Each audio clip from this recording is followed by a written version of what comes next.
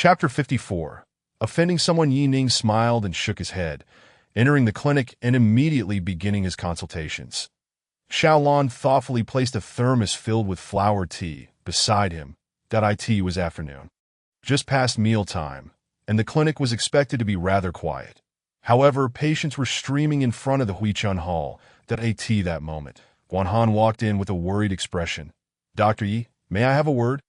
Guanhan said, looking at Yi Ning. Yi Ning was taken aback, noticing the evident concern etched on Guanhan's face, and nodded. He excused himself to the few patients in front of him and followed Guanhan to the side. "Dr. Guan, is there something troubling you?" Yi Ning asked with a smile. Guanhan's face darkened as he spoke anxiously. "Dr. Yi, you should be cautious. Last night, Tan Zhongjing called us together for tea. I fear he intends to take action against you." "Take action?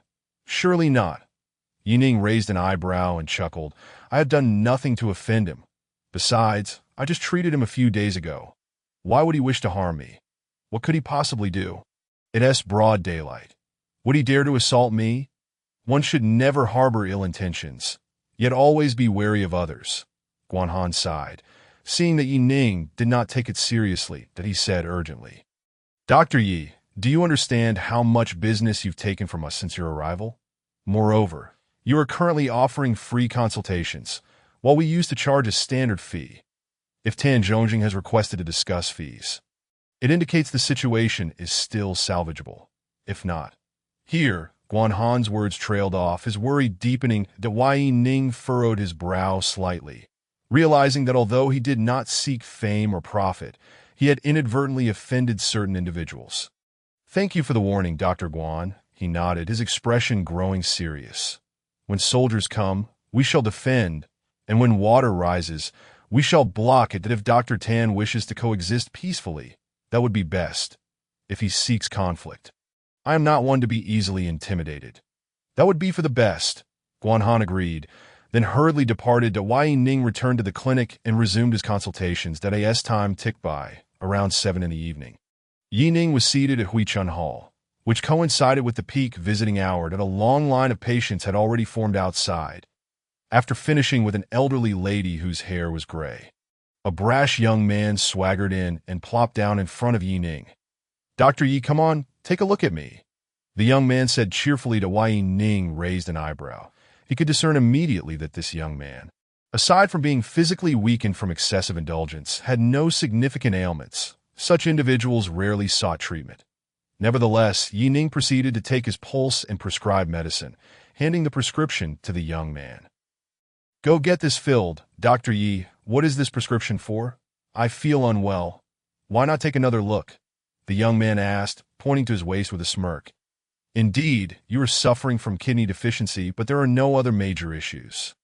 This prescription is for tonifying the kidneys." Upon hearing this, the young man's face turned crimson as he hurriedly snatched the prescription and left, while laughter erupted around them. "Young man, being so young and already having kidney issues is not good. Still single, I presume." Laughter filled the air, causing the young man to quicken his pace. The days swiftly passed, and the next evening at 7, Yi Ning began his rounds as usual. Just as the line of patients formed outside, a group burst into the clinic, carrying a stretcher. "Quack! Everyone, do not be deceived by this fraud.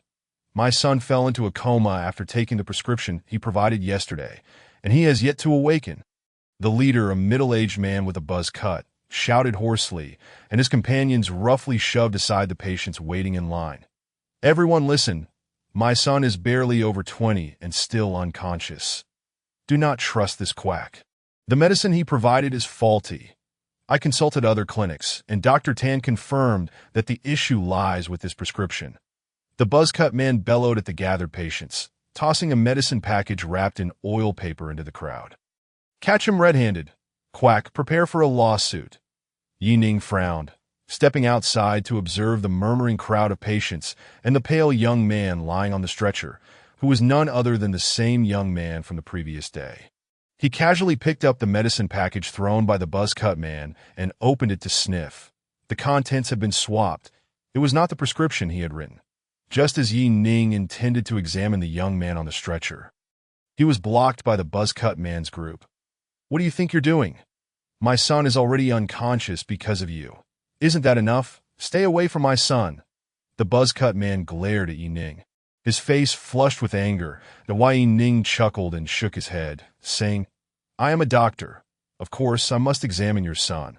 Are you feeling guilty now, preventing me from doing so? This medicine has been swapped. How dare you employ such a crude tactic? I, Yi Ning, conduct myself with integrity. For the past few days, I have been providing free consultations to the neighbors, and my prescription prices are the lowest on the street." The results speak for themselves. As Yi Ning spoke, he turned to the bewildered neighbors, proclaiming, "So please do not be swayed by a few individuals, that I believe the truth is clear to everyone here." Indeed, Yi Ning's words began to resonate, as some neighbors started to voice their support. "Exactly, Dr. Ye's consultations are free. His prescription prices are extremely low. What motive could he have to deceive us? Yes. You all stop spreading falsehoods here. If there's an issue, take it to the constables. This is no place for a ruckus." The crowd of neighbors grew, increasingly agitated. "That I don't care. You must provide a satisfactory explanation for my son's condition. I will not let this go." The buzz-cut man squinted, a fierce intensity in his gaze, showing no sign of backing down. "Explanation? What explanation do you seek?" Yi Ning raised an eyebrow, looking at the buzz-cut man. The buzz-cut man extended his hand, declaring, 500,000. Pay me, and this matter is settled. Otherwise, I will report you directly, and we will take this to court."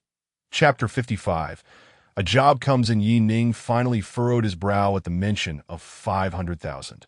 "You think you can extort me for that amount? Why don't you just rob me instead?" "Fine, let us call the constables. I want to see how you continue your practice at Huichun Hall."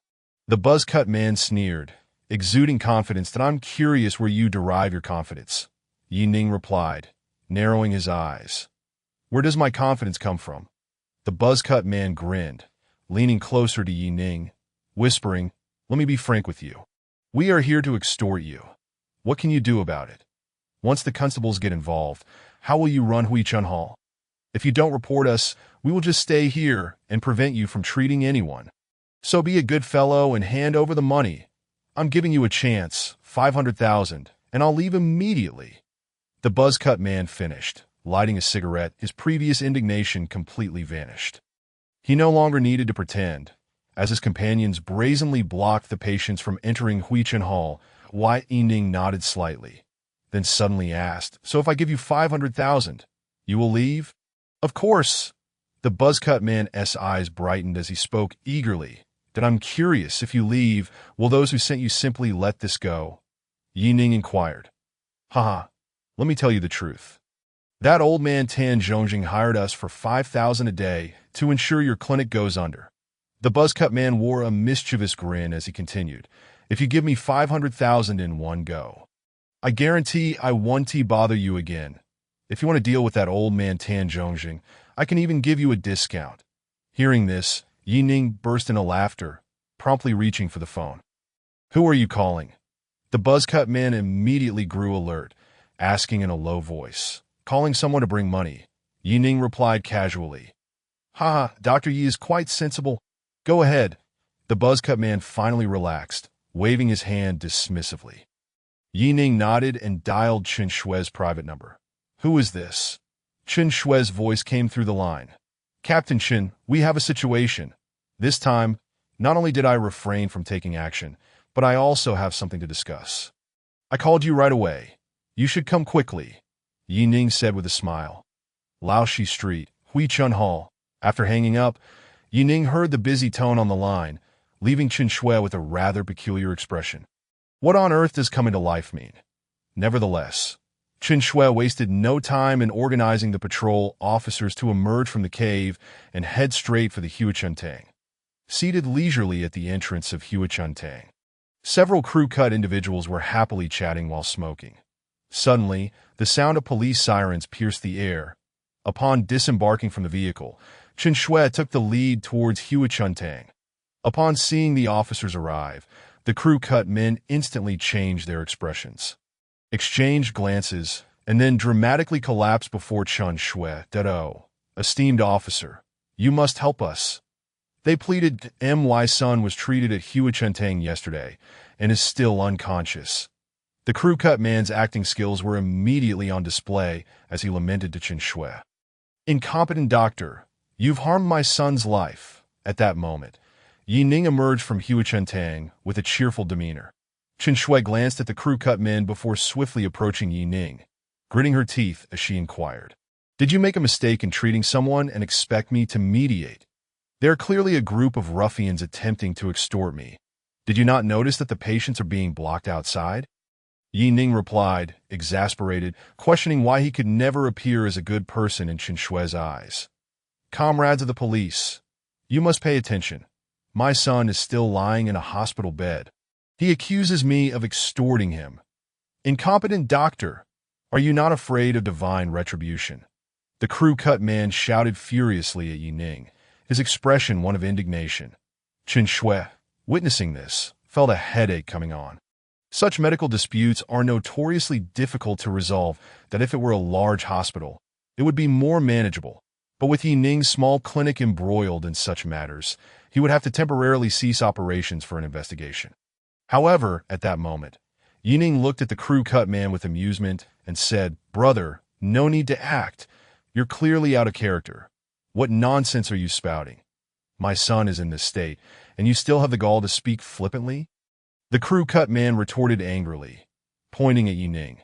Unfazed, Yi Ning took out his phone and pressed play, and instantly, their previous conversation echoed from the device. It turned out that Yi Ning had recorded their dialogue at the first opportunity. Initially believing it would take considerable effort to extract the truth from the crew-cut, to his surprise, they greedily divulged the name of their employer, Tan Zhongjing, without prompting. As the recording played, the surrounding neighbors began to criticize the crew-cut men. The irascible elder son even picked up his small stool, exclaiming, "You rascals, born of a mother yet without a father to guide you. Dr. Yi treats the neighbors for free and dispenses medicine at such a low cost. How can you dare to swindle such a benevolent doctor? You are simply inhumane." With elder son's outburst, the neighbors joined in the condemnation. The crew-cut men's faces turned ashen, instantly feeling utterly humiliated. A cold smile crept across Chen Shui's lips as the situation appeared to be turning in her favor. She approached the stretcher and delivered a heavy punch to the abdomen of the young man still feigning unconsciousness.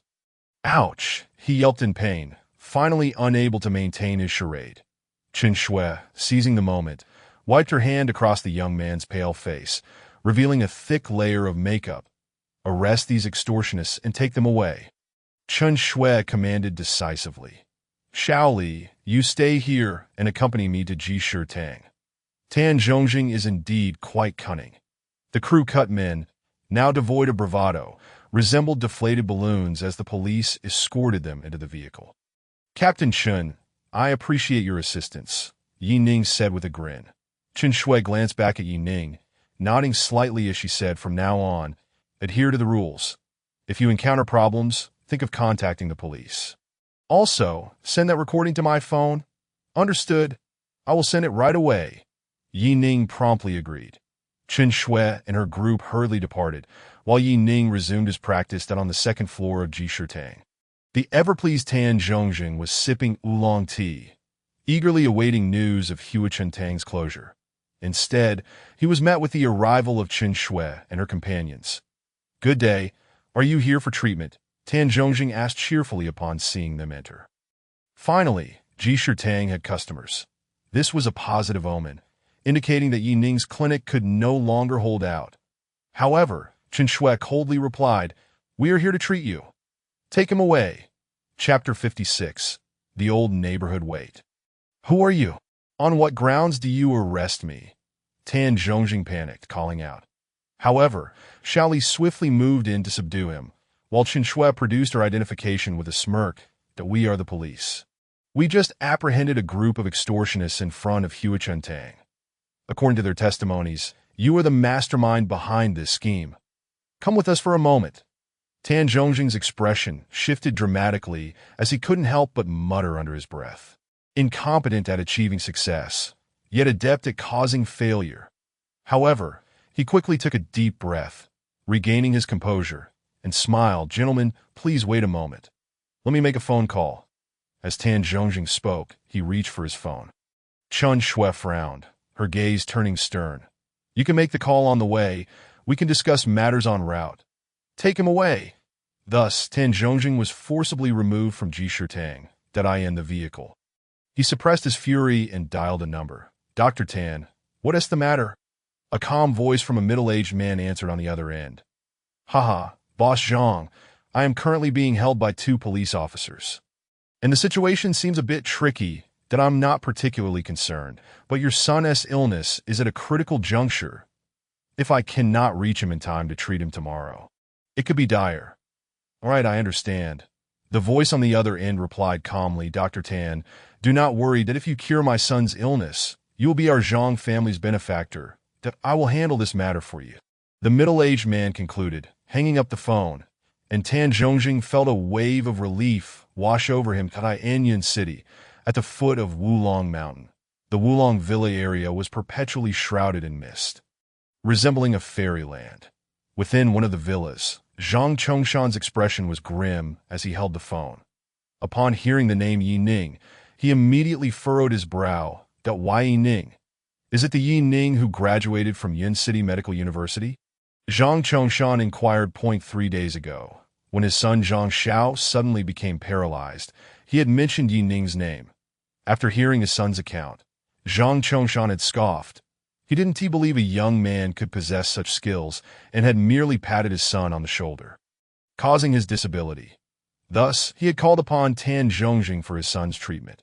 After acupuncture and medicinal baths, Zhang Xiao indeed showed improvement. His legs gradually regained sensation, but he still could not stand, according to Tan Zhongjing. With a few more treatments, Zhang Xiao would be able to stand again. However, hearing Yi Ning's name once more made Zhang Chongshan's eyelids twitch, and he began to take it seriously. "Yes, indeed," the voice on the other end confirmed. "I have investigated. Yi Ning is indeed a graduate of the medical university. He is currently running Huichentang on Old West Street, providing free consultations. The conflict with Tan Zhongjing arises from this." "Understood." Zhang Chongshan nodded slightly, stating, "No matter the means, I want Tan Zhongjing out of the police station tonight."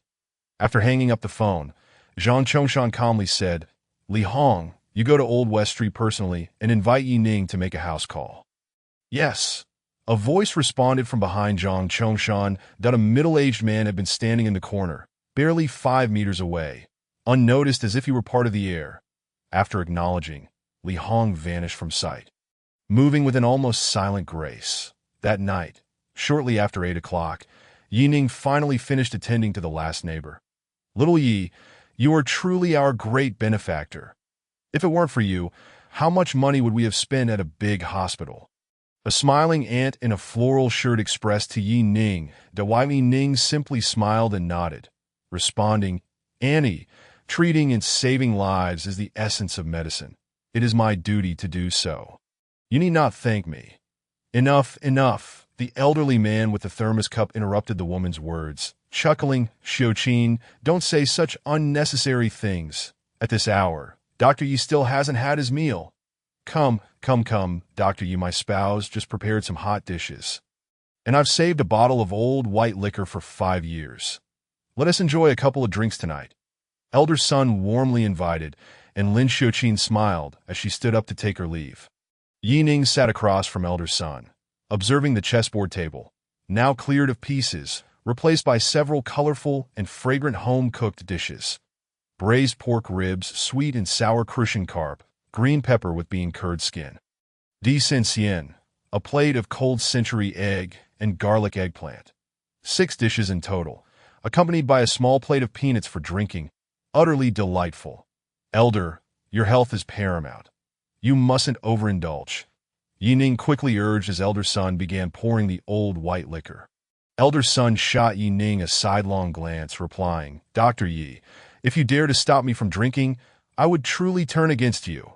It's only because you cured my stroke, allowing me to drink again, that I am grateful to you." Yi Ning chuckled. Elder son had been a soldier in his youth, one of the last to bear arms on the battlefield. Now nearing a century, he remained robust. After retiring, he had few interests beyond drinking and playing chess, and his stubborn temperament was known that you not have any awareness of your own physical condition. At this stage of life, when one foot is already in the grave, how can you still indulge in drinking? Do you truly believe you can still fight in battles? Wang and I emerged from the medical hall, only to stumble upon the frantic scene involving Grandpa Sunday. Unable to suppress her disdain, she shot him a disapproving glance, advanced, and snatched the wine bottle and glass from his hands. Raising the glass, she drank half its contents before slamming the remaining half down in front of him. "This is all for tonight. No more." Grandpa's son nodded sheepishly, genuinely too intimidated to utter a word. Dawei Ning chuckled softly, shaking his head. It was likely a case of nature asserting itself, as Grandpa's son appeared utterly deflated in Wang Ni's presence.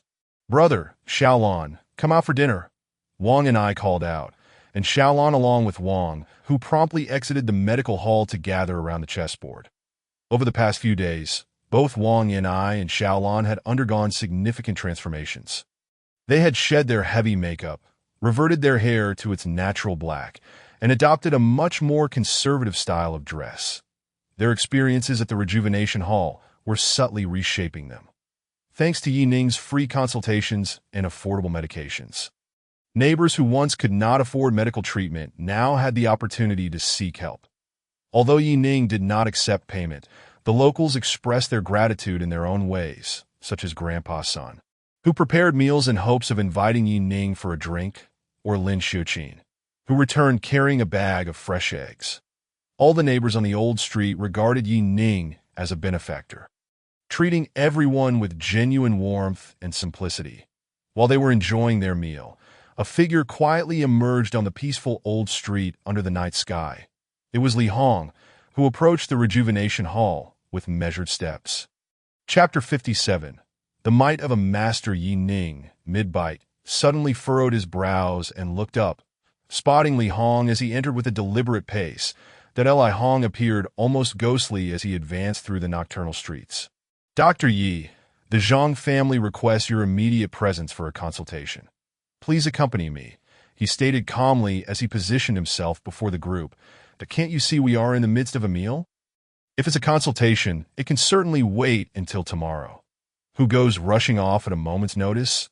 The others at the table finally noticed Li Hong's arrival, with Wang and I rolling her eyes and retorting, "Why didn't you just call for an ambulance?" At her words, Li Hong frowned slightly, his gaze still fixed on Yi Ning as he reiterated, "Dr. Yi, the Zhang family urgently requests your presence. Please accompany me." Yi Ning set down his utensils, a look of confusion crossing his face as he queried, "The Zhang family? Which Zhang family?" "The Zhang family of Yun City, the Zhang group," Li Hong replied evenly. "Please come with me." "The Zhang group?" The mere mention of those words startled everyone at the table. Even Grandpa's son put down his bowl, concern etched across his features as he advised, "Dr. Yi, didn't you often say that saving lives is akin to dousing flames? The Zhang group is not to be trifled with. You should." Yi Ning merely smiled and nodded, casting an assuring glance at Grandpa's son before turning to Li Hong, inquiring, "The Zhang group seeks my assistance for Zhang Xiao's leg, does it not?" "Indeed." Li Hong's gaze sharpened, realizing the connection between the young man before him and the young master's ailment. Dawei Ning nodded, stating, "Zhang Xiao has spoken to me with contempt on several occasions. Wielding his influence arrogantly, I merely wish to teach him a lesson. However, I do not intend for him to end up crippled. Here's what we shall do. Tomorrow morning, you will bring Zhang Xiao to me. And if he publicly apologizes and pledges to amend his ways, I shall extend my assistance." "Have Zhang Xiao publicly apologize?" Li Hong's brow furrowed deeper, his expression darkening as he scrutinized Yi Ning. "Are you sure you can handle this? Come with me now. Do not force my hand." At this moment, Xiaolon and Wang and I grasped the gravity of the situation, and their expressions changed dramatically. "Ninggo, you should go check on him." Ever since that day, Zhang Xiao has lost sensation in his legs and has been bedridden for many days that he has come to realize his faults and is now living in fear. Xiao Lan spoke urgently. Her face paled. It was only then that she understood the Zhang Xiao she had encountered at the 4S store was actually the young master of the Zhang family. They had exchanged WeChat contacts and had been chatting for the past few days. He had been bored and lonely, seeking her company. Previously, she would have been eager to associate with someone from such a wealthy background. But after working at the rejuvenation hall for a few days, her perspective had shifted to a more grounded one, shedding some of her former vanity and materialistic pursuits. However, upon learning of Zhang Xiao's true identity, astonishment filled her eyes. Ning regarded Xiao Lan with a steady gaze, calmly responding, "He brought this upon himself. I have made my position clear. If he wishes to heal his legs, he must come personally to apologize. Zhang Xiao does not merit my consultation. One who does not appreciate a toast shall receive a punishment drink." Li Hong's eyes narrowed, and he advanced swiftly towards Yi Ning, seemingly intent on forcibly subduing him. Yi Ning let out a cold snort, meeting Li Hong's incoming punch with a decisive palm strike. Li Hong's grin was menacing. He had once been a master fighter unmatched in the country, but as he aged, he found himself outmatched by younger opponents. Ultimately, he was left defeated and battered in a match, his body bearing numerous injuries that time. He had despaired of ever returning to the ring, yet Zhang Chongshan saved him. Through the use of precious herbs, Zhang brought Li Hong back from the brink, and after healing, Li Hong seemed to undergo a transformation, becoming even stronger and tapping into his internal power. Thus began his quest to seek out masters across the land. And after 10 years of grueling training, he dismissed the notion of the fighting ring altogether. Feeling invincible, Li Hong returned to Yun City to repay his debt of gratitude to Zhang Chongshan, ensuring that he would remain safe for 5 years. Today marked the 3rd year. With 10 years of skill and internal strength, Li Hong was confident that a single punch would incapacitate Yi Ning. As their fists collided, a muffled thud echoed, and the surrounding air seemed to momentarily suspend. Yet the next instant, Yi Ning stood unperturbed, while Li Hong was sent flying, blood spilling from his mouth, his complexion turning ashen as he crashed against a sturdy tree that 3 people could encircle. Collapsing to the ground in a defeated heap, the large tree creaked ominously, shedding a rain of leaves. "Young master." Li Hong stared at Yi Ning in shock, exclaiming in disbelief. Yi Ning regarded him with a stoic expression, calmly stating, "Return and inform Zhang Xiao that if he wishes to avoid a lifetime of disability, he must come to me personally, bow his head in apology, or face certain death. Now leave." Li Hong's face darkened, his gaze flickering with uncertainty as he scrambled to his feet, leaving in a state of disarray. "What are you all staring at? Please continue your meal." Yi Ning resumed his seat, addressing the stunned Grandpa's son and the others. "Dr. Yi, I never imagined you were such a skilled fighter," Grandpa's son exclaimed, visibly astonished. My Ninggu is capable of anything." Wang and I chimed in, her spirits evidently lifted as she poured wine for Yi Ning. Grinning, "Ninggu, could you teach me a few moves? Look at me. I'm quite enticing. It would be helpful to learn some self-defense." Yi Ning shot her an exasperated glance, remarking, "You lack any martial skills and are already aiming for the heavens. If I were to teach you a few more moves, you might turn the world upside down." Wang and I immediately pouted, visibly displeased. "Exactly, Xiao and I, stop causing trouble.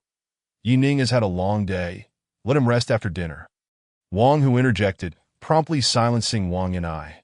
Meanwhile, Xiao Lan fell silent, her head bowed, eating with little appetite. After the meal, Yi Ning bid farewell to Grandpa's son and Wang, who before driving home in the Range Rover. At Wulong Villa, Li Hong returned in a state of disarray, stealthily entering the villa. "Boss Zhang, I'm back." Zhang Chongshan sat on the living room sofa, a cigar in his mouth, deep in thought, startled by Li Hong's voice. He turned sharply and asked, "You returned alone?" Chapter 58. An unfortunate turn of events, boss. That Yi Ning is no ordinary person. Li Hong replied gravely. He is a young master of martial arts. Fortunately, his stance is clear. If the young master personally goes to the rejuvenation hall to apologize, he will assist in treating his leg. Are you suggesting that my son, who has been crippled by him, should apologize? Li Hong's words were abruptly interrupted by Zhang Chongshan's icy tone, his expression darkening as he glared at Li Hong. Li Hong, did you not claim to be invincible against all opponents? Why are you so ineffective now? Li Hong's face soured, realizing that his supposed invincibility was only in the realm of the mundane, while true masters could inflict harm with mere petals or leaves. Transcending the ordinary world. Boss, heed my counsel. A master of unparalleled strength is not someone we can contend with. Given that our opponent is indeed such a master, it was the young master who had previously offended him. Enough. Zhang Chongshan furrowed his brow and interrupted Li Hong with a cold smirk, stating, I have my own plans for this matter. Just then, the butler entered the main hall, escorting Tan Zhongjing. Zhang Chongshan immediately donned a smile, saying, Old Tan, you have arrived. Haha, I must say, today's circumstances owe much to your intervention, Boss Zhang. Otherwise, I fear my escape would not have been so smooth. Tan Zhongjing expressed his gratitude with a beaming smile. You're too kind, Old Tan. Zhang Chongshan waved his hand, chuckling. Tonight, could I trouble you to check on my son's ailment? Did you not mention that with another acupuncture session, he would surely recover? Of course, with one more session of acupuncture. Your son will undoubtedly be able to rise and walk again. He shall regain his health. Tan Zhongjing immediately assured, patting his chest confidently. Zhang Chongshan nodded slightly, smiling. Then please, Old Tan, do proceed swiftly. He hastily stood up, gesturing for Tan Zhongjing to begin. Meanwhile, Li Hong opened his mouth to speak, but ultimately sighed, refraining from offering any protest. The means of a master are beyond the capabilities of someone like Tan Zhongjing to resolve. Zhang Chongshan is indeed misguided. Tan Zhongjing entered Zhang Xiao's bedroom with an excited heart, ready to administer acupuncture. Zhang Xiao's condition represented a remarkable opportunity for him. Previously, he had examined Zhang Xiao, but found no discernible issues. Thus, he resorted to the conventional methods of medicinal baths to invigorate the circulation, alongside his signature ancient acupuncture techniques. The last session had already restored sensation to Zhang Xiao's numb legs. Tan Zhongjing was certain that with one more treatment, Zhang Xiao's legs would fully recover. At that moment, he envisioned his ascent to prominence. His opportunity had finally arrived. Li Hong, I spoke out of turn just now. Please do not take it to heart. Zhang Chongshan noticed Li Hong standing anxiously nearby, feeling unsettled himself, and added, You should keep an eye on Xiao. He must not suffer any further mishaps that if Tan Zhongjing fails, ensure he does not leave. Understood. Li Hong nodded promptly, wanted to offer counsel. However, Zhang Chongshan raised his hand, cutting him off, and said, Let us observe and see if Tan Zhongjing's methods are effective. Rest assured, I possess 100 ways to summon that Yi Ning to treat Xiao. Ultimately, Li Hong could only nod, narrowing his eyes as he gazed toward Zhang Xiao's room. Just then, a piercing scream echoed from within, unmistakably belonging to Zhang Xiao. Both Zhang Chongshan and Li Hong were startled. Rushing into the room, bursting through the door, that moment, the once pristine white sheets were now drenched in crimson blood. Zhang Xiao's anguished cries filled the air, blood gushing from where the silver needles had pierced his flesh. A hemorrhage. At this instant, Tan Zhongjing stood frozen in shock, unable to articulate his thoughts. What is happening? Speak. How could this occur? Did you not say my son would be able to stand and fully recover tonight? Zhang Chongshan seized Tan Zhongjing by the collar, roaring in fury, his eyes bloodshot and wild with madness. I don't know. I have no idea how this happened. Tan Zhongjing finally regained his composure, his legs buckling as he fell to his knees before Zhang Chongshan. Pleading, Boss Zhang, when I examined your son, I found nothing amiss. The medicinal bath was merely to soothe his channels and invigorate circulation, and acupuncture is my forte. That I truly do not understand how this could have transpired. Is there still hope for my son? Zhang Chongshan narrowed his eyes, coldly fixing his gaze upon Tan Zhongjing, inquiring in a low voice, Is there no hope? No, there is no hope, Tan Zhongjing replied, despair etched across his face. Zhang Chongshan cast Tan Zhongjing aside onto the ground, taking a deep breath as he declared, If my son lives, you shall see the sun rise tomorrow. The matter is now in your hands. Tan Zhongjing's eyes brimmed with hopelessness. In mere moments, Zhang Xiao had succumbed to excessive blood loss. Lifeless on the bed, as Tan Zhongjing trembled and approached Zhang Xiao once more, he found the boy's body already cold. It seemed as though Tan Zhongjing's spirit had been instantly drained, collapsing helplessly to the ground. Emotionless, Li Hong stepped forward, grasping Tan Zhongjing by the throat. Tan Zhongjing clutched at Li Hong's wrist, struggling violently. Li Hong observed Tan Zhongjing's anguished expression with a calm demeanor. He could have easily snapped Tan Zhongjing's neck to end his life swiftly, yet he chose to allow him to suffocate slowly, enduring nearly a minute of torment before finally releasing him. Throughout the ordeal, Zhang Chongshan remained silent, his expression as cold as ice. Did not the Yi Ning demand my son make a personal visit? Tomorrow, I shall take my son to the Huichun Hall myself. Zhang Chongshan spoke slowly, his voice calm, yet laced with suppressed fury. I Hong pursed his lips, remaining silent. But within, he could only sigh. The Zhang family's fortunes appeared to have run their course. Zhang Chongshan, still a man of the mundane world, remained oblivious to the true terror of a master. Yet Li Hong understood deeply the dread that such masters could instill. Moreover, the fact that Yi Ning was a youthful master raised concerns over the formidable forces that might back him. Fears he dared not contemplate. The following morning, as dawn broke, a black coffin lay prominently before the entrance of the Huichun Hall. Behind the coffin stood Zhang Chongshan, his expression grim, clad in a black suit, flanked by a solemn cohort in identical attire. All donned in mourning garb, as the rolling shutter door of the Huichun Hall slowly opened. Wang Hu stood transfixed at the sight before him, the Yi Ning typically held court in the evenings, arriving only in the afternoons. Yet Wang Hu adhered to his routine of opening the hall on time each day.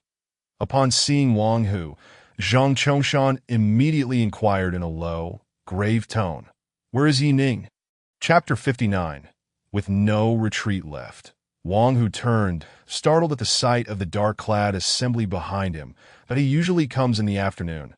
Doctor, you will not be here in the morning. Wang Hu instinctively responded, Do I look like someone here for a consultation?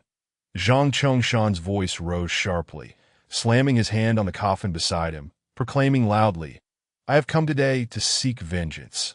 Yi Ning has taken my son's life. It is only just that he pays for it.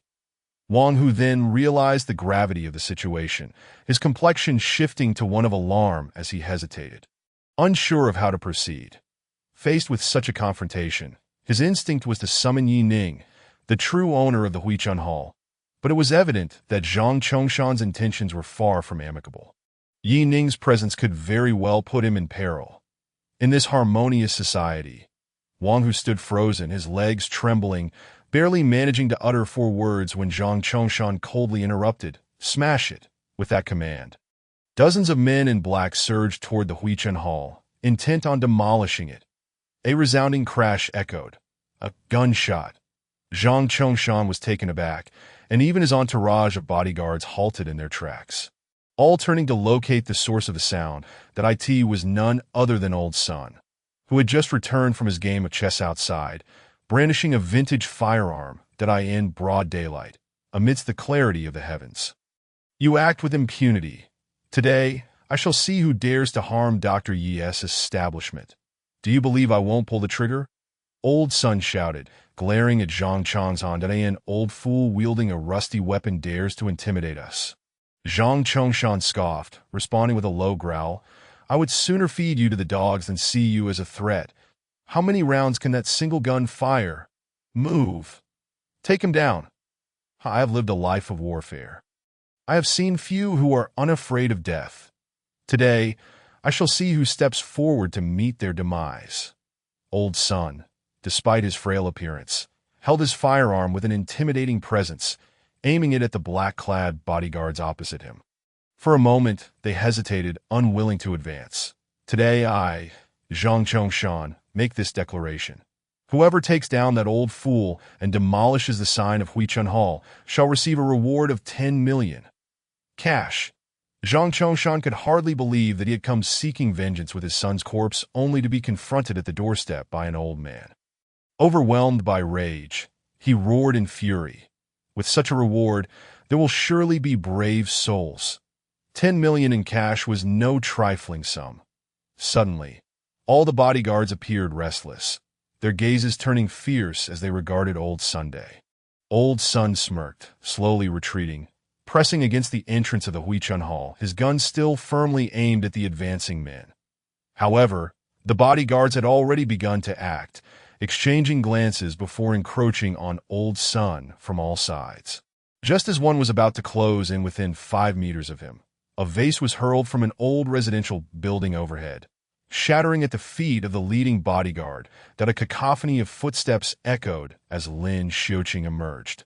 Wielding a feather duster, followed closely by a group of elderly men and women dressed in casual attire that I in their hands, these individuals brandished various implements. The elderly men wielded old-fashioned toys, while some held gleaming, dark lion heads, and the elderly women brandished spatulas and ladles, with one even boldly carrying a frying pan as she rushed out. Who are you all? Are you bullying Old Sun because no one stands up for him? The leading figure, Uncle Zhang, was indeed Sun's chess companion, and at that moment, he pointed his old toy directly at Zhang Chongshan's nose, cursing, "I advise you to get lost. We have already alerted the police. The officers will be here shortly." Old Sun finally relaxed, slowly lowering the umbrella he had been holding, grumbling, "I must admit, you old geezers still have a bit of conscience." Zhang Chongshan was taken aback. He had not anticipated that a mere rejuvenation hall would hold such influence. "Boss, perhaps we should withdraw for now." Li Hong's voice came from behind. Zhang Chongshan was evidently in a precarious position, unable to move forward or back as the other party had already called the authorities. Prolonging the confrontation would yield no benefits for them. He retrieved a pack of cigarettes from his pocket, lit one, and took a slow drag, delaying his response to Li Hong. "Boss, it's not wise to linger here. We should retreat for now. After all, as long as the mountains remain green, we need not fear a lack of firewood. They're just a bunch of country bumpkins. It shouldn't be difficult to deal with them." Zhang Lu, adorned with golden-rimmed glasses and impeccably dressed in a black suit, stepped forward to dissuade him. "For the sake of a few country folk, you don't want to jeopardize everything, do you?" Zhang Chongshan forced a grim smile, regarding Zhang Lu and Li Hong. These two were his most trusted subordinates. Li Hong managed external affairs, executing the dirty work and earning him a fearsome reputation, while Zhang Lu handled internal operations, strategically guiding the Zhang family business to new heights and securing its place among the elite families of Yun City. However, Zhang Lu was merely an illegitimate child, and all his efforts were ultimately paving the way for Zhang Xiao, that if I proceed and succeed, then you alone will dominate the Zhang family. Zhang Xiao's demise would be precisely what you desire, wouldn't it? A peculiar smile spread across Zhang Chongshan's face as he scrutinized Zhang Lu, savoring the moment. "Father, what are you saying? My brother's affairs have nothing to do with me. I merely wish to cut our losses." Zhang Lu exclaimed in alarm, hastily clarifying, "If this escalates, it benefits neither of us that a timely retreat is the best outcome. Afterwards, eliminating them will be but a matter of minutes." Zhang Xiao died at the hands of this Yi Ning. Today, anyone can retreat, but Zhang Chongshan cannot. Zhang Chongshan abruptly interrupted Zhang Lu, his gaze fierce, that I intend to discover whether this Yi Ning truly possesses extraordinary capabilities, a prodigious young master, even if he is the king of heaven. I must confront him. Upon hearing this, both Zhang Lu and Li Hong fell silent, that no one spoke, nor did anyone leave. They merely stood at the ready. Zhang Chongshan nodded slightly, satisfied with their reactions, and continued. "However, You too may leave now that if anything unfortunate should befall me, the Zhang family must endure, and our lineage cannot be severed. You must not be caught in my downfall, boss. You saved my life. I will not leave." Li Hong responded with fervor, "At worst, I'll return you a life for a life. Just tell me how we should handle today's events." Upon hearing Zhang Chongshan's words, Li Hong became immediately agitated, urging, "If you wish to exchange life for life, I can rush over to deal with those old geezers right now. Father, I can call for reinforcements immediately. If it comes to it, we'll fight them." Zhang Lu hastily added his support. Zhang Chongshan raised an eyebrow, his tone grave. "What? You're disregarding my orders? I have my reasons for telling you to leave. I have other tasks for you both to undertake." At this, the two calmed their emotions. After Zhang Chongshan issued a few more instructions, Li Hong and Zhang Lu quietly departed under the cover of the crowd. Zhang Chongshan, however, remained seated outside the rejuvenation hall, his expression icy as he regarded the gathering neighbors, speaking softly, "I do not wish to trouble you. However, my son was slain by Yi Ning, and I will not let this matter rest. I warn you all one last time. Do not meddle in affairs that do not concern you."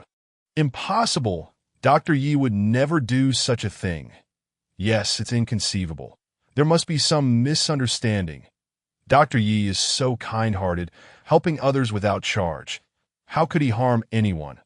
The neighbors voiced their opinions, but none sided with Zhang Chongshan. Just then, the police arrived, led by Chen Shui, who rushed into the crowd and took Zhang Chongshan and his group away, also detaining several representatives from the front lines for questioning, including Old Sunday. Chen Shui personally confiscated Old Sun's umbrella. "Young lady, this old companion has been with me for decades. Please let him stay with me, that if you take the bullets, at least leave me the gun." Old Sun implored, his eyes filled with reluctance as he watched Chen Shui collect his old friend. Chen Shui frowned. Biting her lip, she admired Old Sun, a veteran warrior, but rules are rules, and orders must be followed. Ultimately, she skillfully disassembled the umbrella, retrieving a bullet and handing it to Old Sun, saying, "Old man, keep this bullet as a memento." Old Sun gazed longingly at the confiscated umbrella, accepting the bullet with a sigh. Shaking his head, "Alas, what a pity, after so many years my old companion has still met his end." In the interrogation room of the police station, Chen Shui entered, her expression grave as she found Zhang Chongshan seated calmly. "Zhang Chongshan, you claim that Yi Ning killed your son, but the coroner has determined that he died from excessive blood loss due to medical negligence. The doctor who treated your son does not appear to be Yi Ning. On what grounds do you accuse Yi Ning of your son's death?" Chen Shui questioned sternly that I wish to see Yi Ning and confront him directly. Zhang Chongshan replied, still composed, a smile playing on his lips. "Do you think this is a place where you can meet anyone at will?" Chen Shui furrowed her brow, her voice low. "Well, you've stated that you cannot find evidence. Why not summon him for an investigation?" Zhang Chongshan smiled. "After all, life is at stake. My son's death will not be in vain. Furthermore, I have a kind reminder. Given the current circumstances, you cannot hold me for long, that I will inevitably seek out Yi Ning for retribution. I believe there is no better opportunity than here, right under your watchful eyes." Chen Shui's expression hardened. This was a blatant threat. Indeed, even if Zhang Chongshan was charged with creating a disturbance and inciting a brawl, no one was injured, nor was any public property damaged, all within controllable limits. Zhang Chongshan could be detained for no more than 6 months, after which he would be released following education. Given Zhang Chongshan's connections and methods, the police station might not even have the chance to keep him that long. Once released, Yi Ning would be in grave danger. Realizing this, Chen Shui ultimately relented, personally calling Yi Ning to summon him to the police station. When Yi Ning received Chen Shui's call, he was already en route to the police station as soon as Zhang Chongshan and his group were taken away. Wang Hu had called him, explaining the series of events. Yi Ning was taken aback. He could hardly believe that Zhang Xiao had died. To understand the true cause of Zhang Xiao's death, he had to investigate in person. Half an hour later in the morgue, Yi Ning beheld Zhang Xiao's lifeless body. Chen Shui followed closely behind. Upon witnessing Yi Ning's calm demeanor upon seeing the corpse, Chen Shui could not help but frown. Even though Yi Ning was a traditional Chinese medicine practitioner, such composure seemed inappropriate. Moreover, Yi Ning did not seek out Zhang Chongshan first. Instead, he hurried to examine the body, raising Chen Shui's suspicions further. Zhang Xiao's corpse had suffered from catastrophic blood loss and was a shocking sight. Almost resembling a desiccated corpse, after a brief examination, Yi Ning exited the morgue, exhaling a long breath as he stepped outside. Initially, he had sealed Zhang Xiao's acupuncture points with his vital energy, instead of seeking his help afterwards. Zhang Xiao had turned to other doctors for treatment, attempting to forcibly reopen his meridians through acupuncture and medicinal baths, which ultimately led to the blood loss that in retrospect, it was indeed Zhang Xiao's own fault. Yi Ning, does Zhang Xiao's death have anything to do with you? Chen Shui asked, her gaze sharp and vigilant. Where is Zhang Chongshan? Take me to see him, Yi Ning replied in a low voice. I am asking you, does it have anything to do with you? You can investigate this yourselves. I have no interest in wasting time with you, that if you have evidence, you can arrest me right now. Yi Ning narrowed his eyes, his tone firm. Chen Shui found herself at a loss for words, ultimately leading Yi Ning to the interrogation room. In the interrogation room, Zhang Chongshan was resting with his eyes closed. As the door creaked open, he slowly opened his eyes. Upon seeing Yi Ning for the first time, Zhang Chongshan's eyes narrowed slightly, and a sinister smile crept onto his lips as he spoke in a low voice. Kid, you must be Yi Ning. Indeed, that Yi Ning replied calmly. Regarding Zhang Chongshan with a blank expression, I offered Zhang Xiao a chance regarding his situation, and now his death is entirely a consequence of your Zhang family's own making. Let's consider this matter settled. I will not pursue today's disturbances on Lao Shi Street. Chapter 61. The jester is myself, ha. Zhang Chongshan burst into laughter, shaking his head as he looked at Yi Ning. Kid, do you know who Zhang Xiao is? He is my own son. My flesh and blood has been killed by you. Do you think this matter can be dismissed so easily? And what do you propose? Yi Ning asked, his eyes narrowing slightly, his tone composed. What do I propose? Zhang Chongshan chuckled with amusement, saying, of course, it is an eye for an eye, a tooth for a tooth, a life for a life. No room for negotiation? Yi Ning raised an eyebrow. None whatsoever. Zhang Chongshan maintained his smile, that Yi Ning nodded slightly, casually picking up his phone and dialing a number. Hello, Dr. Yi, what is the situation? The voice on the other end was Zhou Xinran. Although Yi Ning was unafraid of the Zhang family, the events of the day had made him acutely aware that he was not alone. If Zhang Chongshan were to target those around him, it would lead to irrevocable regret. Thus, Yi Ning had already contacted Zhou Xinran, leveraging the Zhou family's influence to closely monitor every move of the Zhang group. With no room for negotiation, I will leave the remaining matters to you. Miss Zhou, Yi Ning stated calmly to Dr. Yi, you have saved my grandfather's life on 2 occasions, and your kindness to the Zhou family is immeasurable, that if you continue to be so courteous to me, I might just get angry. Zhou Xinran replied with a charming smile. Clearly delighted at the opportunity to assist Yi Ning and strengthen their relationship, Zhou Xinran's mood was buoyant. After hanging up, Yi Ning glanced at Chen Shui, who stood guard at the door and smiled, shaking his head. It seemed that resolving the troublesome situation before him today was impossible, but there would be other opportunities. He was not in a hurry. Officer Chen, if there is nothing else, I shall take my leave. Yi Ning turned to address Chen Shui. Since you are here, why the rush to leave? Are you not curious why I summoned you today? Before Chen Shui could speak, Zhang Chongshan, sitting opposite Yi Ning, interjected. Yi Ning raised an eyebrow and asked, why? Do you wish for me to repay your son's life here? Certainly not. Zhang Chongshan chuckled with a hint of malice, his demeanor calm. Because I believe it would be too easy for you to repay your debt with a mere life, that I want you to live in endless regret and guilt.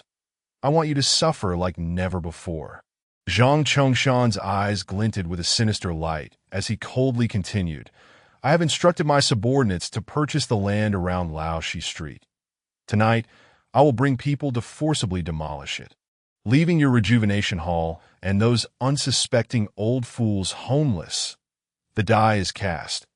Even if you return now, it will be of no use. Why not sit down and have a chat with me? Zhang Chongshan smiled at Yi Ning, like a cunning fox. Yi Ning merely smiled faintly, showing no sign of panic. Long before entering, he had already received this information from Zhou Xinran. The reason Zhou Xinran had been biding her time was to wait for Yi Ning's response. The call he just made was that very response, and Zhou Xinran had already taken action. That I am also quite curious. Wouldn't it be more beneficial for you to witness the destruction of Laoshi Street and the demolition of your rejuvenation hall? Why go to such lengths to lure me here? Are you afraid I might interfere? Yi Ning asked calmly. No, I am simply eager to see the expression of your pain firsthand, Zhang Chongshan said. His brow slightly furrowed. Yi Ning's calm demeanor was somewhat unexpected to him. There was no anger, no sorrow, just an unsettling tranquility. I apologize for disappointing you, Yi Ning replied with a faint smile. That moment, Zhang Chongshan's phone rang. He quickly answered, but his expression changed dramatically upon hearing the voice on the other end. What did you say? What is happening? How could this be? Zhang Chongshan roared in shock. The call was from Zhang Lu, who informed him that just moments ago, the Zhou Group had injected a massive amount of capital into the stock market, directly driving the Zhang Group stock price to rock bottom. Numerous longtime partners of the Zhang Group had called to sever ties. Just minutes prior, Zhang Lu had been contemplating asking these partners for assistance, only to find that before he could even make the call, they had already begun to distance themselves from the Zhang Group. Multiple banks were simultaneously demanding loan repayments. Without the funds, the Zhang Group faced imminent bankruptcy. What about Laoshi Street? How is the situation there? Zhang Chongshan hurriedly inquired. It's over. Zhang Lu's despondent voice echoed through the phone. Our bulldozers and excavators were stopped by the Zhou family's convoy before they could even enter Laoshi Street. Just now, the banks have frozen most of the Zhang Group's assets, including the development rights for Laoshi Street. If we cannot repay the loans, these assets will be auctioned off by the banks in a week. The phone slipped from Zhang Chongshan's hand and clattered to the ground as he stood there in shock. It was over. Everything was over. He had believed he could sit back and control everything. Convinced he would witness Yi Ning's breakdown from anger to desperation, only to realize that the jester was, in fact, himself. If you have nothing more to say, I shall not waste any more time here, Yi Ning remarked with a subtle smile as he prepared to leave. Wait. Zhang Chongshan's despondent voice called out again. When Yi Ning turned to look at him, he noticed a strange smile on Zhang Chongshan's lips. Yi Ning, I have not yet lost. Yi Ning frowned in silence, awaiting further words. Zhang Chongshan was undoubtedly a cunning old fox. If he had not contacted the Zhou family in advance, the consequences would have been dire. Had they not been in the police station, Yi Ning would have undoubtedly eliminated this threat immediately. You dare not act against me here. At the very least, I am safe as long as I draw breath. There remains a chance for a comeback. Zhang Chongshan smiled as he said, Moreover, I have prepared a grand gift for you. Hurry along. Perhaps you might still make it in time. These words. Yi Ning's eyelids twitched involuntarily, an ominous premonition rising within him as he rushed out the door. Young master, it seems I have underestimated you. Zhang Chongshan coldly observed Yi Ning's departing figure, a sigh escaping his lips. The reason he had chosen this location for their meeting was due to his wariness of Yi Ning's identity as a young master. Here, no matter how strong Yi Ning's personal power was, he could never hope to contend with the machinery of the state. That he had gambled correctly, but had not anticipated Yi Ning's extraordinary capabilities. Nor could he fathom the formidable forces backing him. Chapter 62. A false alarm. As Yi Ning left, the interrogation room fell silent once more. Zhang Chongshan slowly closed his eyes, as if all strength had been drained from him, and leaned back against the cold chair. A bitter smile crept onto his lips as he murmured, Li Hong, you truly did not deceive me, a young master. This is what a young master is. Standing quietly to the side, Chen Shui bit her lip, feeling a strange sense of unease at Yi Ning's hasty departure. She had heard every word exchanged between the two men, and the outlines of the situation had become clear. Yet amidst their struggle, she felt an overwhelming sense of powerlessness. "Officer Chen, could you please call for my lawyer? I have some matters to discuss." Zhang Chongshan suddenly addressed Chen Shui, his eyes still tightly shut. His tone measured and calm. As Yi Ning exited the police station, a sense of urgency gripped his heart. Zhang Chongshan's malevolent gaze left him feeling uneasy, and the first person that came to mind was his mother. Zheng Huilan. After his father had gone missing, his mother had worked tirelessly to raise him, ensuring he received an education. For all these years, they had relied solely on each other. Without a doubt, the person Yi Ning cared for the most was his mother. At that moment, Zhang Chongshan may have already sent someone to target her. Yi Ning hurried back to Longjing Xinyuan, determined to prevent any misfortune from befalling her, especially if that misfortune was a result of his own actions. In a frantic rush, he arrived home, swiftly unlocking the door. The unbroken lock eased his anxiety slightly. Upon entering, Yi Ning immediately spotted his mother, Zheng Huilan, wearing an apron and carrying a plate of fruit in the living room. Zhou Xinran and Zhou Donglai were seated on the sofa in the living room. "Dr. Yi, you're back," Zhou Xinran exclaimed cheerfully as she stood to greet him. "Xiao Ning, you're finally home. Miss Zhou has been waiting for you for quite some time." "Oh, dear child, how could you forget the arrangements made in advance? You seem to have your mind solely on work, just like your father." Zheng Huilan's face was adorned with a bright smile.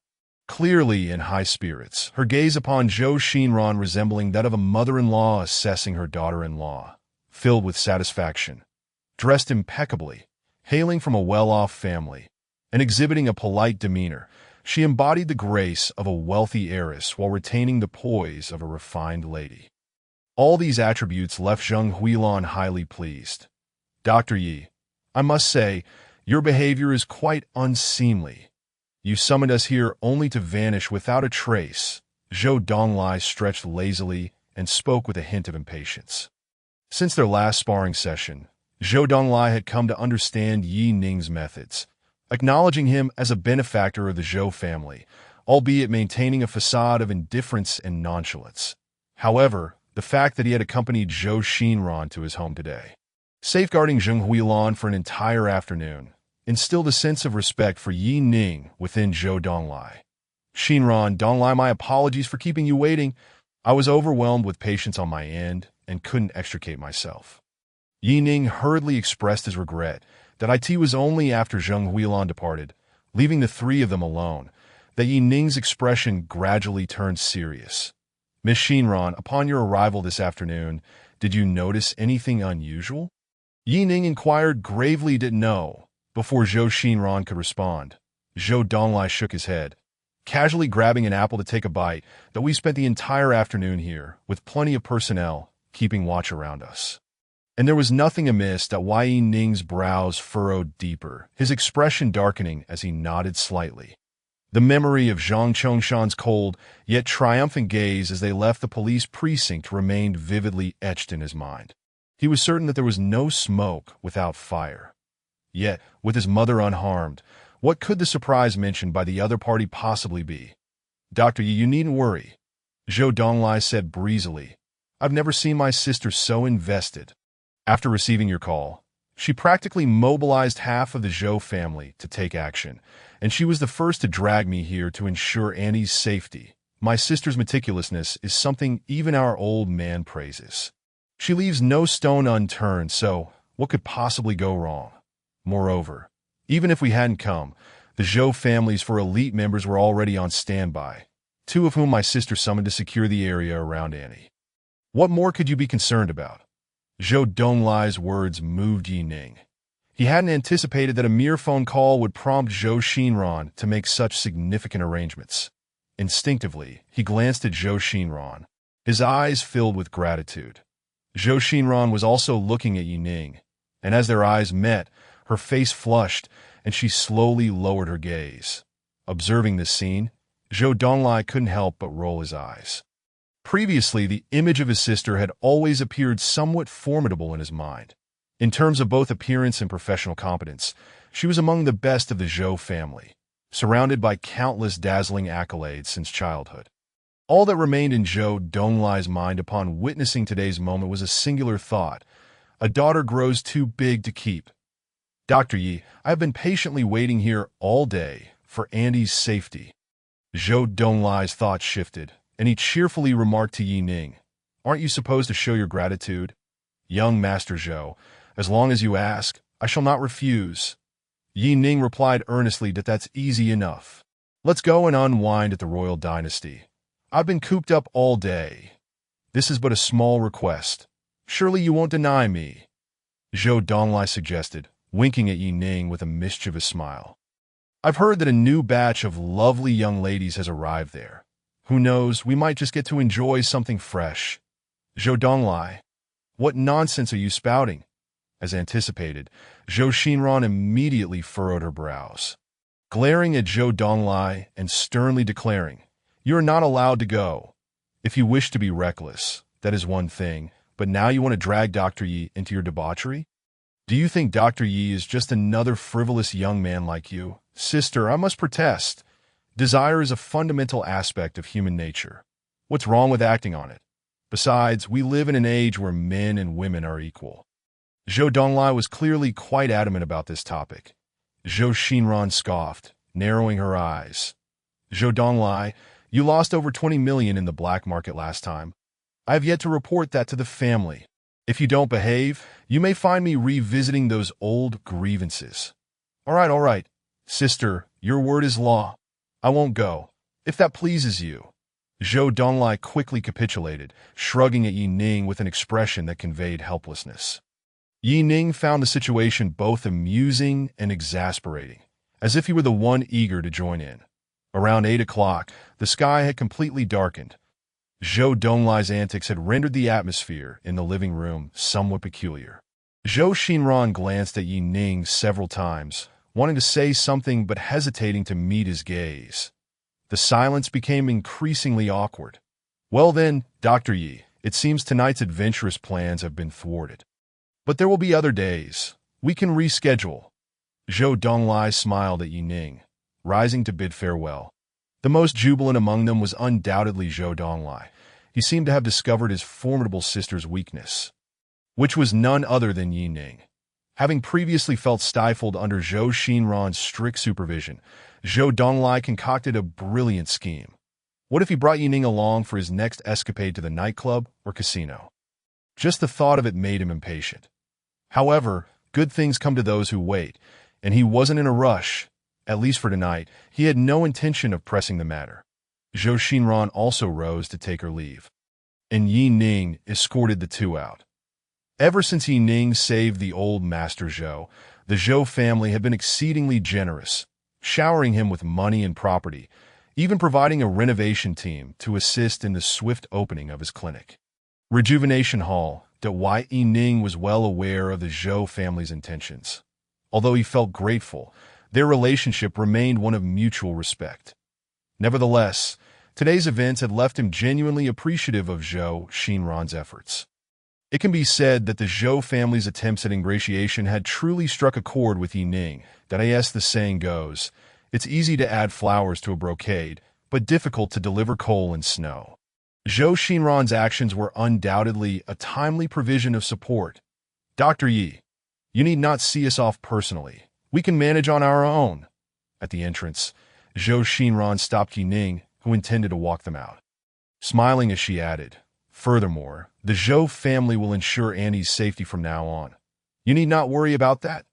"Thank you," Yi Ning replied earnestly, his expression solemn as he acknowledged her gratitude, devoid of any insincere pleasantries. Zhou Xinran nodded, preparing to depart when her phone rang. Turning to answer, she suddenly exclaimed, "What did you say?"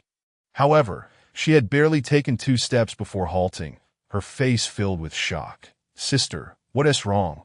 What happened?" Zhou Donglai inquired, his curiosity piqued.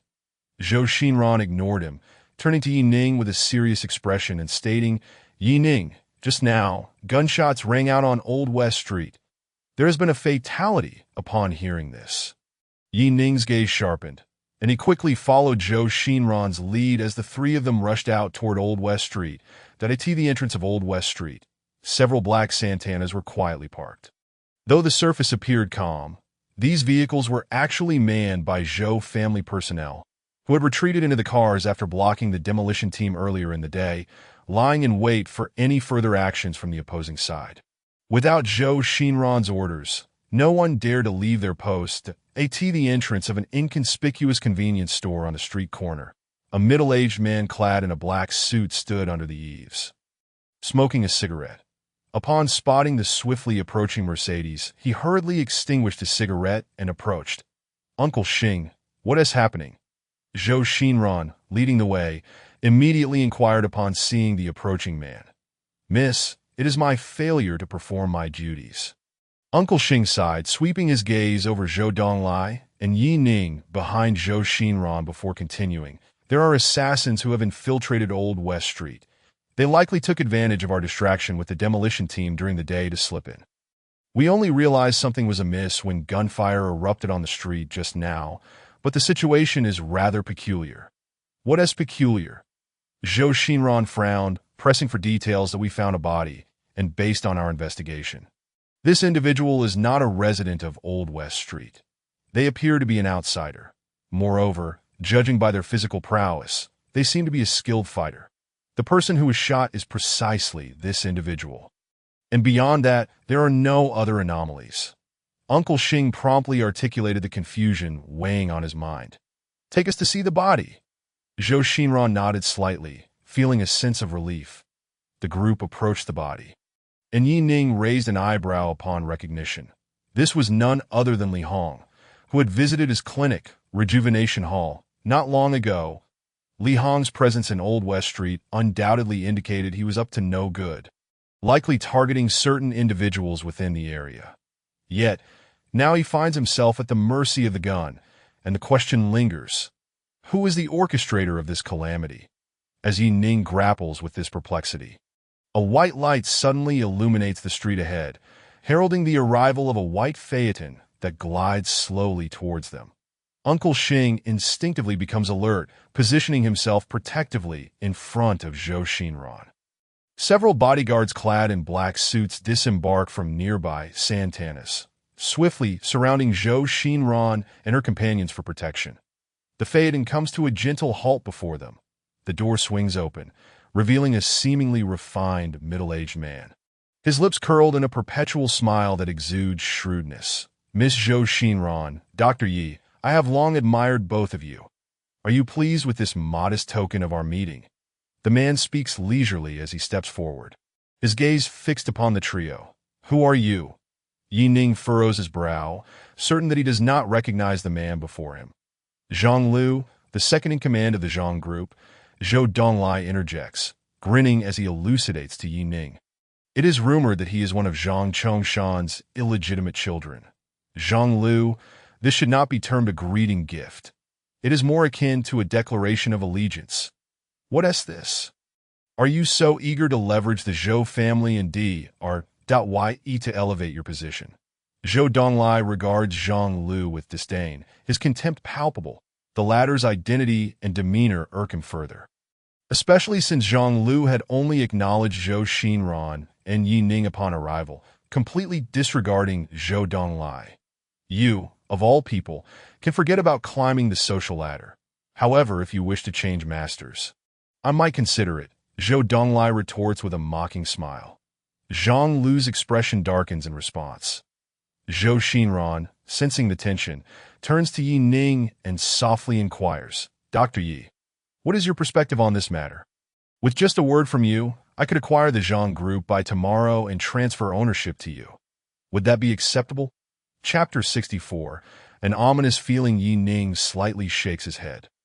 As long as the neighbors in Old West Street and Wang Hu remain unharmed, he feels a sense of relief that he has little interest in Zhang Lu's treacherous overtures for reconciliation. While the Zhang group is indeed tempting, the Zhou family has already extended too much concern towards him, which he cannot accept. "Never mind, I have lost interest in both this person and the Zhang group, Yi Ning asserts. Let the Zhou family handle the remaining matters. Ah, Dr. Yi, you and I share the same sentiment. I too find this quite tedious. Sister, it is getting late. Otherwise, I would take my leave with Dr. Yi. You can manage the rest, Zhou Donglai states with a grin. Zhou Xinran nods slightly, and Yi Ning along with Zhou Donglai departs, ignoring Zhang Lu entirely. Once inside the vehicle, Zhou Donglai becomes animated, turning to Yi Ning with an eager smile. Dr. Yi, shall we seize this splendid occasion for a drink? Do not worry.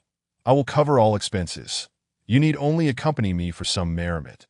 Yi Ning shakes his head, bemused. Young Master Zhou, it is getting late that I should return home early. I have work tomorrow. Oh dear. Zhou Donglai shakes his head in exasperation, clearly displeased with Yi Ning's lack of enthusiasm. Nevertheless, he dutifully drives Yi Ning back to Xinjing Longyuan and arranges to meet again in a couple of days. Upon arriving home, Yi Ning indulges in a refreshing bath, finally allowing himself to unwind. After enduring so much turmoil, he has come to appreciate the importance of strength. That night, instead of sleeping, he sits cross-legged, practicing the breathing techniques passed down from the medical sage, meditating throughout the entire night. The following day, when Yi Ning slowly opens his eyes, he discovers a layer of black grime has formed on his body. Fortunately, the room is equipped with a private bathroom, and he promptly steps in for a thorough cleansing. After washing up, he feels invigorated. Even his simplest movements are now imbued with agility and swiftness. Yi Ning cannot help but marvel at the wonders of this breathing technique that on this day, Yi Ning arrives early at the Huichentang in Old West Street, that as usual. Wang Hu has already opened the shop. Grandpa Sun and Grandpa Zhang are seated outside, engrossed in a game of chess. Children in sandals and shorts run about, kicking a soccer ball, and everything seems to be unaffected by the recent turmoil. Yi Ning breathes a sigh of relief as he enters Huichentang that a few concerned aunties approach him, inquiring about the relocation news. The previous day's uproar involving the Zhang group had indeed stirred some rumors, one of which suggested that Old West Street would soon transform into a development zone, necessitating relocation. The Yi Ning can only offer reassurances, and the crowd disperses, albeit reluctantly. Wang Hu, wearing a worried expression, approaches Yi Ning to discuss the situation. After all, the previous day's events had been rather dramatic, culminating in a coffin being displayed at their doorstep. The Yi Ning merely smiles and reassures Wang Hu not to dwell on it, though Wang Hu remains visibly anxious, his face betraying his concerns. Come now, Wang Hu, I am perfectly well. Our Huichentang is thriving. Do not overthink it. Yi Ning says cheerfully, adopting a carefree demeanor. Wang Hu, despite his outwardly boisterous nature, harbors deep concerns. He genuinely regards Yi Ning as a brother, which is why he is so attentive. Life finally resumes its tranquil rhythm that Yi Ning attends to patients on schedule, while dedicating the rest of his time to cultivation. One day, Yi Ning receives a phone call from Zhou Xinran. "Dre, I hope I am not interrupting you," comes Zhou Xinran's gentle voice through the line. "Not at all," Yi Ning replies, a smile gracing his lips. "What brings you to contact me, Miss Zhou?" "It concerns my grandfather." Zhou Xinran's expression darkens as she continues. "He has been experiencing chest discomfort and shortness of breath for the past few days. Several doctors have examined him, yet they found nothing wrong. He is able to eat and sleep well. But he still feels uneasy and insists on having you come to our home for a consultation." "Very well. I shall come right away." Yi Ning promptly agrees. Rising to leave, Yi Ning prepares to take a taxi to the Zhou family villa.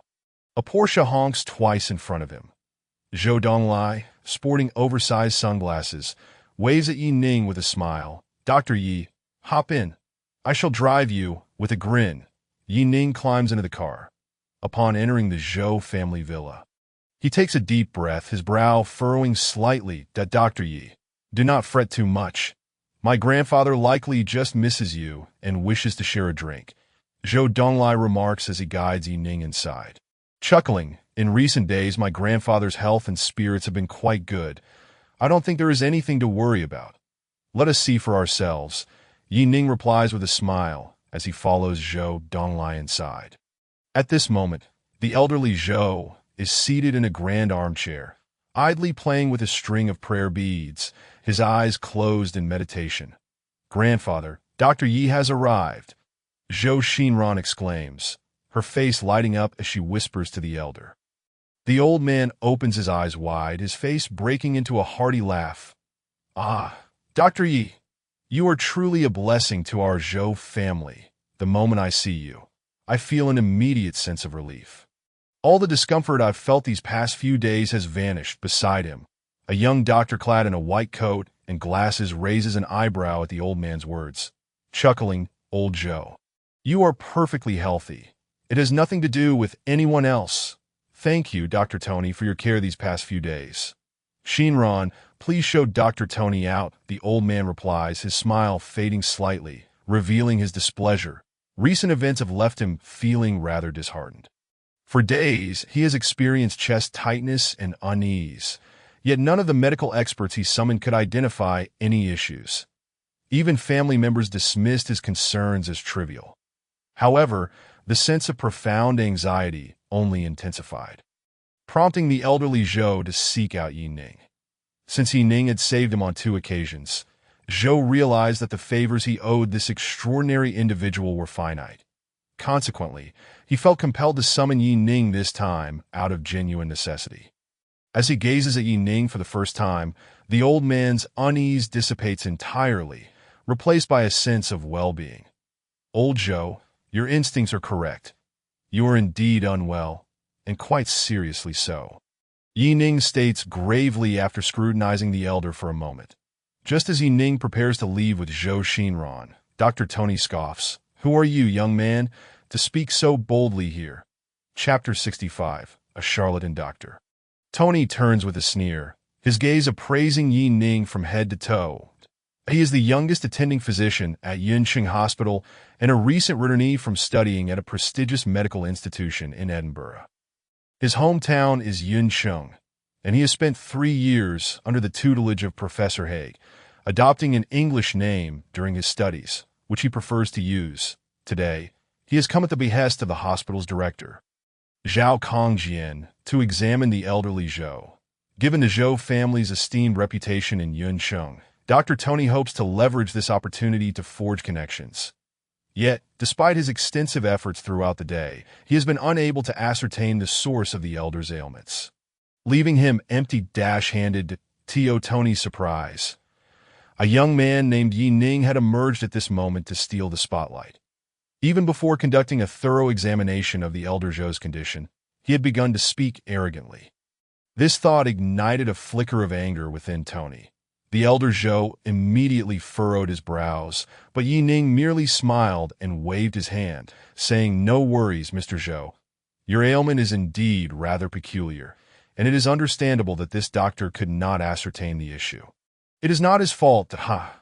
Young man, what do you mean by that?" Tony's cold laughter echoed as he perceived this as a blatant insult. With a haughty demeanor, he glared at Yi Ning and declared, "Mr. Zhou, I admit my youth and limited experience, but I am a graduate from the University of Edinburgh, having studied under Dr. Hage for 3 years, acquiring a wealth of advanced medical knowledge. And what about this young man? Who does he think he is? You must not seek medical advice indiscriminately when ill. There are many charlatans these days." With each word Tony spoke, the scorn on his face deepened, but he felt an opportunity had presented itself. Even if he could not treat Mr. Zhou today and forge a connection with the Zhou family, exposing this little fraud, Yi Ning, would still be a worthy endeavor. Yi Ning appeared youthful and unassuming, and having entered without conducting a detailed examination or even asking a single question, he had hastily drawn conclusions. Such individuals were most likely nothing more than street swindlers. Yi Ning's expression shifted slightly.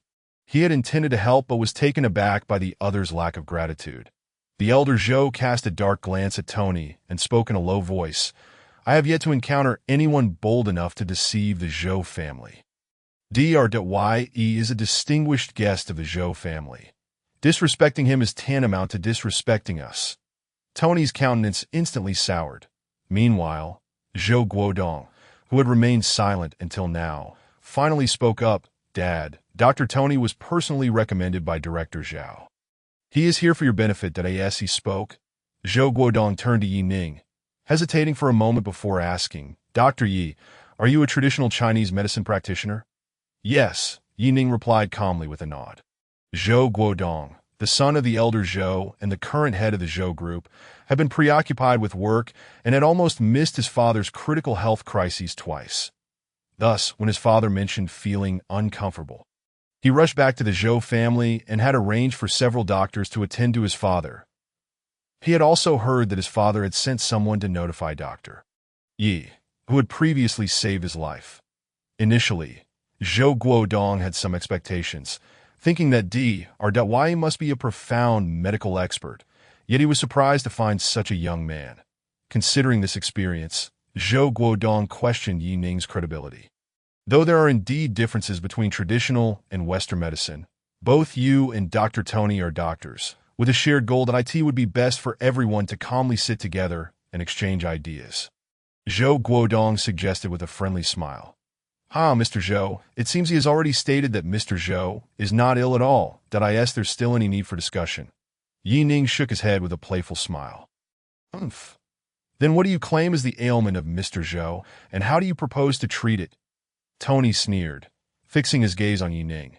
The elder Zhou also cast an apologetic look at Yi Ning, saying, Dr. Yi, I sincerely apologize, but Yi Ning waved his hand dismissively, unconcerned, and approached a windowsill adorned with several green plants. He reached into one of the pots and pulled out a blood-red vine, tossing it before the gathered individuals. Your discomfort stems from this, he stated calmly. This red vine is called blood coagulation silk, a herbaceous plant with mild toxicity that accelerates blood clotting, hence its medicinal use. However, its pollen is highly poisonous. He gestured towards several unopened flower buds, adding, Fortunately, these buds have yet to bloom. Once they do, Mr. Zhou, your life would be forfeit, and even the gods would be unable to save you. Someone, quickly take this away and burn it. Also, inspect all the plants in the villa grounds, and if this species is found, dispose of it immediately. The elder Zhou, who had just felt relief moments ago, now called for his staff without hesitation to eliminate the blood coagulation silk. Do not panic, old sir. I arrived just in time. The blood coagulation silk has not yet flowered. Your advanced age and frail health merely caused an early discomfort. There is nothing to worry about. Yi Ning reassured him. With a lingering sense of dread, the elder Zhou nodded, and Zhou Donglai and Zhou Xinran also nodded in agreement, secretly relieved that if Yi Ning had arrived a couple of days later, their grandfather might have faced dire consequences. Wait. At this moment, Tony furrowed his brow and interjected, You assert that this plant is highly poisonous, but what proof do you have? You may test it yourself. Yi Ning replied calmly, his tone indifferent.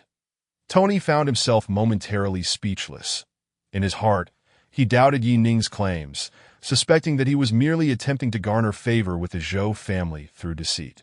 However, the gravity of the situation made him reluctant to risk lives for experimentation. Soon, a cold smile crept across Tony's face as he picked up the blood coagulation silk from the table, placing it into a sealed bag and stowing it in his medical kit. Once I return to the hospital, I will conduct experiments on it using lab rats, and the truth will be revealed, he declared with self-satisfaction, believing he had unraveled Yi Ning's scheme. Then I must trouble you, Dr. Tony, Yi Ning replied. Zhou Guodong nodded slightly, sharing Tony's skepticism regarding Yi Ning's claims, and he casually took a plant from the pot, questioning the credibility of such a sudden declaration of toxicity. The matter had been resolved, and since he had come solely for the elder Zhou, Zhou Guodong's opinion of Yi Ning was of little consequence. Mr. Zhou, since the issue has been resolved, I shall take my leave. I have patients waiting at the clinic, Yi Ning announced as he prepared to bid farewell to Dr. Yi. Why not stay for a meal? I have yet to properly express my gratitude. The elder Zhou interjected earnestly. Please, Mr. Zhou, there is no need for such sentiments. I truly did nothing of significance, Yi Ning replied, showing no inclination to linger. Dad, rest assured, Once Dr. Tony's test results are in, if Dr. Ye's assertions are proven true, I will ensure he is duly rewarded. I will personally investigate who seeks to harm our Zhou family. Zhou Guodong stated with a serious expression. Unfilial son, I have tolerated you for long enough. The elder Zhou could no longer contain his fury, shouting, Dr. Yi has saved my life 3 times. Your disrespect towards him is a direct affront to me. Kneel before him. Bow and apologize. Zhou Guodong's face turned ashen. He had never anticipated that his father would demand he kneel and confess his wrongs before a mere charlatan. Yet, as he stood there in shock, the elder Zhou had already risen from his chair. Bellowing, Old fool, bring me the wooden ruler. If you dare defy your father, I shall administer family discipline. This time, Zhou Guodong did not hesitate. He dropped to his knees before Yi Ning, his face flushed as he stammered. Dr. Yi, I apologize for my earlier rudeness. Mr. Zhou, at your age, it is best to avoid such anger, as it may harm your health. Yi Ning gently urged, assisting the elder Zhou back in his chair before helping Zhou Guodong to his feet. You need not feel this way. Ignorance is no crime. Thank you, Dr. Yi, for your magnanimity. Zhou Guodong lowered his head, his face still flushed. Since taking command of the Zhou group, he had held a high status, never having to demean himself before a younger individual or kneel in apology. His reluctance to call Yi Ning Di or Yi revealed his lingering discontent. However, witnessing his father's fury, he finally acquiesced, no longer daring to express any doubt. Yi Ning could not help but smile wryly, surprised by the elder Zhou's fiery temperament. Even at his advanced age, as he prepared to depart, he exchanged a glance with Zhou Donglai, who followed him out. Dr. Yi, do you have any instructions? Zhou Donglai inquired solemnly as they drove back. The blood coagulation silk typically grows only in steep cliffs. Its presence in the Zhou family estate suggests that someone has deliberately placed it there. Yi Ning replied after a moment of contemplation to Dr. Yi. To my knowledge, Zhang Chongshan emerged from within yesterday. What do you think? Zhou Donglai's expression turned serious as he spoke. Yi Ning lightly shook his head. Responding, the blood coagulation silk has a growth cycle of at least 2 months. Even if Zhang Chongshan were involved, it would have been an act from 2 months ago. Hearing this, Zhou Donglai could not suppress a gasp, his face grave as he nodded. Thank you for the reminder, Dr. Yi. It appears that our Zhou family, having held dominion in Yunqing for so long, has begun to attract those who wish to act against us. What news do we have from Zhang Chongshan? Where is he now? Yi Ning suddenly inquired. The news we received was somewhat delayed.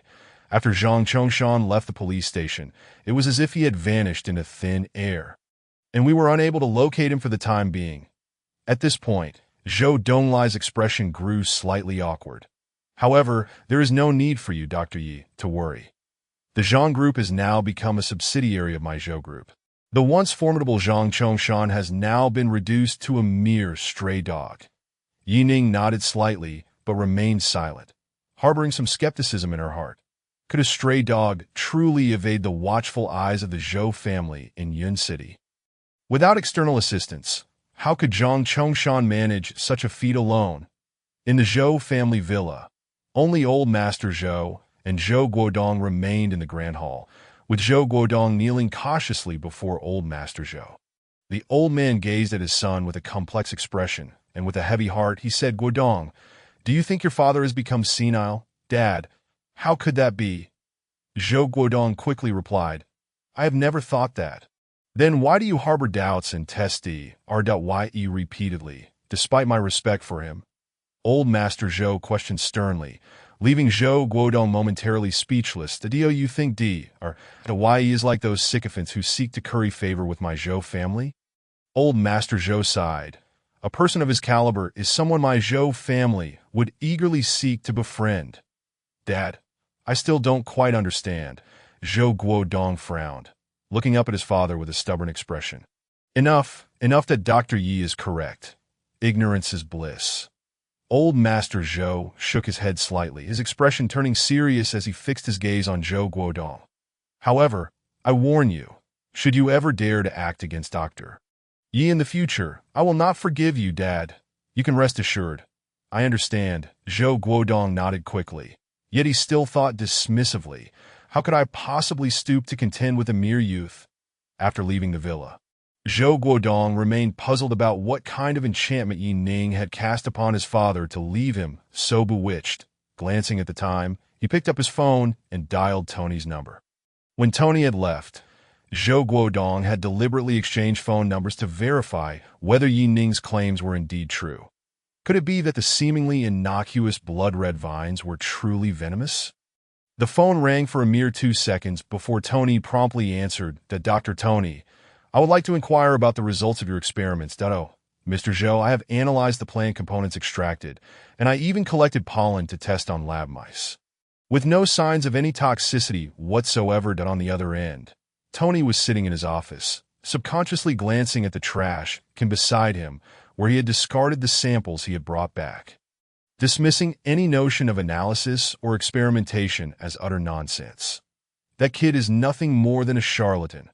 Mr. Zhou, you needn't worry that if you seek traditional Chinese medicine, our hospital's Chinese medicine department has many seasoned practitioners. However, traditional Chinese medicine only treats the symptoms and not the root causes, and it lacks effective emergency measures for many acute internal diseases. Hence, Western medicine is the proper solution. All right, I understand. Thank you. Dr. Tony. Zhou Guodong nodded slightly, adding, by the way, Dr. Tony, I will still transfer your consultation fee for today. You needn't worry about that. With that, Zhou Guodong hung up the phone. Chapter 67. The fruit of a forced harvest is not sweet, you scoundrel. A charlatan indeed, to have deceived me. After hanging up, Zhou Guodong's expression darkened instantly, his eyes narrowing as he recalled kneeling in public today and the humiliation he had suffered because of Yi Ning, fueling his resentment. Especially when he thought of old Master Zhou's admonitions, he felt a surge of anger. Why, Yi Ning? Do you think you were something special? Do I need to personally intervene to bring you down? Ultimately, Zhou Guodong let out a cold laugh and picked up the phone. That evening, Yi Ning was presiding over the Huachuntang Clinic. After several days of consultations, most of the chronic ailments afflicting the local residents had been treated by Yi Ning. Although patients continued to arrive in droves, the initial fervor had diminished. Most were merely those drawn by word of mouth. Why, Yi Ning? Why is our business declining? In the hall, Wang Hu, who had previously been bustling with activity, now found himself idle and couldn't help but frown. Why, Yi Ning smiled, responding, this is a medical clinic. If no one seeks our services, it means everyone is in good health, which is a positive outcome. Wang Hu frowned, pursing his lips in silence. Though he had previously been a mere fruit shop owner, he was still a businessman at heart and harbored some concerns. After all, Huachuntang was different from other clinics. The latter charged considerably higher fees, naturally yielding profit, whereas Huachuntang operated on a model of thin profit margins and high volume. With fewer patients seeking treatment, the potential profit became even slimmer. Just as they were conversing, a group of young men and women suddenly appeared at the entrance, clearly resembling students. Most were girls, and only one boy stood out like a leaf amid a sea of flowers. The boy directed the group of girls, saying, Here, just place it right here. The girls obediently moved forward, and under the astonished gazes of Yi Ning and Wang Hu, they arranged candles in the shape of a heart in front of Huachuntang. What on earth is happening? Wang Hu exclaimed in shock, his mouth agape at the scene before him. Yi Ning was equally taken aback, rendered momentarily speechless. After a flurry of activity, the girls lit the heart-shaped candles, and the lone boy stepped forward with a beaming smile. The boy was fair-skinned and well-proportioned, standing about 1.7 meters tall, but he had makeup on and his hair dyed blonde, exuding an almost childish demeanor with every movement. Hey, little and I, look who's here. Coincidentally, Xiao Lan and Xiao and I had just emerged from the resting area, stumbling upon the spectacle. Xiao Lan's face immediately broke into a playful smile as she teased Wang and I. This guy is truly persistent. I'm tired of this, Wang and I replied irritably, rushing toward the boy to confront him. Wang Han, how many times must I tell you? You are not my type. if you continue to bother me. I won't hold back." Wang Yanai kicked over the heart-shaped candles in frustration, her displeasure evident. The girl surrounding Wang Han frowned, but he stepped forward, his gaze fixed on Wang Yanai, his large, double-lidded eyes brimming with affection. "Little Yanai, my feelings for you are sincere. I want everyone to witness my devotion." As he spoke, Wang Han began to sing. "Let's forget yesterday, for now, you are before my eyes that I want to love. Please give me a chance." As his voice filled the air, the surrounding girls instantly became mesmerized, their expressions reflecting infatuation. Wang Han appeared pleased with his performance, singing with increasing enthusiasm. Wang Yanai could no longer contain herself, unleashing her fury as she charged forward and slapped Wang Han across the face. With the resounding sound of the slap, the world seemed to fall silent. Wang Han stared in disbelief at Wang Yanai, his eyes wide with incredulity, much like a lovesick girl gazing at a heartbreaker. The surrounding girls gasped, covering their mouths in shock. "Wang Han, I warned you not to harass me again. If you come near me once more, don't blame me for getting rough." Even Wang Yanai felt her cheeks flush with embarrassment. This time, Wang Han remained silent, and the girls, unable to bear it any longer, began to chastise Wang Yanai. "Wang Yanai, how could you treat Wang Han like that? He has been sincere towards you. How can you resort to violence? How could you be so heartless? Ugh, Wang Han, just look at her spoiled demeanor. How could she be worthy of you? You deserve better love." The girls clamored, their voices overlapping. "Enough," Wang Han shouted, silencing their chatter as he firmly declared, "I will not allow you to defame little Yanai. Nor will I permit you to sow discord in our love. It's all right, little Yanai. My heart is devoted to you. Don't think that such actions can extinguish my passion for you." As he spoke, Wang Han approached Wang Yanai with open arms, seemingly seeking ahug. Dawai Ning, and Wang, who could no longer stand by Dawai Ning, rushed forward, pulling Wang Yanai back, while Wang Hu frowned and stepped in front of Wang Han, pushing him away as he scolded, "Young man, keep your hands to yourself. Ningguo, I knew you still cared." Wang Yanai, taken aback by Yi Ning's intervention, turned her eyes and unexpectedly embraced him, grinning widely. Dawai Ning's lips twitched. Had he not intervened in time, Wang Ni's kick could have transformed Wang Han into a eunuch. Her actions instantly made Yi Ning the center of attention. Wang Han immediately narrowed his eyes and cast a rather unfriendly glance at Yi Ning. "Ahem, everyone, please don't misunderstand. I am Wang Ni's elder brother." Yi Ning chuckled awkwardly as he attempted to clarify, then continued, "However, I still believe that matters of romance should be based on mutual consent. After all, a fruit forcibly plucked is never sweet, da-da. So you are Ningguo. Greetings. I am Xiao Ni's future boyfriend, that as you can see, Xiao and I can indeed be a bit willful, but I rather adore her capriciousness. Rest assured, I shall pamper her like a little princess and will ensure she never suffers the slightest grievance." Upon hearing Yi Ning's clarification, Wang Han's expression softened somewhat, and he hurried forward to address Yi Ning. The group of girls accompanying him displayed looks of envy and jealousy, glaring fiercely at Wang Yanai, who was clinging to Yi Ning. While Yi Ning opened his mouth, observing Wang Han extend a hand towards him for a handshake. His hands were fair and clean, adorned with several flamboyant bracelets, rings, and even manicured nails. Chapter 68. Mischief. Dawai Ning chuckled nervously, but ultimately lacked the courage to reciprocate the handshake. "Ahem, young man, my sister has already made her feelings quite clear. She is not interested in you. Therefore, it would be wise for you to refrain from pursuing her further, as you are both classmates, and it is essential to maintain a harmonious relationship among peers." Wang Han withdrew his hand, slightly lifting his chin as he replied, "Brother, this matter concerns only Xiao and I and myself, but if she wishes to reject me, I want her to do so directly. I refuse." "Wang Han, keep your distance from me. Can you comprehend human speech?" Wang Yanai glared at Wang Han, her voice filled with indignation. "I could repeat myself 100 times. I'll say it as many times as necessary. Get lost. Get lost." Get lost, stay away from me. Wang and I, you are being excessive. Can't you see how much Han Han cares for you? Are you blind? What on earth is wrong with your heart? You are simply being stubborn. Han Han, don't cry. Let us go get something to eat.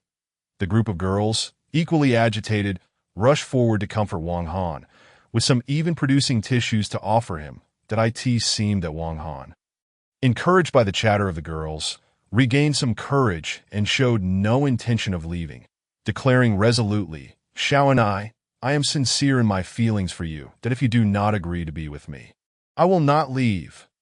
If you do not accept me today, I shall remain here for a day. If you do not accept me this year, I will wait here for a year. Wang, who suddenly felt overwhelmed, while Wang and I was visibly irritated, stamping her foot in frustration. After all, Wang Han was still her classmate, and she did not want to escalate the situation too much. However, faced with such unreasonable and relentless harassment, Wang and I was already at her wits' end. Yi Ning furrowed his brow slightly, observing Wang Han's audacious demeanor as he stood amidst the throng of girls. This was nothing short of sheer harassment. Previously, when Yi Ning attended medical university, he was surrounded by nursing students, where the number of girls far outnumbered the boys. The nursing program was not particularly esteemed within the medical school environment, and the few boys who remained often became the objects of intense pursuit by the girls, leading to a scenario where those few boys enjoyed an inflated sense of superiority. The girls they pursued often faced jealousy and hostility from others, resulting in social isolation and various forms of gossip. That Yi Ning had merely regarded such rumors as entertainment, especially since the student body, even within nursing, was generally composed of earnest and unpretentious individuals. However, the situation at Yunqing Medical School seemed to exceed even that. Seeing Wang and I on the verge of tears, Yi Ning gently patted her shoulder and approached the boy named Wang Han, asking, You speak so passionately of true love. I must inquire, how long have you been pursuing Wang and I? Ninggu, from the first moment I laid eyes on Wang and I fell deeply in love with her.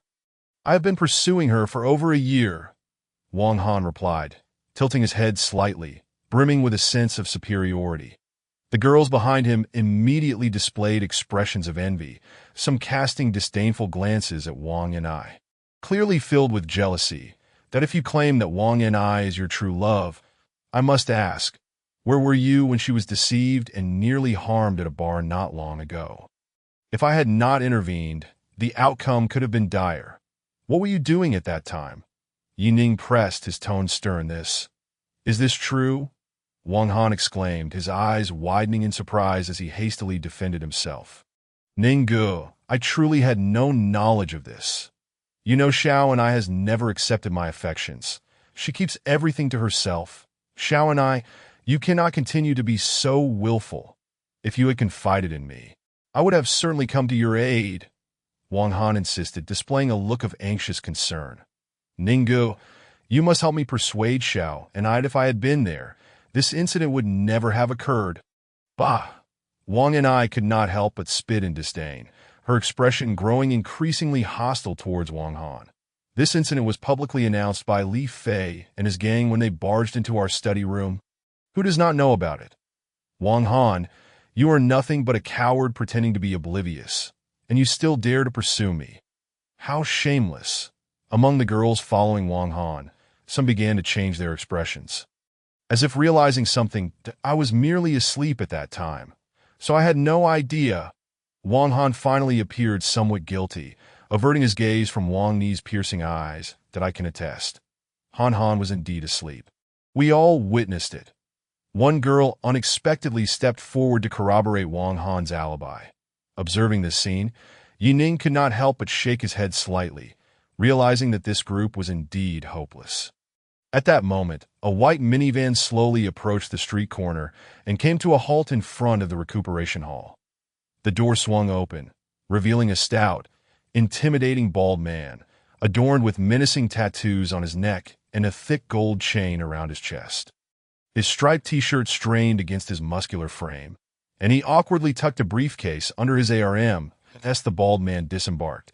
His eyes immediately landed on the group, standing outside the recuperation hall, particularly lighting up upon seeing the girls. Most of them were barefaced, except for two who had applied a hint of makeup, clearly not exceeding the age of 20, that their conservative attire and youthful appearance rendered them particularly enticing to the bald man, who was momentarily captivated. "Well, I never expected to find unexpected treasures." The bald man smirked, his gaze lingering on the girls as he leaned forward, his face disturbingly close. "Little sisters, don't be afraid. I am not a bad person. I merely wish to invite you for a drink. What do you say? Will you grant me the honor?" The girls attempted to retreat, but the companions accompanying the bald man had already encircled them, leaving them with no escape. Panic-stricken, the girls began to tear up, while Wang Han's legs trembled in fear. "Hey, big brother." Wang Han stepped forward, forcing a smile as he addressed the bald man. "You see, my father is Wang Yongqiang, the owner of Yongqiang Hardware Store. Could you do me a favor today and spare my classmates from trouble?" "Yongqiang Hardware Store? The one on East Street?" The bald man raised an eyebrow, his tone shifting. "Exactly." Wang Han felt a surge of confidence as the bald man named the location of his family's store. "You think you can act tough because you have a hardware store?" The bald man's expression darkened, and in an instant, he swung his hand, delivering a resounding slap to Wang Han's face. "You think you can play the big shot with me? Go back and ask your father if he dares to show face before me." Bald brother, stunned by the blow, Wang Han crumpled to the ground, stars dancing before his eyes. The girls rushed to help him up, and Wang Han was understandably frightened, knowing that the bald man and his crew were nothing but local thugs. Recently, he had discovered that a childhood friend had become a lackey for the bald man, and that friend had been demanding money from his father with an air of superiority. Just moments ago, Wang Han had called his friend to inform him about the new recuperation hall on Laoshi Street, hoping he would come to collect protection fees, that he had anticipated that only his childhood friend would lead the charge. But to his shock, the bald man had personally arrived. The childhood friend of Wang Han, witnessing the scene, smirked as he sauntered over to the bald man and whispered a few words in his ear. The bald man raised an eyebrow, glancing at Wang Han, who was being helped by the girls, and grinned. "So, you're the one who reported this new establishment, leading us here to collect protection fees?" The girls' expressions shifted dramatically upon hearing this revelation, realizing that Wang Han and the bald man were indeed in cahoots. Wang Han wore an awkward smile, initially intending to act nonchalant, but to his surprise, bald brother had arrived in person, leaving him at a loss for how to extricate himself from the situation. "Well then," bald brother smirked and nodded, casting a glance at Yi Ning and the others who stood frowning at the entrance of the rejuvenation hall. "Since you've summoned us all here, why not go collect some protection fees for us? If the price pleases me, I might just take you out for drinks tonight." Upon hearing this, Wang Han's eyes instantly lit up, and he forced a smile, nodding eagerly. "Bald brother, thank you for this opportunity." The girls, witnessing this scene, were incredulous. "Wang Han, you've called in bad people, and now you're colluding with them to do wrong. Let us go, and we 1T report you." One girl exclaimed angrily in response. Wang Han delivered a sharp slap across her face, sneering, "You really think too highly of yourself. Bald brother, these are just a bunch of superficial girls. Allow me to recommend a gem." He leaned closer to bald brother, winking and whispering. The moment bald brother heard this, his interest peaked as he followed Wang Han's pointed finger and spotted Wang Ni beside Yi Ning. His eyes gleamed with excitement. "Go. Let that girl keep me company for a couple of drinks tonight, then I'll waive your family's protection fee for next month," bald brother declared, his eyes alight with greed. Wang Han chuckled coldly. After all this time acting, Wang Ni had shown him no respect, so he decided to go all out. Now emboldened by the support of bald brother and his gang, he confronted Yi Ning once more. "Wang Ni, I've given you face, but you refuse to acknowledge it, pretending to be aloof. Now that bald brother is here, if you don't obediently accompany him for drinks tonight, he has assured me he won't hold it against you." Wang Ni spat, retreating behind Yi Ning and pouting. "Ninggu, look at them trying to bully me." Yi Ning shook his head in exasperation, stepping forward to address bald brother and his gang. Get lost immediately, and let those girls go that I'll pretend today never happened." The girls, filled with despair, gazed at Yi Ning in shock. They had lost all hope. And now, unexpectedly, Yi Ning stood up for them. Wang Han was taken aback, clearly not anticipating that Yi Ning would dare to challenge him. Bald Brother raised an eyebrow and stepped forward, looking amused as he cast a glance at Wang Ni behind Yi Ning. "Little sister, men like this are all show and no substance. Tonight, Bald Brother will show you what a real man is like." With that, Bald Brother charged at Yi Ning, throwing a punch aimed at his chest. The punch carried at least 200 pounds of force, indicative of a semi-professional level. Bald Brother's muscular physique was a testament to his rigorous training. However, Yi Ning merely lifted his hand and effortlessly caught the punch. Bald Brother's expression changed abruptly. It felt as if his fist had struck a solid wall, making no headway whatsoever. Yi Ning remained calm, a smile playing on his lips as he looked at Bald Brother, asking, "I'm curious, what defines a man? That punch of yours felt rather weak. Would it truly hurt someone?" Bald Brother strained, his face reddening, yet his captured fist remained immobile under Yi Ning's grip. In a moment of panic, he swung his other fist towards Yi Ning's face, to why Yi Ning let out a cold snort, forcefully tossing Bald Brother's fist aside, causing him to lose his balance and spin like a top before collapsing to the ground. Dazed, "Brothers, someone dares to touch Bald Brother. Get him!" Wang Han, witnessing this spectacle, panicked and instinctively took a couple of steps back, shouting at Bald Brother's subordinates, "The boss has been hit. Go after him." However, to Yi Ning, these small-time thugs were hardly a challenge. With a confident stride, he charged into the group of ruffians like a tiger among sheep. Slaps echoed in the air as Yi Ning deftly landed several precise blows to the faces of the thugs. The thugs cried out in agony, and in mere moments, those who had been lively just a moment ago lay sprawled on the ground, howling in pain. Bald Brother, now panicking, attempted to rise but found a foot planted firmly on his chest, forcing him back down. "So, what do you say defines a real man?" Yi Ning inquired, a smile gracing his lips as he looked down at Bald Brother. Wang Ni watched with excitement, her small fists clenched, while the previously despairing girls stared in awe, utterly astonished by Yi Ning's unexpectedly formidable combat prowess. Their eyes sparkled. This was a real man. In comparison, Wang Han appeared nothing but a clown. "Oomph, kid, I admit you have some skill," Bald Brother scoffed, his tone lowering. "But in today's society, it's not just about how hard you can hit. It's about connections and money, even if you can take us on one-on-one. Can you handle 10? 100? Can you withstand a bullet?" Yi Ning frowned slightly at this, realizing that Bald Brother, despite being subdued, remained defiant. That it was clear that there were more powerful figures behind him. "Who's backing you? Speak up." "I'm with Dog Brother, Black Dragon Hall. Mad Dog. You know him, right?" Bald Brother sneered, mentioning the notorious name. That why Yi Ning's expression shifted, revealing a hint of surprise that he hadn't expected the name of Li Haizi's crew to carry such weight. It seemed everyone was eager to flaunt their connections.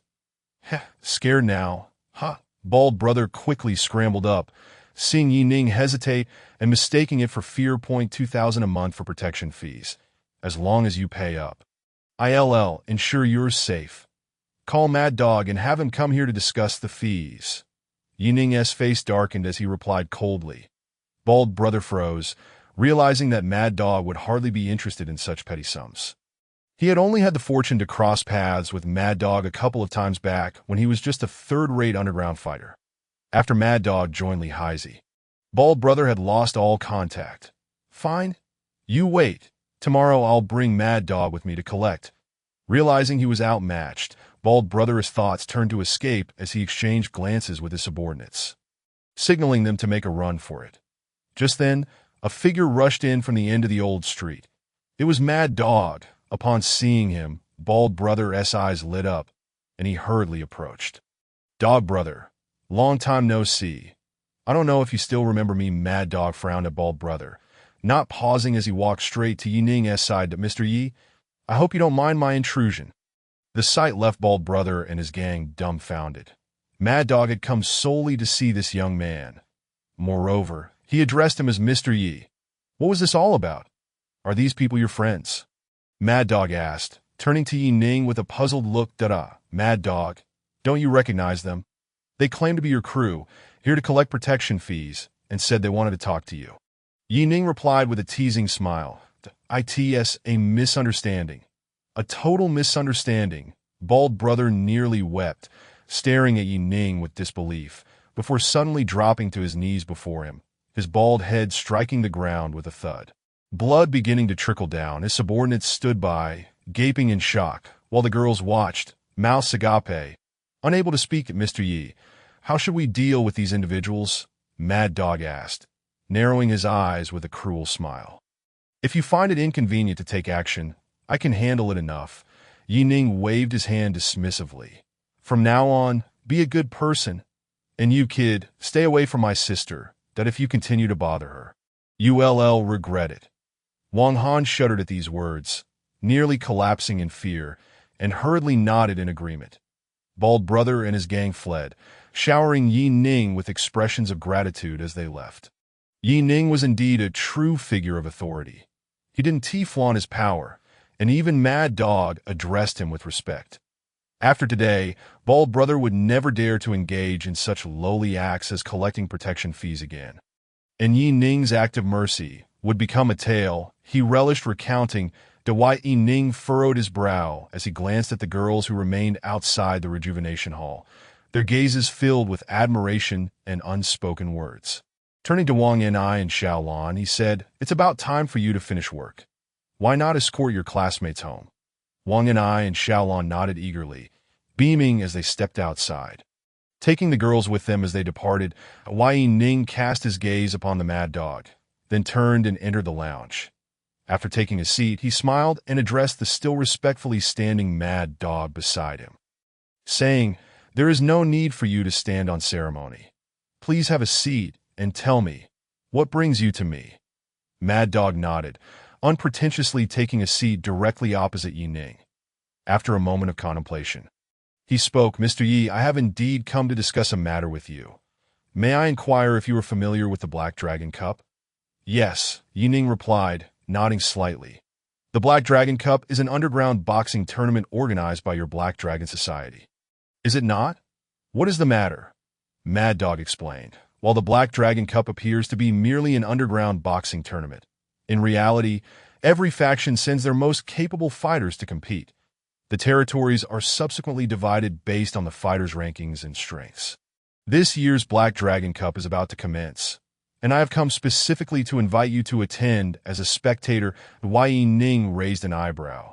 Unable to restrain his curiosity, that Li Haizi has been the leader of the Black Dragon Cup for the past few years.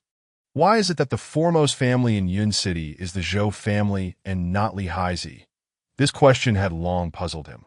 Before receiving his inheritance, Yi Ning was merely an ordinary university graduate, lacking understanding of the underground order and power dynamics. "Mr. Yi, you may not be aware," Mad Dog replied, "the so-called Black Dragon Cup generates most of its profits from various gray industries, whereas the Zhou family's income comes from legitimate business."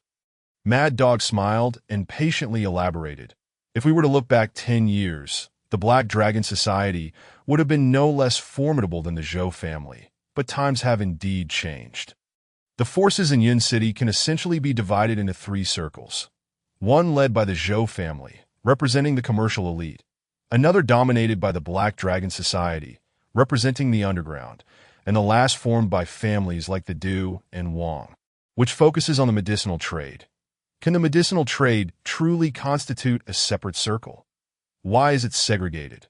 Yi Ning raised an eyebrow, his face reflecting keen interest at Mr. Yi, it is said that each trade is like a mountain apart. And I possess scant knowledge of the secrets within such industries, Mad Dog admitted, a look of difficulty crossing his features as he explained to Yi Ning. "Well," Yi Ning nodded slightly, picking up the invitation card from the table to examine it before stating, "Very well, you may return now. I shall attend this boxing match. Why Ning harbored a certain curiosity about the martial artists and martial arts of the mundane world, and thus, this upcoming match piqued his interest. Chapter 71. Chen Shui's appearance. Seeing Yi Ning nod in acquiescence, Mad Dog's mood visibly brightened, and he left with a smile. The underground boxing match was scheduled for the following evening and the next day. Yi Ning informed Wang Hu that he would not be going to the clinic, but he spent nearly the entire day meditating in bed, adjusting his breath and state of mind. That why Yi Ning's curiosity was not merely to observe. If he could participate and try his hand, it would align more with his desires. As the time approached, he carefully timed his departure to ensure the living room was unoccupied, with a few deft movements. He kneaded his face and pressed several facial acupressure points, successfully disguising his appearance. After the transformation, Yi Ning exuded a more astute demeanor, shedding some of his scholarly air. Once fully prepared, he stepped out of his home and hailed a taxi. Heading straight for the Imperial KTV. Upon arriving at the basement level of the Imperial KTV, Yi Ning initially thought it to be a mere parking lot. However, he discovered that numerous lounges had been constructed around the area. A maintenance sign hung at the entrance, and security personnel in black suits meticulously checked the identities of those entering. Yi Ning handed over the invitation card given to him by Mad Dog, and the guard's demeanor shifted to one of respect. Moments later, a young woman in a qipao approached and guided Yi Ning to a private room. Inside, Li Haizi and Mad Dog were already engaged in conversation. Upon seeing Yi Ning, both men were momentarily taken aback. That it is I, Yi Ning, he introduced himself. Realization dawned on both men, and Li Haizi stared at Yi Ning in shock, as if he were contemplating whether to rush forward to confirm that Yi Ning was indeed not wearing a mask. Mr. Yi, you must be disguising yourself to avoid any association with our Black Dragon Society in public, Li Haizi remarked with a bitter smile after they were seated. That is not the case. Yi Ning replied, his gaze drifting through the window, which offered a view of the center of the parking lot, now draped with a grand curtain. That a safety distance had been established around it, and in the center stood an octagonal cage reinforced with barbed wire, marking the makeshift spectator area where numerous onlookers had gathered.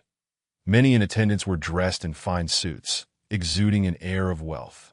And Yi Ning even spotted Zhou Donglai among them. That as he curiously surveyed the surroundings, Yi Ning casually remarked, I actually wish to try my hand in the ring today, and I do have a few acquaintances here. In such a setting, it would indeed be inconvenient for me to appear in my true form. Upon hearing Yi Ning's explanation, Li Haizi's eyes lit up, and he exchanged an excited glance with Mad Dog.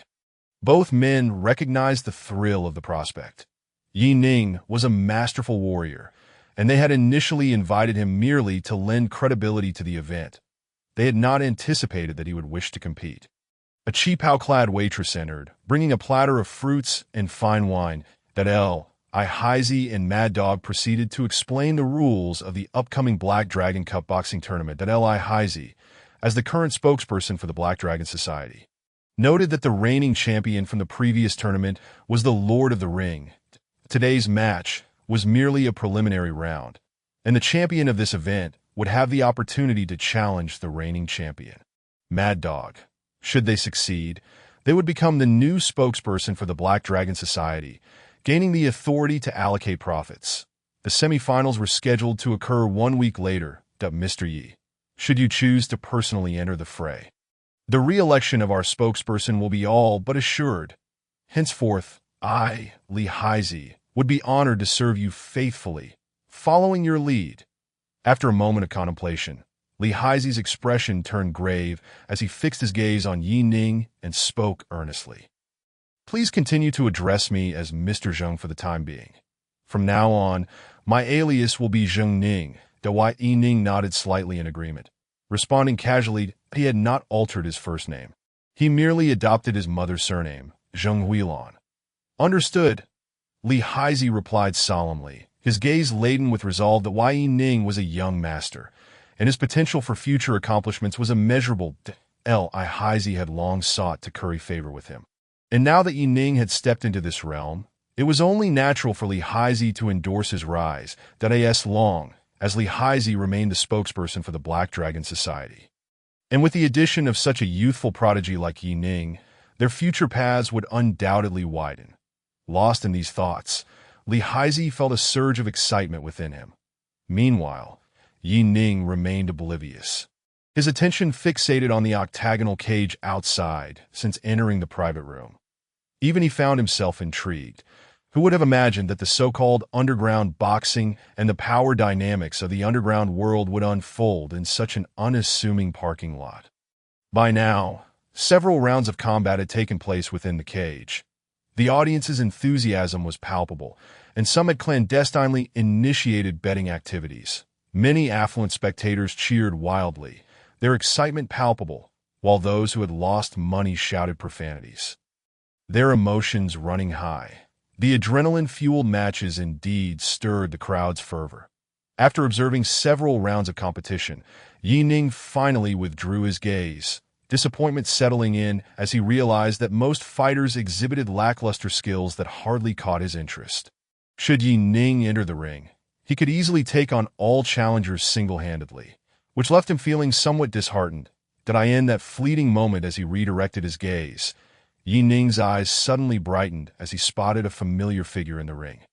It was none other than the enchanting officer Chen Shui. Clad in a loose-fitting white training outfit, she bounced lightly in one corner of the ring, adjusting her breath, while her opponent, a towering, muscular man, stood opposite her. Yi Ning's interest was piqued as he watched the scene unfold. The crowd below erupted in a cacophony of jeers and crude shouts directed at Chen Shui, but she remained unfazed, her eyes half closed, rhythmically bouncing to maintain her focus. Having observed for some time, Yi Ning noted that nearly every fighter in the arena bore insignias on their uniforms, indicative of the 5 factions vying for dominance in Yun City. Yet, Chen Shui's attire was devoid of any markings. Curious, Yi Ning turned to Li Haizi and inquired, "Li Haizi, to which faction does that female fighter belong? Why does her training uniform lack any insignia?" "That little officer," Li Haizi replied, a hint of disdain curling his lips. "She does not belong to any faction. She is a civilian fighter who broke through during the preliminary rounds of the underground boxing matches." Chapter 72. A resolution of intent. As long as one breaks through the preliminary rounds, they are granted the opportunity to participate in the Black Dragon Cup. However, most fighters choose to affiliate with a faction before entering. After all, the position of the leader of the Black Dragon Society may be singular, yet the underworld of Yunqing is comprised of only a handful of factions. The individual who ascends to this position will undoubtedly be backed by a formidable force, rather than being a lone champion. However, she is an exception. She had initially refused to align herself with any faction while still wishing to compete in the Black Dragon Cup. I indeed acquiesced to her request. But winning would not be a simple endeavor. Li Haizi's smile was cold and cutting, and Yi Ning cast a glance his way, giving a slight nod without further comment. He had not anticipated that Chen Shui would participate in this underground boxing tournament, especially not as someone unwilling to join any faction, resolutely marching to the beat of her own drum. Nevertheless, before the commencement of the Black Dragon Cup, Li Haizi had already thoroughly investigated her identity and background. As the referee announced the start of the match, a lascivious grin spread across the face of the burly man, who charged directly at Chen Shui. Her eyes widened suddenly, flashing with a fierce intensity. 3 days prior, Zhang Chongshan had been taken from the police station right under her nose by a cadre of officers. Indeed, Zhang Chongshan had been arrested for engaging in a brawl, but no significant damages had occurred, and thus the consequences were far from severe. Yet, during his days in custody, several homicides transpired, and despite Chen Shui's dogged pursuit for answers, she found herself at a complete loss. The only certainty she held was the intricate connection between these murders and Zhang Chongshan. However, lacking sufficient evidence, she was forced to watch helplessly as Zhang Chongshan departed the police station. At that moment, Chen Shui felt as though her beliefs were crumbling, ultimately deciding to quell the tide of evil in her own way, thus resolutely entering the Black Circle competition. After overcoming numerous adversaries, she finally secured a spot in the Black Dragon Cup in an instant. Chen Shui's movements were extraordinarily agile, deftly evading the imposing figure of the burly man as she countered with a flurry of powerful punches aimed at his ribs. Bang, bang, bang, bang. Several muffled thuds resounded as Chen Shui bent low, performing a roll to narrowly escape the burly man's retaliatory strike. Duh. The burly man's face twisted into a grotesque smile, one hand tenderly cradling the spot on his ribs that Chen Shui had struck. His eyes glimmering with cunning as he took slow, deliberate steps toward her. Observing this scene, Yi Ning furrowed his brow slightly. The burly man's reactions were evidently abnormal. Hee, Mr. Yi, our boxing matches have no taboos or rules. Naturally, performance-enhancing drugs are permissible. Hence, before entering the ring, most competitors will consume large doses of stimulants and painkillers, Li Haizi explained with a smile, that Wai Ning nodded slightly. Under normal circumstances, even if Chen Shui faced this burly man, she would have a 90% chance of victory. However now, Chen Shui continued to exhibit remarkable agility, dodging the burly man's second wave of attacks and swiftly returning fire. Yet after several rounds, it was evident that Chen Shui was beginning to tire. Her breaths coming in heaves. The burly man was also slick with sweat. His breathing labored like a bellows, yet the excitement in his eyes only intensified, his skin flushed as though scorched by a branding iron. Yi Ning tightened his grip involuntarily. Chen Shui was starting to show signs of fatigue, while her opponent was under the full influence of the stimulant. The upcoming match was destined to become exceedingly perilous. Mr. Zheng, is that female officer your friend? If so, I can allow her to concede and terminate the match immediately. Li Haizi glanced at Yi Ning, quietly seeking permission. No need. Yi Ning replied with a slight shake of his head. In this octagonal cage devoid of any rules, all so-called ethics would become constraints, and Chen Shui was no exception. She had indeed been targeting her opponent's weaknesses, but had yet to deliver a lethal blow. At this moment, the only shortcut to victory lay in administering a decisive strike. Prolonging the fight would only worsen her predicament. From the increasingly steely glint in Chen Shui's eyes, Yi Ning understood that she had made up her mind. When the burly man lunged once more, Chen Shui chose not to evade this time. Her fingers converged like blades, slicing directly toward his midsection. The burly man, realizing too late, attempted to block with both hands, but was still a moment too slow. Chen Shui's fair hand pierced through his defenses and struck his throat directly. Ultimately, the burly man stared in shock at Chen Shui, his eyes gradually losing their spark of life as he crumpled to the ground. The referee declared Chen Shui the victor, and the audience erupted into cheers. Most of them had lost their bets on this match, but those who could afford to attend were not short on cash. For them, a beautiful and skilled fighter like Chen Shui only heightened their excitement. Among the crowd, the loudest cheers came from Zhou Donglai. Wai Ning chuckled and shook his head. Just days ago, Zhou Donglai had called him, eager to introduce him to a thrilling experience, and it was evident that he was now thoroughly enthralled. As Chen Shui exited the ring, Yi Ning was astonished to discover that after 2 matches, she was set to compete again, this time against a wild-card contestant named Xiao Xu. Yi Ning couldn't help but sigh. Chen Shui's schedule had been arranged for the last bout of the first round, immediately followed by the start of the second round. There were a total of 5 factions, and aside from Li Haizi, the remaining 4 factions had a total of 15 competitors, with each faction fielding more than 1 contestant. Chen Shui's refusal to align with any faction meant she had become a target for all, as they needed to determine a challenger, and they would not allow that opportunity to fall into her hands. Among the remaining 8 contestants, 3 rounds of competition were necessary, indicating that even if Chen Shui managed to fight her way through, she would still need to contest 3 more matches. With this thought, Yi Ning shook his head and rose, leaving the private box. Chen Shui's resting room was a cramped space of less than 10 square meters, furnished only with a simple bench and dim white light. Devoid of any other possessions, Chen Shui sat on the bench, panting heavily, when the door to her resting area swung open to reveal Yi Ning's figure. Upon seeing Yi Ning, Chen Shui's previously relaxed demeanor instantly tensed. Her gaze wary as she asked in a low voice, "Who are you?"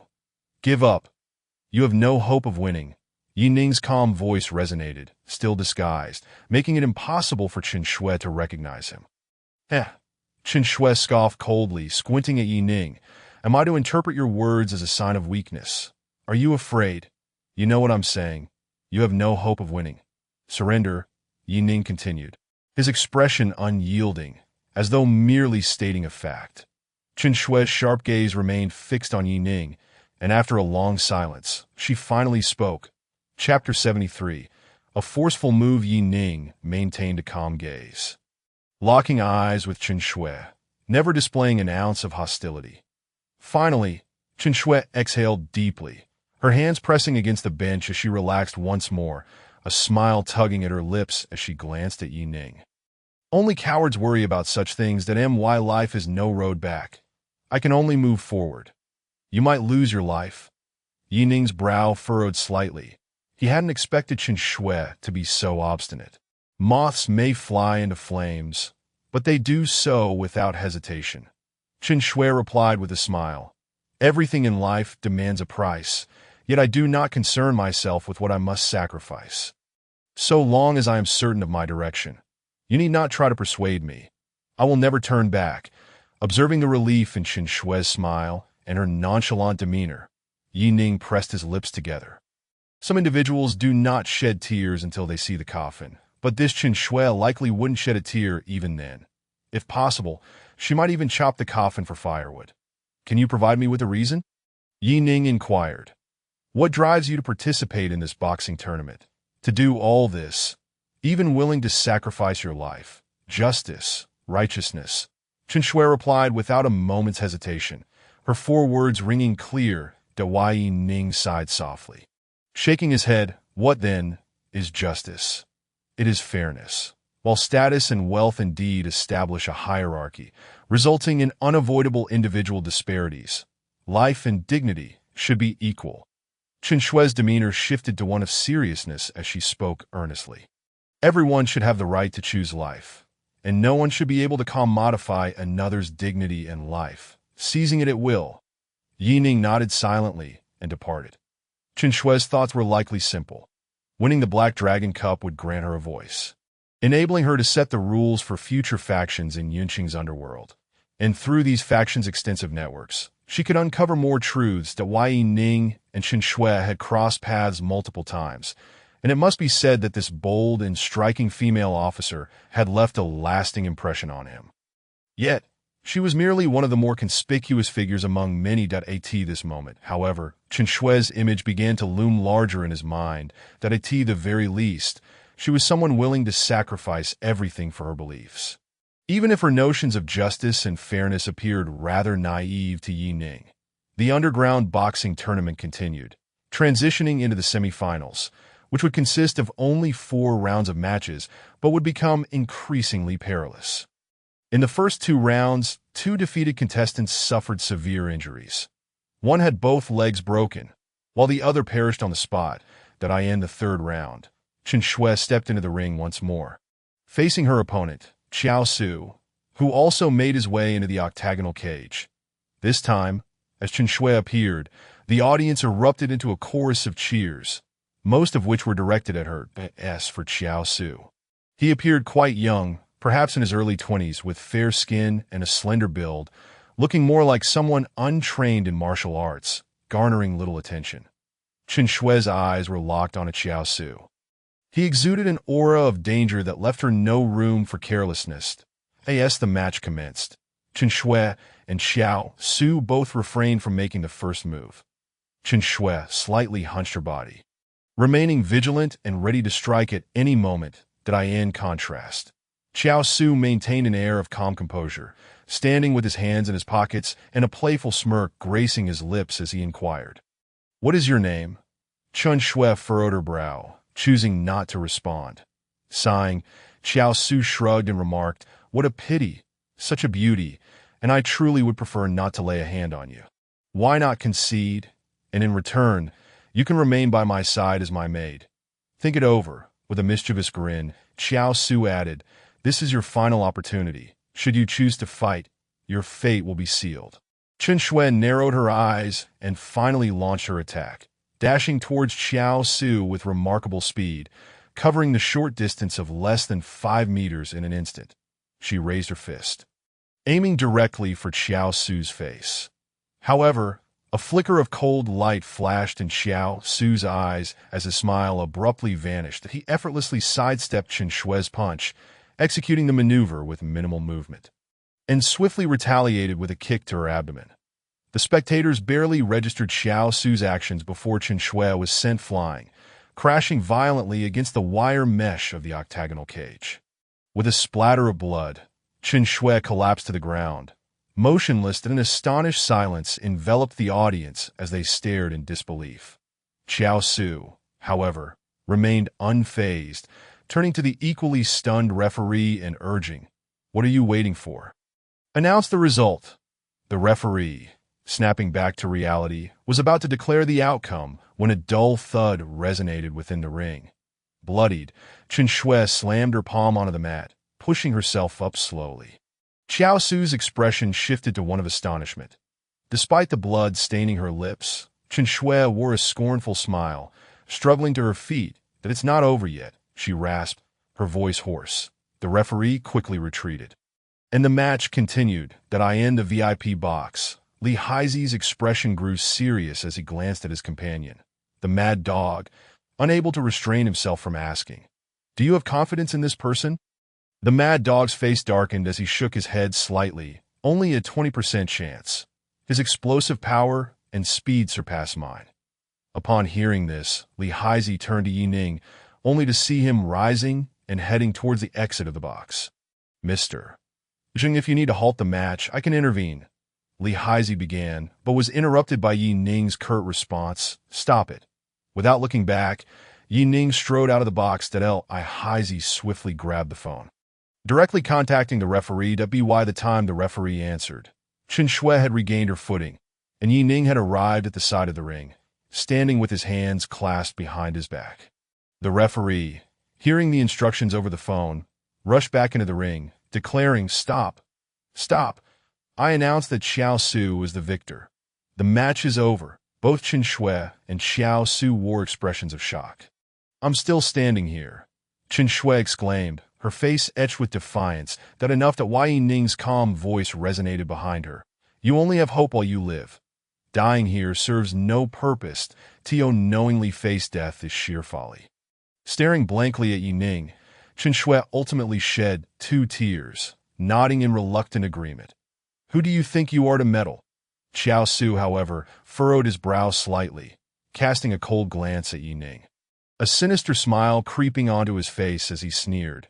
"No opponent has ever left my hands alive. That if you play dead, perhaps you might witness a miracle. But now your chances are gone." Chapter 74. Turning the tide. As his words fell, Xiao Su charged towards Chen Shui. "Assistant!" The referee gasped in shock, shouting, yet hesitated to intervene. Several bodyguards in black, surrounding the area, were equally alarmed. But they were too late to prevent the impending chaos. The situation unfolded in the blink of an eye, leaving them no time to offer assistance. In that moment, the defiance on Chen Shui's face transformed into acceptance. Having experienced Xiao Su's prowess, she understood her fate was sealed.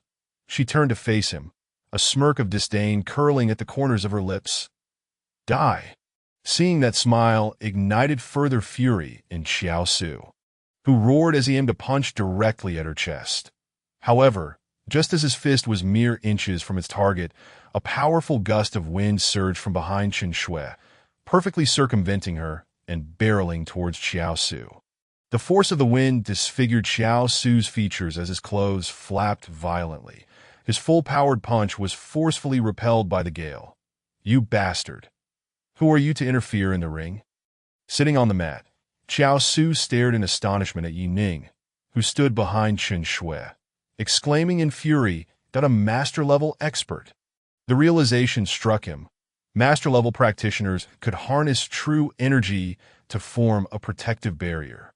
Yet, the wind that had just struck him originated from a distance of 3 meters away, and Yi Ning was clearly outside of the 2-meter radius of that power. A cold smile crept across Yi Ning's lips as he walked forward. Stepping into the ring, the referee has already rendered a judgment, and yet you continue to be aggressive and ruthless, Yi Ning stated, looking down at Xiao Su with a mocking smile. Today, I stand here. Try to lay a hand on her. Xiao Su's expression shifted unpredictably. He was but a hair's breadth away from master-level status, a prodigious talent who had never encountered a master-level expert outside of his mentor. Now, however, Yi Ning, who appeared to be of similar age, was clearly a master-level practitioner. Who are you? How dare you disrupt the Black Dragon Cup boxing match? Do you not regard our Black Dragon Society? At that moment, a stout, muscular elder dressed in tight-fitting attire, sporting a crew cut, exited a nearby box, his narrowed eyes glinting with a chilling light as they fixated on Yi Ning. I see you have a death wish. Others began to emerge from the surrounding boxes as well. I told you, old Su, this handsome lad is under my protection. A voluptuous woman clad in red, with porcelain skin and crimson lips, giggled coyly. The young man merely cherishes beauty. What fault lies with him? If you have any grievances, let us settle them in the ring. I say, Sister Hongye, you're nearly 40, aren't you? This young man could practically be your son. Are you hoping for a dalliance with a younger man? Another lean elder in traditional attire approached with a cold smirk, adding, Young man, if you desire a woman, I can arrange that, if it's wealth you seek. Simply speak up that as long as you pledge your loyalty to Huachong Hall, I shall ensure your life is filled with riches. A middle-aged man with a scar across his face remained silent. Yet his gaze remained fixed on Yi Ning. These 4 individuals were the 4 prominent leaders within the Black Dragon Society of Yun City, aside from the decision-maker, Li Haizi, Su Wenjie, Hongye, Huachong Hall, and Shan Kaijun. Yi Ning's unexpected arrival disrupted the covert struggle for power among the 4 factions, prompting them to unite in their attempts to recruit him. Yi Ning stood before Chen Shui, exuding a calm confidence as he regarded the 4 leaders. The Su Wenjie narrowed his eyes, snorting disdainfully as he scanned the 3 newcomers, coldly questioning, What is the meaning of this? Did you not witness his assault on my fighter?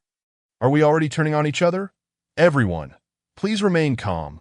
Just then, a steady voice interjected as Li Haizi and the Mad Dog hurriedly emerged from their box, smiling as they clasped their hands in greeting. My apologies, everyone. This Mr. Zheng is a master I personally invited. He will also represent me, Li Haizi, in the Black Dragon Cup. Old Su. As for your fighter, he merely brought this upon himself. I have already informed the referee to declare the match concluded in his favor. Li Haizi maintained a smile, though his gaze towards Su Wenjie was laced with intensity, but he insisted on engaging. This has nothing to do with the match. What a shame. Hongye pouted, her playful gaze appraising Yi Ning as she smiled sweetly. Handsome young man, do come visit me sometime. I have everything you might desire. She punctuated her invitation with a flirtatious wink. The expressions of the others varied. They had not anticipated that Yi Ning was the master invited by Li Haizi. Xiao Su's earlier display of strength had already impressed them, but Yi Ning's ability to so effortlessly turn the tide only intensified their envy. It was evident that with Yi Ning's support, victory in the Black Dragon Cup was almost assured, and the next leader of the Black Dragon Society would be within reach. However, as Yi Ning was Li Haizi's invitee, he now stood in direct opposition to them. Except for Hongye, the gazes of the others turned increasingly hostile towards Yi Ning. Xiao Su, sensing the shifting tides, began to retreat, gradually rising and making his way towards the exit.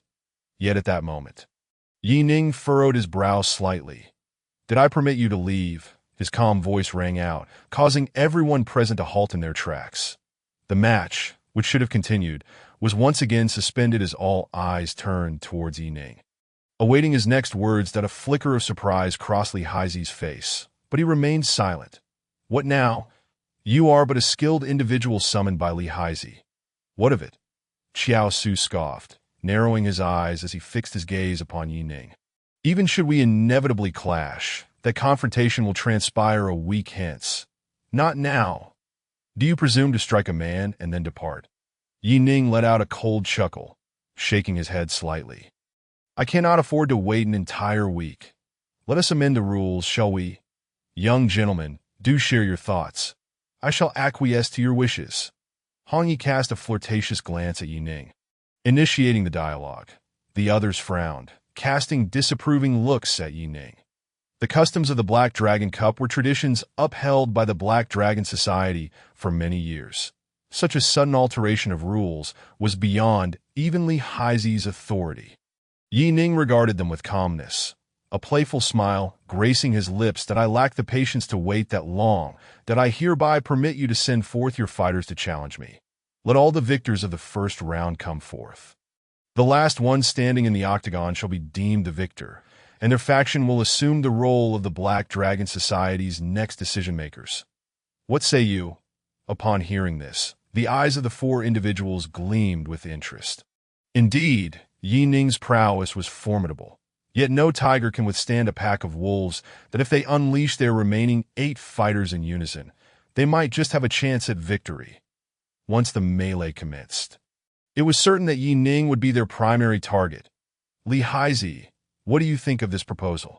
Can he speak on your behalf? Su Wenjie was the first to voice his query, casting a cold glance at Li Haizi. There is no jesting upon the ring. However, Xiao Su immediately interjected with a sneer. Black He, even if you assert that this lad's words do not represent you, he must still bear the consequences for his earlier proclamations. Gentlemen, a challenge has been simultaneously issued to all 4 of you. Do you dare to decline? If a single fighter were to face Yi Ning, their odds would be slim, but 8 experts attacking together would surely overwhelm him. He intended to seize this opportunity to eliminate Yi Ning, his formidable rival. Hua Chongtang was the first to concur, hastily sending forth his own fighter. Dan Kaijun also gestured, and 2 of his robust subordinates clad in training gear exchanged mocking glances before leaping onto the ring. Hong Jie, too, had 2 skilled fighters eager to engage. Yet she furrowed her brow slightly and said, Xiao Yu, you stay behind. The girl named Xiao Yu, with a strikingly cold demeanor, hesitated momentarily, casting a doubtful glance at Hong Jie. This was undoubtedly an opportunity. Yi Ning was an exceptional fighter under Li Haizi. Should they eliminate him, even if Li Haizi turned against them, their prospects would vastly improve. Moreover, she could not fathom why Hong Jie would prevent her from joining the fray in a seemingly unwinnable 8-on-1 scenario. Come back. Hong Ye's tone turned icy, prompting the girl to finally nod and retreat behind her. A beguiling smile returned to Hong Jie's face as she tossed a flirtatious wink at Yi Ning, saying, Young gentleman, you see, I am indeed one to cherish the delicate. What they do is beyond my concern. Black Yi, can you provide a decisive answer as to whether this young gentleman's words reflect your intentions? He seems rather anxious. Hong Yi inquired with a smile, turning her gaze to Li Haizi's expression darkened as he surveyed the ring. Before Yi Ning stood 7 opponents. Each of these 7 were the strongest fighters under the 4 contenders, and none were to be underestimated. Even with Yi Ning's mastery, facing 7 opponents in a life-and-death struggle seemed a daunting task. Li Haizi's countenance grew grim. At this moment, Yi Ning had no escape route. Even if he were to abandon Yi Ning today, the latter's demise was all but assured. Yet as Li Haizi met Yi Ning's composed gaze from above the ring, he felt an involuntary shudder. Finally, with a resolute bite of his teeth, he declared, Every word of Mr. Zheng shall represent me. Li Haizi, I shall always support Mr. Zheng. This match must conclude decisively. Crazy dog, keep your eyes peeled. Should Mr. Zheng concede, strike immediately. Ha ha! Excellent. Su Wenjie was the first to erupt into laughter. The others soon joined, their faces adorned with smiles. In a life-or-death clash, 7 against 1, even a formidable fighter like Crazy Dog could not save Yi Ning. Faced with a challenge, they would not merely refrain from action. They would eliminate him entirely. Today, Yi Ning was destined for death. Just as the referee approached to announce the commencement, Yi Ning raised his hand. Interrupting the proceedings, did I ask there's something amiss? The referee paused, inquiring, "Kid, if you wish to back out now, I suggest you save your breath. Grant me 30 seconds. Yi Ning calmly replied, then turned to Chen Shui, who stood behind him, utterly astonished and speechless within the octagon. "You may leave. I shall handle the rest." That a confident smile graced Yi Ning's lips. "That I do this." Chen Shui finally spoke, her expression one of disbelief as she gazed at Yi Ning. "Is it merely to avenge me? An effortless task, hardly worthy of mention," Yi Ning calmly articulated, uttering 8 words. "May I know your name?" Before exiting the octagon, Chen Shui suddenly turned to Yi Ning and asked. Yi Ning smiled slightly, replying, "I am Zheng Ning." Chen Shui nodded subtly, slowly exiting the octagon. As the iron gate shut behind her, she stood at the threshold, gripping the iron bars tightly, her knuckles turning white from the pressure. The crowd of young signs below began to stir. Today's match was already thrilling, yet they had not anticipated such a significant turn of events. Zhou Donglai approached the betting booth, where many signs hastily placed wagers, all betting on Yi Ning's downfall. The odds of Yi Ning winning against 7 opponents had surged to 20-1. "That lad winning against 7? I wager 50 million, Zhou Donglai proclaimed boldly. "Do you possess such wealth?" A beautiful girl at the booth frowned and asked. Many present were young heirs. Betting tens of thousands was trivial for them. However, someone openly wagering millions was quite a rarity. Zhou Donglai's eyes widened at the question, and he retorted angrily, "I am Zhou Donglai, the young master of the Zhou family in Yun City. Does that title not warrant 50 million? Indeed, of course it's worth that. Dante say 50 million. If young Master Zhou desires 100 million, I shall gladly place the bet." A slightly older woman approached with a radiant smile, saying, "However, young Master Zhou, is this not akin to throwing money into the sea? Risking it all could yield great rewards. What do you know?" Zhou Donglai scoffed, grabbing the betting slip and turning to leave. The girl at the booth was left in a state of shock. The Zhou family's reputation was not something she could afford to offend. Enough, it's fine." The older woman patted the girl's shoulders, smiling. "These young signs have their wealth. If they cannot afford us, we shall go after their family. In this day and age, there is no debt the Black Dragon Society cannot reclaim. Just ensure you register properly." The girl promptly nodded obediently. As Chen Shui exited the ring and the iron gate closed, the atmosphere grew tense once more. The 7 experts fixed their gazes on Yi Ning in unison. They maintained a mutual distance to prevent surprise attacks, then collectively focused their attention on Yi Ning. With the referee announcing the start, tension permeated the air. They hesitated, wary of Yi Ning's previous enigmatic tactics. None wished to be the first to charge forth and become fodder for the others. For a moment, no one dared to make the first move. Yi Ning calmly observed the group, suddenly bursting into laughter. "What is this? 7 against 1, and you still hesitate to act? If that is the case, then allow me to make the first move. Do not panic. I will count to 3, and we shall all attack together. Let us eliminate him first." Chiao Su's cold gaze swept over the wary fighters, his voice low and resolute. "Do you truly believe you have the luxury to count to 3? Yet in the next instant, Yi Ning's light voice rang out. Chiao Su's eyes widened in shock. The very next moment, Yi Ning had inexplicably closed the distance, appearing before him. He could barely discern Yi Ning's movements, too swift. With a resounding impact, Yi Ning's palm struck Chiao Su's chest, sending him hurtling backward, crashing into the solid iron cage behind him, leaving a human-shaped indentation. Chiao Su lay sprawled on the ground, limp and silent. As the others finally regained their senses, they realized Yi Ning now stood at the center of their formation. This was the perfect moment to strike kill. With a suppressed roar, the remaining fighters launched their attacks simultaneously. Yi Ning's might had far exceeded their expectations. Now was their prime opportunity to eliminate him.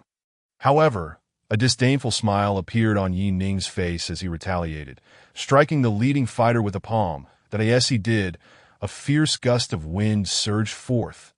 In an instant, the advancing fighters felt an overwhelming force pushing against them, sending them sprawling backward. Bang, bang, bang. After a series of dull thuds, the fighters lay on the ground, spitting blood, all stripped of their combat capabilities, below the ring. Hong Yi, Su Wenjie, and the others stared in disbelief, their expressions suddenly growing exceedingly grim. Young master of the sect. This is indeed the young master of the sect. A master is a being that transcends the mundane world. Even the leaders of the Black Dragon Society have only heard of his name and have never laid eyes on his prowess.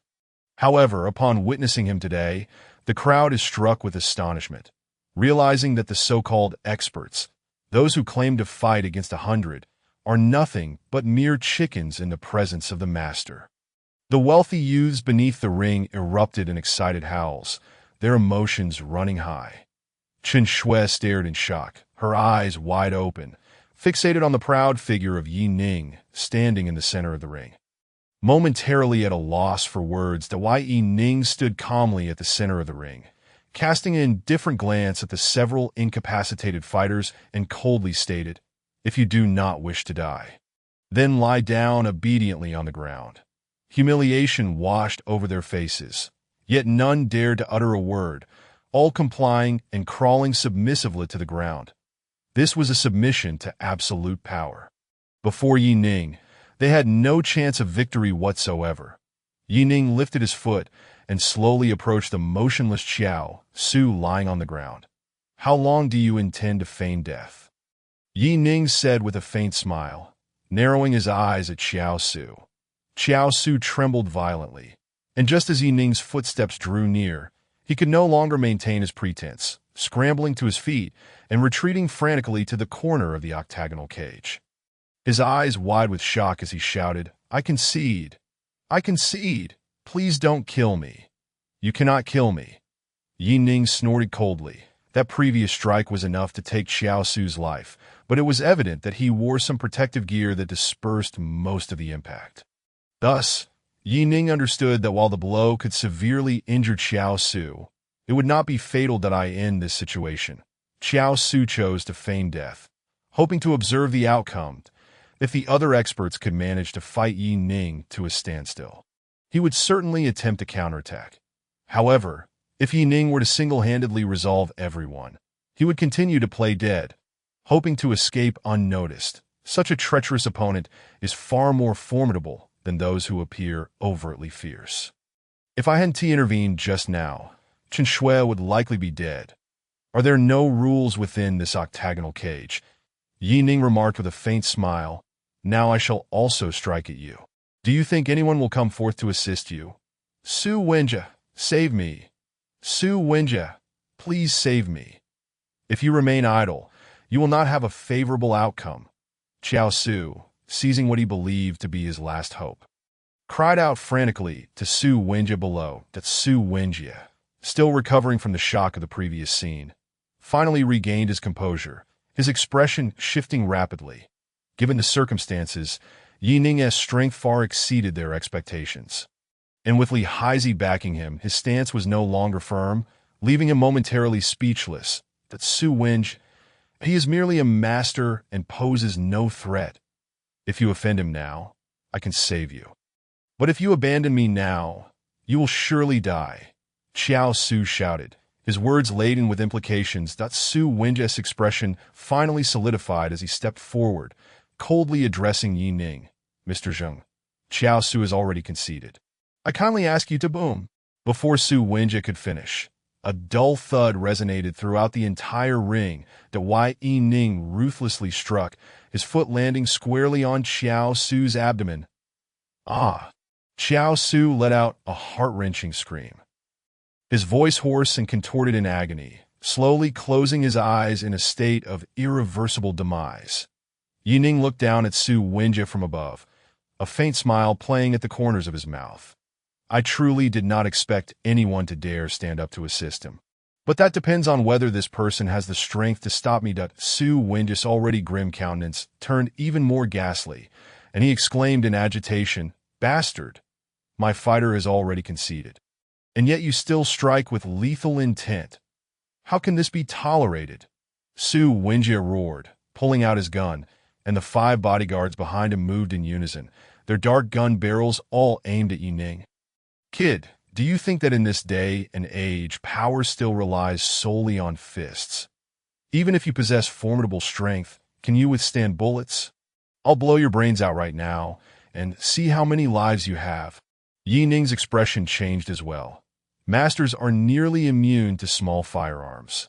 However, facing multiple handguns at once, even a master cannot escape unscathed. Hee, Su Leiguai, should you dare lay a hand on Mr. Zheng today. Then next year on this day shall be your day of mourning. Just then, Li Haizi's cold voice echoed ominously that a frosty smile graced Li Haizi's lips as he fixed his icy gaze on Su Wenjie, stating matter-of-factly, once on the stage, life and death are not to be questioned. Qiao Su disregarded my warning and attempted to take a life. Now that he has been killed, it is well-deserved. Here only victory and defeat matter, not life and death. Before Li Haizi's words could settle, a group of bodyguards in black suits surged forth from the corners of the parking lot, their eyes fixated on Su Wenjie and his party. Chapter 77. Tensions rising. Dozens of dart gun barrels were directly aimed at them.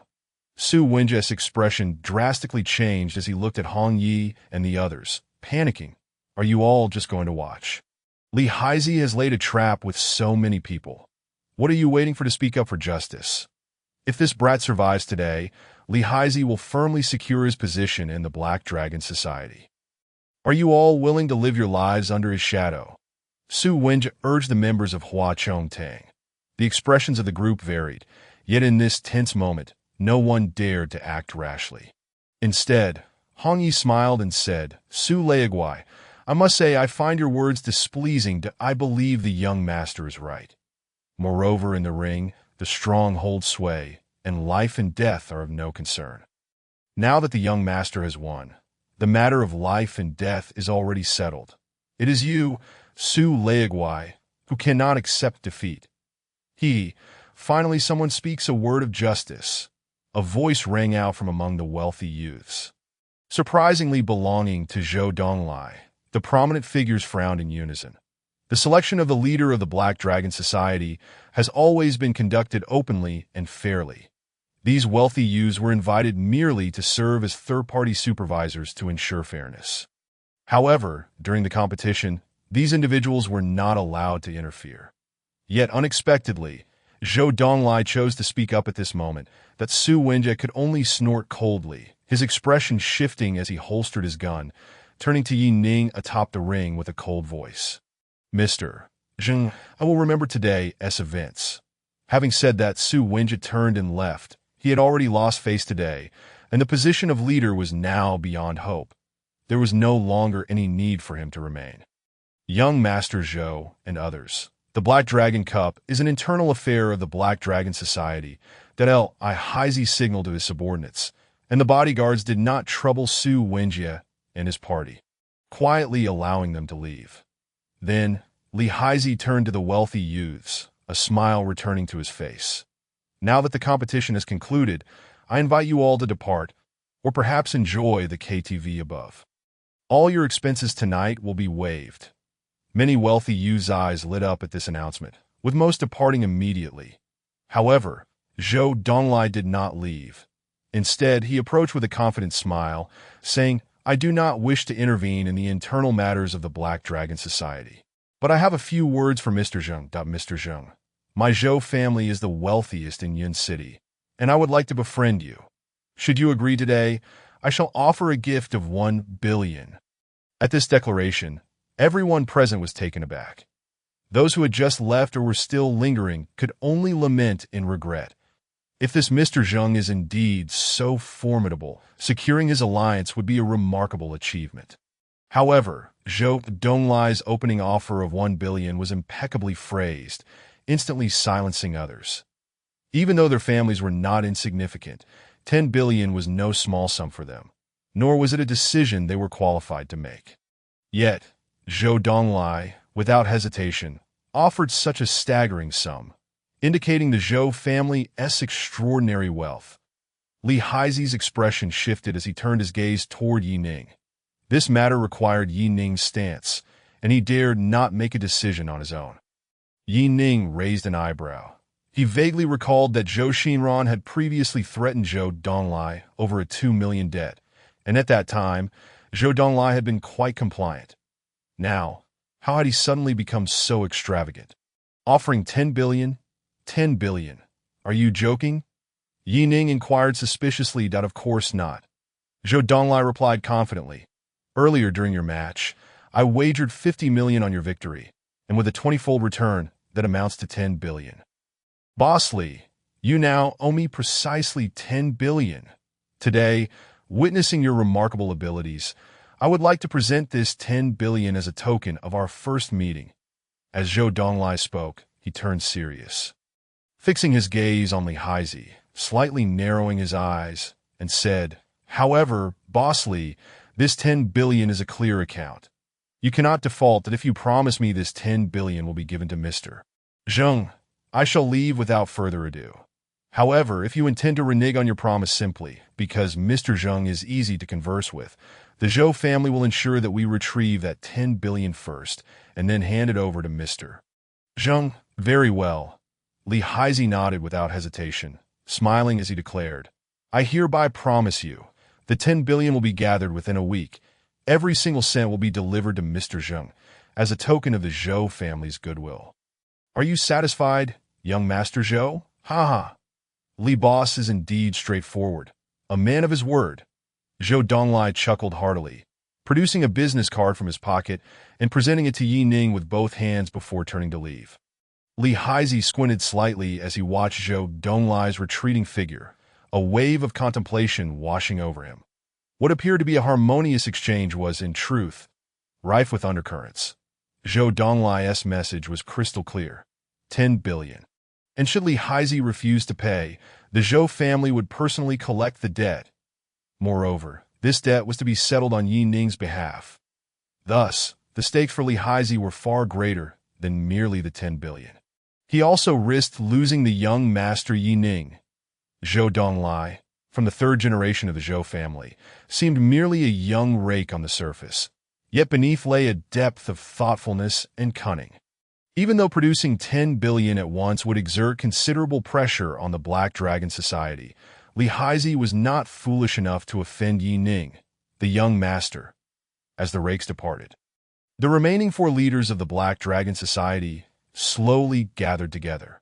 According to the rules, the finals were to be held a week later, followed by a tea gathering, where the leaders would negotiate and allocate their respective powers. However, Yi Ning's unexpected appearance had prematurely concluded the match. Consequently, the tea gathering would also arrive sooner than anticipated. Even as the clock inched towards midnight, Li Haizi felt no inclination to sleep. Tonight would determine the profit distribution for the Black Dragon Society over the next 2 years. Yi Ning, however, harbored no interest in such matters. He turned his gaze towards Li Haizi and stated directly, If there are no further matters, I shall take my leave. You can handle the remaining affairs as you see fit. Understood. Thank you, Mr. Zheng.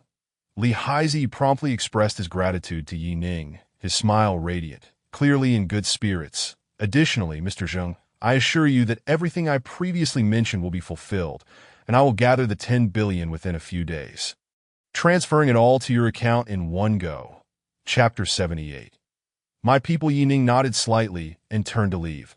Since the conclusion of the match, Chen Shui had been quietly standing at the edge of the boxing ring, only hurrying after him once he departed. Yi Ning exited the underground parking lot, with Chen Shui following swiftly behind. Mr. Zheng, she called out, prompting Yi Ning to pause, turn, and raise an eyebrow in inquiry. Is there something else?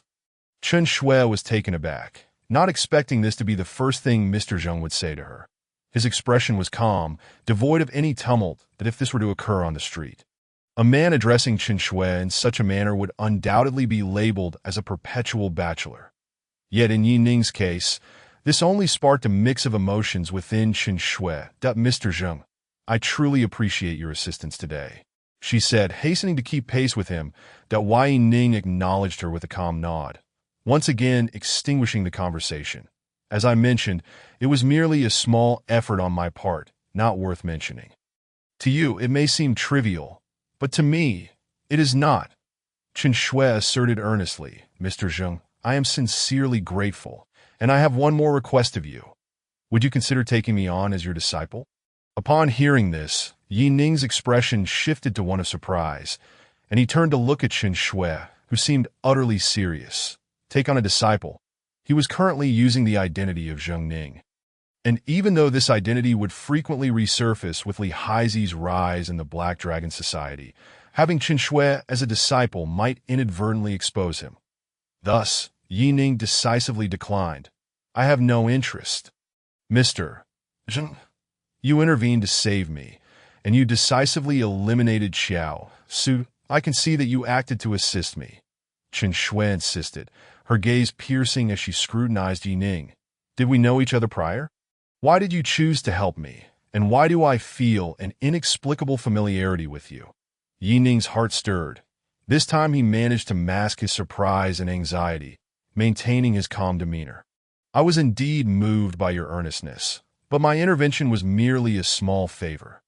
Taking me on as a disciple should also be a trivial matter for you, right? Chen Shui's gaze remained locked onto Yi Ning's. Her tone earnest yet unyielding, exuding the characteristic assertiveness of a police officer. Since you have already helped me once, and now you have saved my life, I implore you to see it through to the end. To aid me once more in realizing my dream. Yi Ning found himself cornered, finally conceding, taking on a disciple is a significant matter, yet your so-called dream can be pursued through means other than having a mentor.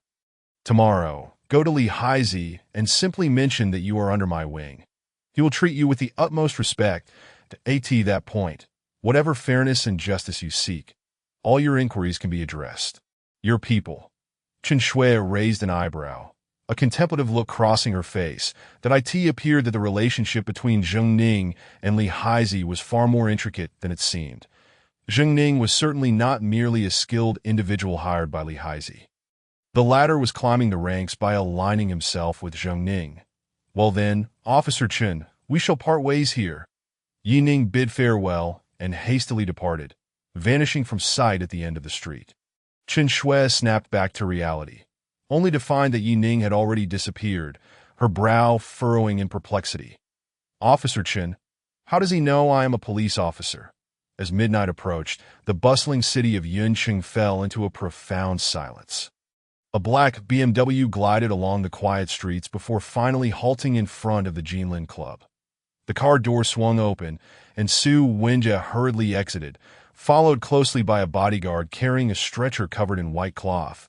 Within lay the corpse of Xiao Su. Su Wenjie's countenance was grim as he ascended the stairs, stopping before room 506 to knock on the door. Inside, a rustling sound followed, and then a few cautious taps were heard.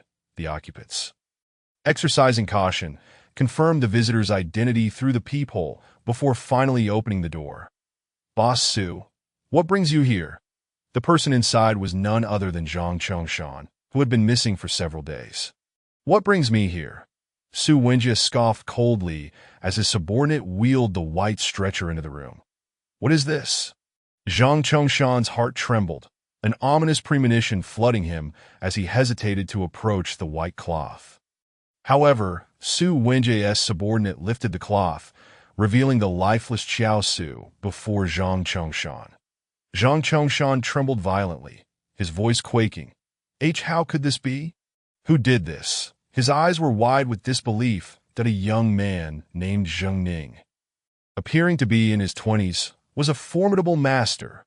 Su Wenjie narrowed his eyes, fixing them on Zhang Chongshan. You all assured me that I would surely secure the position of the spokesperson. But now, not only have I lost that position, but I've also incurred the wrath of that young master. How do you intend to explain this to me? Qiao Banshan is dead. Zhang Chongshan seemed oblivious to Su Wenjie's words, his eyes still fixated in shock on the lifeless form of Xiao Su, beads of cold sweat emerging on his forehead as his mind raced. Humph. Su Wenjie snorted coldly, pulling out a pistol and pressing it against Zhang Chongshan's forehead. Sneering, I know there are certainly experts backing you. Bring them forth to assist me, eliminate that young master, and then support me in becoming the spokesperson of the Black Dragon Society. If you can accomplish these 2 tasks, I will double the benefits previously promised to you. But if you're considering withdrawing now, your only path is death. I wouldn't dare. I'll take Xiao Banshan's body to find a master immediately. Zhang Chongshan stammered in fear, trembling profusely. Good, hurry back, Su Wenjie commanded, a smile finally creeping onto his lips as he exchanged glances with his 2 subordinates. They covered the body once more and lifted the stretcher, while 2 others gestured for Zhang Chongshan to lead the way. Despair flickered in Zhang Chongshan's eyes as he realized he had no way out, that if he did not comply with Su Wenjie's demands, he would face certain death. Thus, he could only nod and follow the bodyguards out. After exiting, they climbed into the black BMW, which slowly drove off, disappearing into the depths of the street. Chapter 79. Coming out of hiding deep within Wulong Mountain. Zhang Chongshan and his entourage hurried along the path. Though there was still a trail leading to the front mountain, Zhang Chongshan was already out of breath. Upon reaching the back mountain, the terrain became steep and treacherous, with few who dared to tread. Nevertheless, the 4 bodyguards accompanying him, bolstered by their robust physiques, carried the stretcher with ease. However, Zhang Chongshan was already drenched in sweat and found it difficult to move forward. Gazing at the dense thicket of weeds and thorns ahead, he halted his steps. "Why are we stopping? Press on," urged one of the bodyguards, his brow furrowed and his gaze menacing as he glared at Zhang Chongshan. "I can't go any further. I need to rest for a moment. You all can clear the path ahead," Zhang Chongshan declared as he sat down on a rock, addressing the 4 men behind him. The 4 exchanged worried glances, and the one closest to Zhang Chongshan drew his gun, pointing it at Zhang's head, and said in a low voice, "Get up and keep moving." "Huh. If you kill me now, how will you explain it when you return?" Zhang Chongshan retorted with a cold laugh, completely unfazed. "Everyone has their struggles. I am not refusing to lead, but as you can see, I can barely take a step. If you don't wish to clear the way, we can rest here a bit longer, though we can cover a day's journey in 2 days. It's up to you." Indeed, the desolate wilderness was a fitting place for murder. Yet Zhang Chongshan's words held truth. Killing him now would yield no advantage for them. Eventually, the 2 unarmed bodyguards exchanged glances and nodded, resigning themselves to the task of forging ahead. Deep within the valley of Wulong Mountain, shrouded in mist like a celestial realm, 3 figures were seated cross-legged atop 3 massive stones that as a mountain breeze swept by. The trio furrowed their brows and simultaneously opened their eyes, spotting Zhang Chongshan and his companions struggling towards them. "Zhang Chongshan, why are you here again? How did the last matter fare?" one of them inquired, looking down at Zhang and his entourage, his voice grave. Zhang Chongshan suddenly dropped to his knees before the man, bursting into tears. "Oh, immortal! It is my incompetence," he cried. Xiao Banzian, having just ventured into the world, was unaware of its perils and fell victim to treachery. I was unable to save him.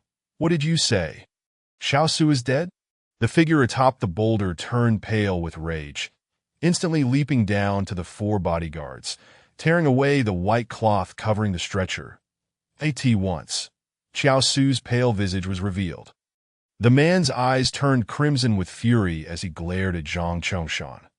Zhang felt an overwhelming pressure descend upon him, akin to Mount Tai, rendering him powerless to stand straight, forcing him to prostrate on the ground. The bodyguards also wore expressions of shock, horrified to find themselves unable to move a muscle. "Speak. Tell me precisely who caused Xiao Su's demise," the man demanded, his voice dark and deliberate that if you utter even a word of falsehood, I shall turn you to dust. Zhang Chongshan's heart raced in fear, and he quickly recounted the circumstances surrounding Xiao Su's death. The man was named Xiao Huayu, once the most formidable figure in Yunqing 30 years prior, commanding the entire herbal business within the city. The reputation of Yunqing as a medicinal hub had long been established, and Wulong Mountain was rich in spiritual energy. Back then, when Yunqing's economy was underdeveloped, the herbal trade was its lifeblood. Subsequently, Xiao Huayu reached the Master Realm, devoting himself to martial arts and the pursuit of longevity, having long since turned his back on worldly wealth and fame, retreating into the depths of Wulong Mountain to seek the path of immortality.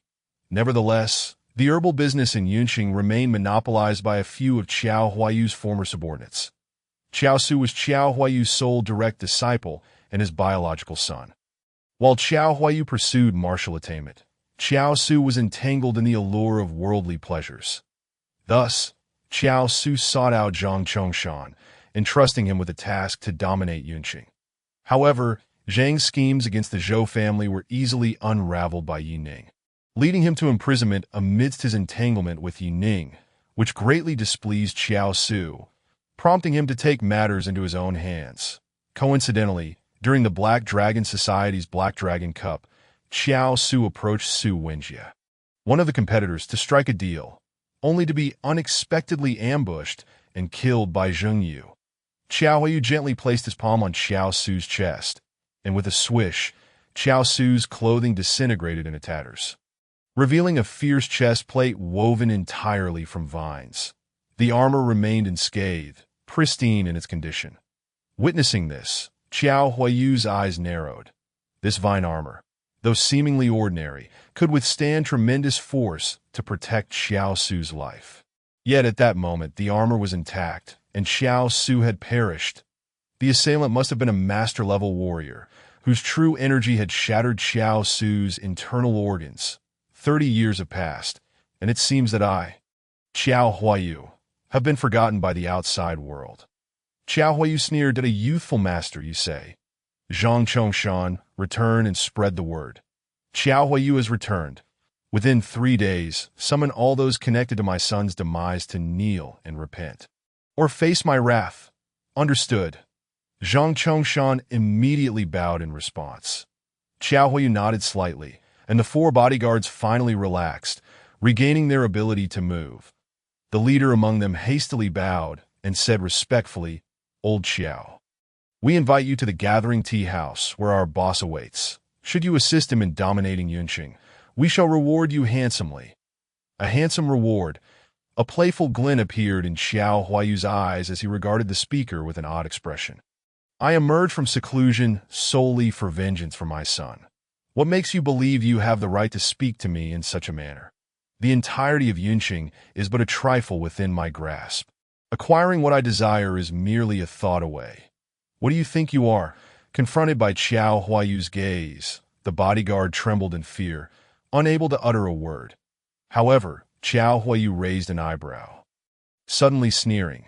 Xiao Su's death must also be tied to you. You were the ones who hired him for the Black Dragon Cup, knowing he was inexperienced and unaware of the treacheries of the world. Yet you allowed him to die in anguish. Old Xiao, the bodyguard stammered, but before he could finish, Qiao Huayu struck with a wave of his hand, unleashing 4 bursts of white energy that silenced him mid-sentence. The bodyguard's expression froze in terror as he lost all vitality. Zhang Chongshan, lead the way to your residence. Qiao Huayu seemed to regard the deaths of several men as trivial, unperturbed by the loss of life. Chapter 80. The Banquet of Conspiracy. The next day, Yi Ning returned to the Huachuntang, where Wang Yan'ai and Xiaolan had already arrived early. Ninggu, are you free tonight? Wang Ni's eyes lit up as she approached Yi Ning, smiling brightly. I actually don't have time tonight. Yi Ning hesitated and replied, is there something on your mind? Wang Yan'ai pouted, saying, you helped me deal with that Wang Han last time, and you have no idea how satisfying it was. Now everyone is hunting him down like a rat. I thought of treating you to a meal to express my gratitude. As she spoke, her big eyes sparkled with anticipation as she looked at Yi Ning. Let us postpone the meal. Yi Ning could only smile wryly and shake his head. I really can't tonight. Wang Yan'ai pouted, her expression one of feigned disappointment. All right, I'll ask again tomorrow. Yi Ning. Indeed, he was occupied that evening. After returning home late the previous night, he had plunged directly into a state of cultivation, only to be awakened by the ringing of his phone. Both Li Haizi and Zhou Donglai had called. Zhou Donglai, with his usual boisterous demeanor, lamented Yi Ning's absence the night before while insisting that Yi Ning join him that evening to experience the grand occasion he had prepared. He insisted that it would be a spectacular event and urged Yi Ning not to miss it. However, Yi Ning declined Zhou Donglai's invitation outright, as Li Haizi also had urgent matters to discuss with him. To Yi Ning's surprise, Li Haizi advised him to leave Yunqing quickly to avoid any trouble. After some probing, Yi Ning learned that the long-dormant overlord of Yunqing, Qiao Huayu, had resurfaced. Qiao Huayu had taken residence in Wulong Villa and sent out invitations to various factions, calling for a gathering at the villa that evening. Those who failed to attend would bear the consequences. The news sent shockwaves throughout Yunqing. That evening, the major factions of Yunqing flocked to Wulong Villa. Yi Ning secretly rejoiced that he had disguised himself at the last minute. Otherwise, if Qiao Huayu sought to harm those around him, he would have found himself at a disadvantage. That night, as he left Huichentang early under Wang Ni's forlorn gaze, he transformed his appearance and arrived at the agreed location with Li Haizi. Mad Dog personally came to pick up Yi Ning, and upon seeing his disguised form, a smile spread across Mad Dog's face. He bowed slightly and whispered, "Mr. Yi, please." Yi Ning was taken aback. "Haha, rest assured, Mr. Zheng. I came alone, so it's perfectly safe." Mad Dog replied cheerfully to Yi Ning nodded and got into the sea at 8 o'clock in the evening. As the night deepened, Wulong Villa was ablaze with lights, filled with guests. Everyone was dressed in suits, each harboring their own thoughts. Some rejoiced while others mourned, yet smiles adorned everyone's faces as they toasted and laughed together. A group of young ruffians huddled together, one of them downing a glass of red wine in one gulp, stretching lazily and murmuring, "What do you think about this Qiao Huayu? I've never heard of such a character before. I have heard that this old fellow was once the tyrant of Yunqing 30 years ago, and now, after vanishing for over 3 decades, he has resurfaced today. One cannot help but wonder what his intentions are." Another person merely scoffs, feeling somewhat displeased. He was supposed to attend a party tonight, but due to an invitation from Qiao Huayu, he was compelled by the elders at home to participate in this gathering. Even though the spectacle of tonight's event is nothing short of grand, with the retired patriarchs of the families arriving in solemn countenance, the young scions remain blissfully indifferent. Among the crowd, Zhou Guodong stands prominently, flanked by Zhou Donglai and Zhou Xinran. "Has the Zhou patriarch not come today?" An elderly man with a head full of white hair inquired, frowning at the trio representing the Zhou family. "Alas, my father is unwell and unable to attend. My presence here is no different," Zhou Guodong replied with a courteous nod, yet he thought little of it, believing that his attendance alone was a considerable concession to Qiao Huayu. There was no way the Zhou patriarch would grace this occasion. The old man, upon hearing this, merely smiled knowingly and shook his head, turning to another elder beside him with a cold sneer. "The Zhou family is but an outsider. They have grown too powerful in recent years, and today they shall surely stumble. When a tree stands out in the forest, it is bound to be uprooted by the winds. With Xiao Lao returning to the fray today, Yunqing is destined for upheaval."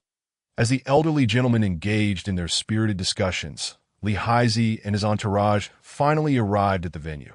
The Black Dragon Society's spokesperson, "Hey Yi, Li Haizi has arrived." A household servant's loud announcement drew curious glances from the crowd. While no one else had been announced upon entering, Li Haizi's arrival was heralded. What could this mean? Li Haizi himself felt uncertain. During Qiao Huayu's reign, he had merely been a small-time thug, with no interaction with such a figure, yet he had heard many a tale about him.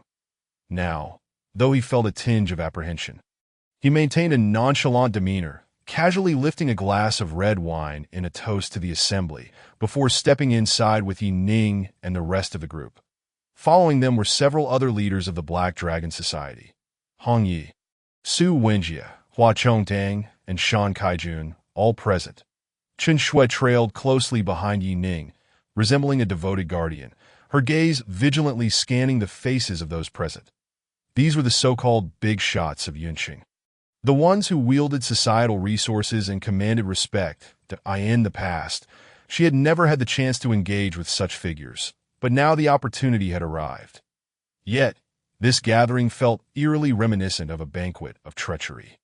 Sure enough, as Li Haizi's group entered, the main door of Wulong Villa slowly creaked open, that a few servants clad in mourning garb emerged, carrying a stretcher, followed by an elderly man in a Taoist robe. His hair white as snow. Gasps of surprise erupted from the crowd. "Xiao Huayu, congratulations to Xiao Lao for returning to the fold," exclaimed Dong Chung, the head of the Dong family. "Congratulations to Xiao Lao for emerging from retirement," echoed Huang Guangyu, the head of the Huang family.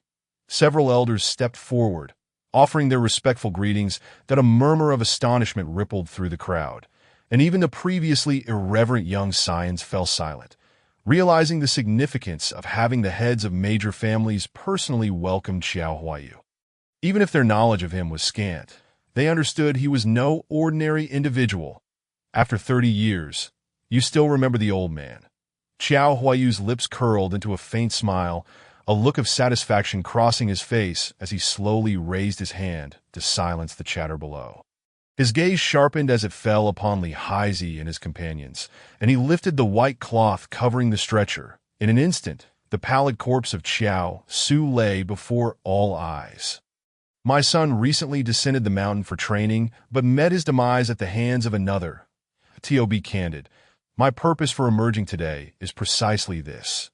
Xiao Huayu's voice was not loud, yet it resonated clearly in the ears of every attendee. In that moment, silence enveloped the room, breaths held in shock as all gazes were fixed upon the lifeless body of Xiao Su. The revelation that Xiao Huayu had returned for vengeance stunned all present. The few young rascals who had rushed to Yi Ning's side moments ago suddenly paled, their premeditated flattery and overtures stuck in their throats. And some turned to leave in distress. Amidst this turmoil, only one person remained seated beside Li Haizi, conversing animatedly with Yi Ning. Zhou Donglai. Observing the unfolding situation, Zhou Donglai was not the least bit unsettled. Rather, he felt a surge of delight. "You must be Li Haizi.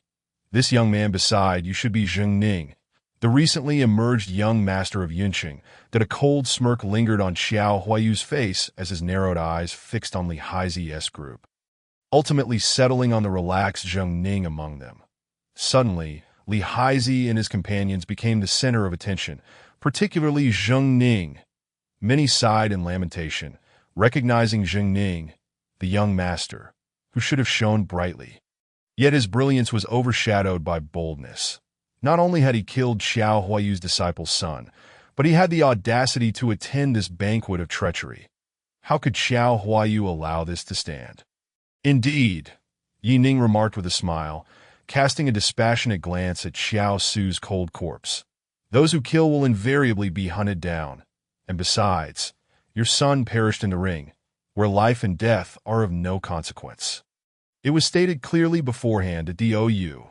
Xiao Lao, find yourself unable to bear this." Laughter erupted from Zhou Donglai in response to Yi Ning's words, yet the surrounding crowd remained silent, watching the drama unfold. Zhou Donglai's mirth captured the attention of Zhou Guodong and Zhou Xinran from a distance. "This is absurd. I shall summon him," Zhou Xinran exclaimed, her brow furrowed. However, Zhou Guodong waved his hand to stop her. Speaking calmly, "Zheng Ning is a young master. If we can foster a good relationship, it would greatly benefit our Zhou family. Let us hold our position for now." Zhou Xinran nodded silently, her gaze lingering on Zheng Ning. Her heart stirring with turmoil that a decade ago, the Zhou family had faced upheaval in the capital and, after much hardship, had arrived in Yunqing, rising to prominence as one of its foremost families. Yet during their ascent, they had continually faced oppression from Yunqing's old powers. Particularly, after the recent poison vine incident, Zhou Xinran had uncovered that the Zhang family had been behind the machinations. Though the Zhang family had since been eradicated, it was rumored that Zhang Chongshan had once been a subordinate of Xiao Huayu. Thus, the Zhou family naturally found themselves positioned against Xiao Huayu, albeit without having made this explicit in an instant. The atmosphere in the hall grew tense. Numerous old families allied with Xiao Huayu took their stance, while the Zhou family led a new force that had emerged in Yinxing over the past 3 decades. However, at the forefront of this new power were Zheng Ning and Li Haizi's group. Qiao Huayu regarded Zhou Donglai's raucous laughter with an unperturbed expression, and when the laughter finally subsided, he spoke with calm authority. "I am genuinely curious. What gives you the confidence to sit here, so composed? With integrity in my heart and a clear conscience, I naturally possess confidence," Yi Ning replied, meeting Qiao Huayu's gaze with serene composure. His calm demeanor prompted nods of approval from the leaders of the emerging forces below, recognizing that this young man was adept at handling the situation. Seemingly capable of bearing significant responsibility, Qiao Huayu nodded slightly, addressing the courtyard. "Have they returned? Then let them come forth." As his words echoed, 2 elderly men clad in Taoist robes suddenly appeared in the courtyard. One exuded an ethereal presence, while the other bore blood at the corner of his mouth, his complexion pale, clearly injured. The assembly gasped in surprise at the sight of the two.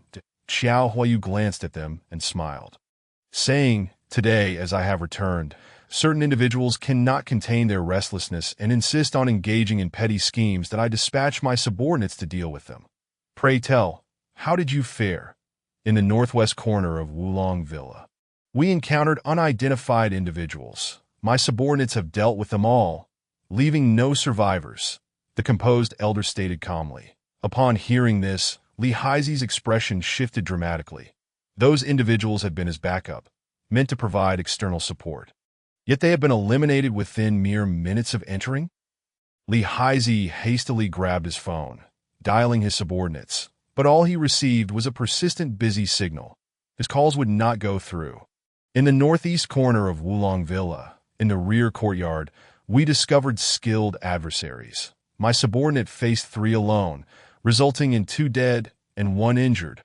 All resolved, the other elder, blood dripping from his mouth, reported with an equally calm demeanor. Zhou Guodong's face paled as he abruptly lost his earlier composure. With Qiao Huayu's formidable return, the Zhou family was naturally on high alert, having dispatched 3 of their 4 top experts to act in secrecy. Yet they had not anticipated 2 dead and 1 injured. Zhou Guodong too grasped his phone, but to no avail. The line remained busy. "Ha! Integrity in one's heart and a clear conscience. What a jest. If you were truly at peace with yourself, why leave so many escape routes? Are you perhaps afraid?" At these words, Qiao Huayu threw back his head and laughed, observing the reactions of those present before speaking with authority. "Today, I have returned, not wishing to unleash a massacre. Those who wish to submit to me shall have their lives spared, provided they contribute 80% of their annual income. However, should you remain obstinate, do not blame me for not granting you this opportunity." Instantly, a flicker of humiliation crossed the faces of all present, including the heads of the old powers. After 3 decades, Qiao Huayu's arrogance had only intensified. The moment they opened their mouths, it was evident that the interests of the major factions were at stake. Henceforth, they would be reduced to mere servants of Qiao Huayu. Yet, in a desperate bid for survival, some chose to kneel and kowtow first. Qiao Huayu stood in the center, a satisfied smile gracing his face as he calmly observed the unfolding scene at this moment. Yi Ning remained silent, seizing the opportunity to closely observe the performances of these hypocritical individuals. Should they truly choose to submit for the sake of survival, he would not hesitate to take advantage of the situation, claiming the majority of the benefits for himself after dealing with Qiao Huayu. These individuals were unworthy of being called human. At best, they would merely exchange one master for another to continue their existence. As for those who remained steadfast and chose to resist until death, he would be inclined to treat them well and establish a cooperative relationship. With the return of 2 Taoists, the crowd had become like fish on a chopping board. Chapter 82. Kneeling, submit, or face death. Consequently, many began to slowly kneel and bow their heads, opting for submission. Zhou Guodong's expression grew increasingly grim, while Zhou Donglai also lost his earlier composure, gradually clenching his fists. "Guodong, you are the current head of the Zhou family. Speak up, They urged that as long as you say the word, we are willing to offer 50% of our profits to join the Zhou family, following your lead, with the first person kneeling in submission among the emerging factions. Some could no longer contain themselves and turned to Zhou Guodong, pleading for a response to AT that moment. He had become their sole beacon of hope. Only if Zhou Guodong intervened could they hope to escape this predicament alive. However, Zhou Guodong's face remained ashen, still engaged in a phone call that AT last. The third call connected, and he hurriedly answered. "Elder, how are you now? What exactly transpired?" Zhou Guodong inquired anxiously. "There are formidable experts. 2 of my old companions have perished, and I barely escaped with my life after severing my own arm, that I am now half a man. I can no longer face you, or the family head, that I bid you farewell." An agitated, elderly voice crackled through the phone. "Elder, what sort of experts? Did the 3 of you fail to—" Zhou Guodong's words were abruptly cut off as the line went dead, leaving only the sound of a busy signal. In an instant, Zhou Guodong was stunned, his lips trembling, rendered speechless. Young man from the Zhou family, have you made your decision?" Qiao Huayu inquired with a grin directed at Zhou Guodong. The phone slipped from Zhou Guodong's hand and fell to the ground as he stood there, shocked into silence. Zhou Donglai, witnessing this, quickly rose and made his exit in haste. Haizi and his companions wore expressions darker than ever. They had become utterly isolated and defenseless to Mr. Zheng, regardless of the circumstances. "I, Li Haizi, am grateful for your assistance in securing my position as the negotiator for the Black Dragon Society." Li Haizi turned, his gaze fierce as he looked at Yi Ning, whispering, "However, I have grown accustomed to standing while earning money over the years. I could never agree to bow low. Today, it seems my demise is imminent. You should leave quickly. Perhaps there is still a glimmer of hope." Yi Ning, however, wore a faint smile as he observed Zhou Donglai hastily departing. Gesturing, "No need to rush. Xiaohe, let us watch the developments." Li Haizi was momentarily taken aback by his words, but managed to suppress his impatience and fell silent. Zhou Donglai rushed to Zhou Guodong's side, anxiously exclaiming, "Dad, what are you doing? Why hesitate? This is the best opportunity for our Zhou family to establish dominance in Yun City. Mr. Zheng is a young master with formidable skills. If we could have such a powerful ally." Slap! Before Zhou Donglai could finish, Zhou Guodong raised his hand and struck him across the face, his expression dark as he stated, "Your grandfather and Master Kong have already perished in battle. Your elder grandfather severed his own arm to survive. He now has no face to confront the family head and has departed." Hearing this news, Zhou Donglai was struck like a bolt from the blue, standing frozen in place. He had never anticipated that matters would escalate to such a degree. Of the 4 experts of the Zhou family, 3 had perished today. Zhou Xinran was equally shocked, her mouth agape. Zhou Guodong sighed, glancing back at the 2 stunned individuals behind him, shaking his head helplessly. Had it not been for the dire circumstances, he would never have shared such news with them. Finally, Zhou Guodong slowly rose, looking toward Xiao Huayu, and with a slight bow, he said, "Elder Xiao, I share your sorrow over the death of your son. However, grievances have their roots, and debts have their masters. This matter has nothing to do with the Zhou family. I hope you will not direct your wrath at us. Otherwise, should you provoke the collective anger." Qiao Huayu's boisterous laughter interrupted Zhou Guodong's words. "What fear is there of the wrath of mere ants? Young man from the Zhou family, you came prepared today, but miscalculated. The defeated have no right to argue. You must either kneel in submission or face annihilation." Zhou Guodong's countenance darkened dramatically, his body trembling with rage, rendered once again speechless. The few remaining leaders of the faction still standing turned their gazes toward Zhou Guodong, their eyes filled with anticipation. Ultimately, Zhou Guodong sighed heavily, slowly closed his eyes, and then, with a thud, knelt before Qiao Huayu, the esteemed head of the Zhou family, kneeling in submission. In that moment, everyone was taken aback. Zhou Donglai and Zhou Xinran exchanged incredulous glances, their astonishment magnified. "He, young man, your father has already knelt before me. Why do you not follow suit?" Xiao Huayu narrowed his eyes, looking at Zhou Donglai with a grin, recalling Zhou Donglai's earlier laughter.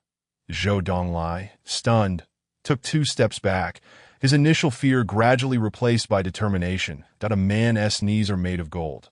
"I kneel to heaven, to earth, and to my parents, but I shall never kneel to you." Zhou Donglai's eyes turned crimson, roaring with indignation, a twisted smile forming on his lips as he hoarsely declared, "The fury of a common man can spill blood for 5 paces. I, Zhou Donglai, may be a common man, yet I would rather die than submit." With that, Zhou Donglai charged toward Xiao Huayu in a furious roar. Yet, the moment he moved, before Xiao Huayu could act, a Daoist standing before him had already made his move. With a swift hand, he struck directly at Zhou Donglai. In an instant, even Yi Ning had not anticipated Zhou Donglai's impulsive action, unable to intervene in time. However, in the next moment, the Daoist palm did not land upon Zhou Donglai, for a figure suddenly appeared before him. Just as Zhou Guodong had recently knelt, he lunged forward, using his chest to absorb the blow. Thud! A muffled sound echoed as Zhou Guodong spat blood, his chest caving in. Yet his hands clung tightly to the Daoist's robe, his back pierced by a ghastly wound. "Good. My Zhou family's second son will never sing a good." Ultimately, Zhou Guodong, in a moment of clarity, roared defiantly, losing the vitality of life. Zhou Donglai's face became stained with blood, the echoes of Zhou Guodong's roar resonating in his ears, leaving him frozen in place, speechless, tears cascading down as if instinctively triggered. "Dad!" Zhou Xinran cried out in shock, rushing forward to collapse onto Zhou Guodong's body, weeping uncontrollably. The Daoist who had struck down Zhou Guodong frowned slightly, disdainfully kicking Zhou Guodong's corpse aside, locking eyes with another Daoist, their gazes flashing with cold light. In unison, they launched an attack, aiming to eliminate Zhou Xinran and Zhou Donglai. Yet a figure suddenly appeared, blocking their path. It was Yi Ning. Enough that Yi Ning's voice resonated calmly, his gaze fixed on the two, glimmering with cold intensity. Chapter 83. Taking action, the 2 Daoists were momentarily taken aback, eyeing Yi Ning with sinister smiles. "Kid, have you finally lost your composure? I have long wished to test your capabilities," one of them sneered. Just then, Yi Ning's phone suddenly rang. Startled, he turned to see Zhou Xinran frantically attempting to reach him. Their eyes met, both momentarily stunned that Yi Ning opened his mouth, then closed it, stepping forward to gently close Zhou Guodong's wide, unseeing eyes, offering a bitter smile as he spoke. There is no saving him, that he was no deity. He could not resurrect the dead that I in an instant. Zhou Xinran seemed to grasp the gravity of the situation, her phone slipping from her hand as she stood frozen in place. Zhou Donglai, equally bewildered, stared at Zheng Ning, realization dawning upon him. Could it be that Zheng Ning was Yi Ning? "Mr. Zheng, be careful!" Li Haizi's alarmed voice rang out as the Daoist seized the moment to launch a surprise attack. Bang, bang, bang! Without hesitation, Li Haizi drew a pistol from his pocket and fired directly at the assailant. The Daoist's eyes flashed with disdain as he twisted his body midair at an unnatural angle to evade the bullets, internally cursing his luck. However, before he could regain his footing, Yi Ning was already before him. Crack! A crisp sound echoed. The Daoist did not even have the chance to utter a sound before Yi Ning had cleanly snapped his neck. The other Daoist, shocked, bellowed, "Kid, how dare you strike first?" With a furious roar, the Daoist lunged at Yi Ning, delivering a fierce blow aimed at his crown. Yi Ning let out a cold laugh, seizing the Daoist's wrist. And with another resounding crack, the bone shattered, the arm bending at an unnatural angle. Thud! Overwhelmed by excruciating pain, the Daoist fell to his knees before Yi Ning, howling in agony, his face contorted as he clawed at Yi Ning's dantian with his other hand. Yi Ning's smile was a sinister mask, striking at vital points, as if he had a death wish, With a furious kick, he struck the Taoist priest squarely in the abdomen. A thunderous crash echoed, as the priest's protective aura was shattered by Yi Ning's forceful blow, sending him hurtling backward. Yet Yi Ning's grip on his wrist remained ironclad, and with a brutal pull, it snapped bang. The priest's body collided with the load-bearing wall of the Wulong villa, causing it to collapse instantly, blood gushing from his 7 orifices, while his severed arm bled profusely, draining him of life in an instant. Silence engulfed the surroundings. Several women, shocked by the gruesome scene before them, succumbed to nausea. Nevertheless, Yi Ning maintained an expression of calm, gazing at Xiao Huayu with an indifferent gaze, as if regarding a corpse. That a flicker of astonishment flashed in Xiao Huayu's eyes as he looked at Yi Ning, nodding repeatedly. "Kid, you truly possess some skill," Xiao Huayu exclaimed. "I now offer you a chance to submit to me and become my closed-door disciple. I can spare your life. Remember, cultivation is arduous, and I advise you not to act impulsively." Upon hearing this, the crowd erupted in murmurs. Those leaders who had been wavering, contemplating a shift in allegiance, lowered their heads once more at Xiao Huayu's composed demeanor. Many newly submitted faction leaders were consumed with regret. They should have clung tightly to Yi Ning's formidable leg. Even if Yi Ning couldn't defeat Xiao Huayu, he would still gain favor and wield more influence, potentially securing greater benefits. But now, it was too late.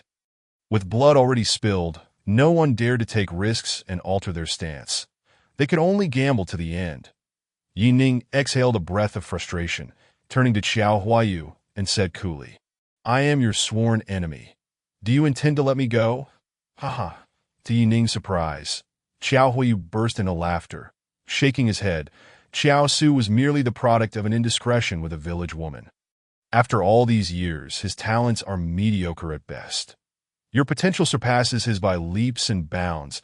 That if you were to become my disciple and adhere to the master-disciple relationship, it would be a fortunate event for me. What do you think? And if I refuse?" Yi Ning replied, his gaze steady and indifferent. Xiao Huayu's smile faded, his expression turning serious as he regarded Yi Ning, shaking his head slightly. "I initially thought your composure stemmed from the complex opposition present. But it seems your confidence is rooted in your own strength. I admire your courage, and even more, your power and talent. Since you refuse to yield, I shall offer you a chance. I became a master 2 decades ago, and after 20 years of arduous cultivation, my skills and mindset have transcended the mundane. Come at me with all you've got, and I will make you bow in submission." Xiao Huayu extended his arms slowly, an overwhelming aura radiating from him, captivating the entire assembly. Yet, Yi Ning's expression remained icy as he regarded Xiao Huayu, stating calmly, "Today, I will take your life." With that declaration, Yi Ning's figure suddenly vanished from sight. In the next moment, Xiao Huayu's expression shifted as Yi Ning's fist was already upon him. "Excellent!" Xiao Huayu bellowed as winds swirled around him, a visible barrier of energy forming several meters before him. Yi Ning's punch surged forth like a dragon emerging from the sea, unstoppable, breaching the barrier within seconds, heading straight for Xiao Huayu's face. Xiao Huayu maintained his composure, summoning a torrent of true energy to intercept Yi Ning's punch. "Kill!" However, Yi Ning roared, his internal energy boiling as it converged upon his fist. His blow, imbued with immense power, shattered the defenses. Bang! His fist struck Xiao Huayu's face with tremendous force. Xiao Huayu was knocked back several meters before regaining his footing, his expression darkening. He had underestimated Yi Ning. He had thought he could easily block that punch, but he had lost face. Xiao Huayu's demeanor turned grave, his eyes narrowing as he regarded Yi Ning. Yi Ning's displayed strength far exceeded his expectations. He likely lacked the qualifications to take Yi Ning as a disciple. The only option left was to eliminate him. Otherwise, this young man could rival him in just a few years. Realizing this, Xiao Huayu, having regained his balance, immediately counterattacked, his fist striking like lightning toward Yi Ning. Yi Ning smirked coldly, not daring to be careless, and swiftly engaged. Qiao Huaiyu was the strongest opponent he had faced thus far, posing a significant threat. The two exchanged powerful blows, and in the blink of an eye, they had traded several strikes, dust and debris swirling in the hall as darkness enveloped the space. Chapter 84. The Flame Dragon Token taking the initiative. Qiao Huaiyu clearly harbored murderous intent, unleashing a series of lethal moves. Yet, Yi Ning skillfully evaded each one, countering with heavy strikes. Their exchanges became a fierce contest, neither willing to concede. At last, Qiao Huaiyu retreated from the fray. "Kid, I must admit I underestimated you earlier." Breathing heavily, Qiao Huaiyu stepped back, clearly drained from their recent battle. "However, you have now lost your last chance at survival. I shall execute you." His eyes glinted with malice as he gathered his true energy, his aura surging dramatically. Yet, Yi Ning merely smiled and shook his head, stating coolly, "Do you truly believe you still have a chance?" Qiao Huaiyu frowned, suddenly shocked, his eyes widening in disbelief as several blood arrows shot forth from his body, shining coldly at various acupoints, revealing that Yi Ning had embedded silver needles within him. As he exerted all his energy, blood erupted from him. "Bastard! What have you done to me?" Qiao Huaiyu exclaimed in shock, quickly regaining focus to stabilize his mind. Only then did the bleeding begin to cease. Yet he suddenly felt his energy pathways reversing, and blood spewed from his mouth, his face turning pale. Yi Ning was equally astonished. He hadn't anticipated this outcome. However, Qiao Huaiyu was now at the brink, posing no further threat. "It was time to end this. Stop." Just then, a commanding voice resonated through the air as several helicopters approached rapidly, armored vehicles charging forth like iron beasts. With a thunderous crash, the gate of Wulong Villa collapsed, soldiers flooding into the premises. The crowd was left dumbfounded by the sudden turn of events. The soldiers cleared a path, and a towering middle-aged man with fierce features strode forward, flanked by two elderly figures. One of the elders, youthful in appearance and swift of foot, supported the other, who, despite his vitality, appeared frail in comparison. This elder was none other than Old Master Zhou. "It's Kunlun. Kunlun has arrived." A gasp escaped one guest, igniting a wave of excitement throughout the assembly. Old Master Zhou laid eyes on the bloodied and battered Zhou Guodong. Collapsing before him, "Guodong!" he cried out, rushing forward only to stumble at his son's side. "Guodong, what happened? Is it too late for me to arrive?" His eyes were red with anguish, his voice choking with emotion. Qiao Huaiyu's emergence had undoubtedly placed the Zhou family in peril. Old Master Zhou had raced to Kyoto, leveraging his connections to summon Kunlun's support, only to find that before he could return, Zhou Guodong had met a tragic fate. "Qiao Huaiyu, you have trampled upon human life, killing my son. I demand blood for blood." Old Master Zhou roared, nearly driven to madness, his body trembling with rage. The Kunlun forces had encircled the Wulong Villa, the elder and the middle-aged warrior among them clearly formidable. Today, Qiao Huaiyu would have no escape. The guests in the courtyard rose in unison. "Old Master Zhou, you must take a stand for us. We were all coerced into submission by him. Qiao Huaiyu is a lawless brute, slaughtering the innocent, a beast beyond compare." Finally, an elder stood, teeth gritted as he spoke, hastily moving to position himself behind Old Master Zhou. Other heads of families, previously on their knees, also rose, now turning against Qiao Huaiyu and aligning with Old Master Zhou and Kunlun. The tide had shifted once more. Yi Ning frowned slightly. Even without Kunlun's intervention, he could easily eliminate Qiao Huaiyu. He glanced at the elder at the center of Kunlun. This individual was undoubtedly powerful, likely stronger than Qiao Huaiyu, but he could not act recklessly. If Kunlun could swiftly deal with Qiao Huaiyu, he could remain on the sidelines. However, the moment his gaze fell on Qiao Huaiyu, he noticed a playful smile curling at the corners of Qiao Huaiyu's lips, his previously tense posture now relaxed. "Kid, didn't you just seek my life? It seems fate does not favor you."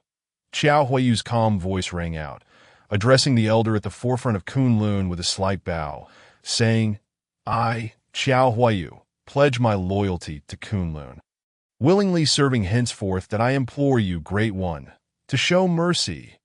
As these words left his lips, everyone fell silent in disbelief.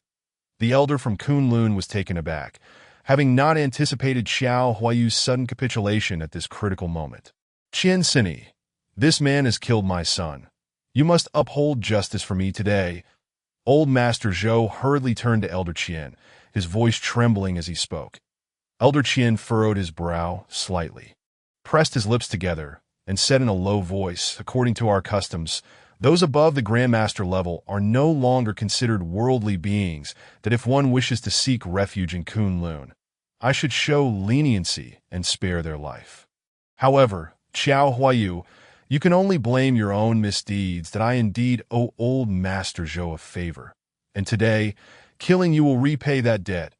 Elder Qian's words hung in the air, and the audience fell into a stunned silence.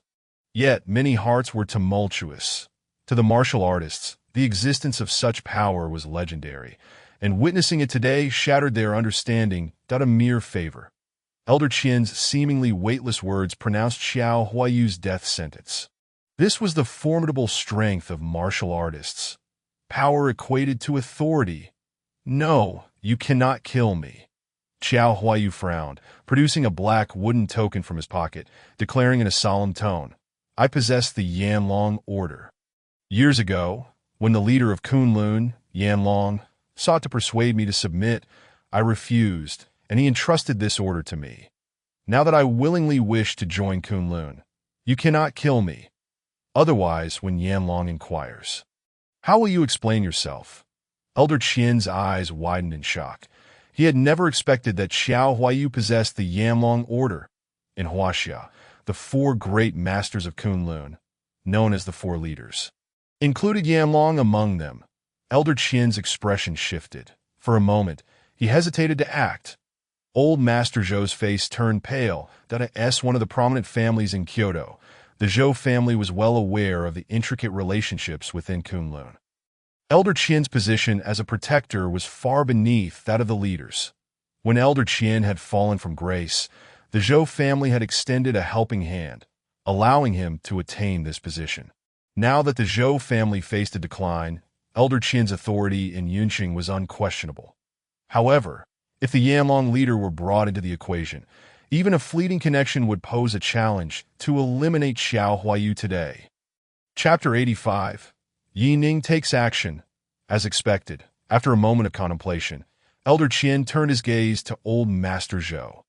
"Old Master, Kunlun has always acted impartially. Now that Xiao Huayu has already surpassed the Grandmaster level, he no longer belongs to the worldly realm and cannot be subjected to secular law. Since he wishes to join Kunlun, I must grant him this opportunity." Elder Qian spoke calmly to Old Master Zhou, whose face paled further, as though he had been utterly drained of vitality, his eyes vacant as he sank to the ground. That a murmur of astonishment rippled through the crowd. The heads of various families, who had just turned against each other, exchanged fearful glances. Today, if Xiao Huayu were to survive, the repercussions would be swift and fierce, far beyond their capacity to endure. The Zhou family had sought assistance from Kunlun's high-ranking figures. Yet they could not do anything to Xiao Huayu. What chance did they have? Humph. Xiao Huayu let out a cold laugh, a knowing glint in his eyes as he surveyed everyone present, his smile holding a deeper meaning, ultimately resting his gaze on Yi Ning. "Kid, weren't you going to kill me? But today, with Kunlun protecting me, what can you do?" Observing Xiao Huayu's arrogant demeanor, Yi Ning furrowed his brow. This was undoubtedly a dangerous individual. What a Kunlun! What a commitment to following the rules! At that moment, a voice suddenly rang out, drawing everyone's attention. That it was Chen Shui, who disdainfully regarded the Kunlun members and boldly declared, "Just now, you sought to condemn Xiao Huayu to death for a mere favor. And now you find a grandiose excuse to spare him.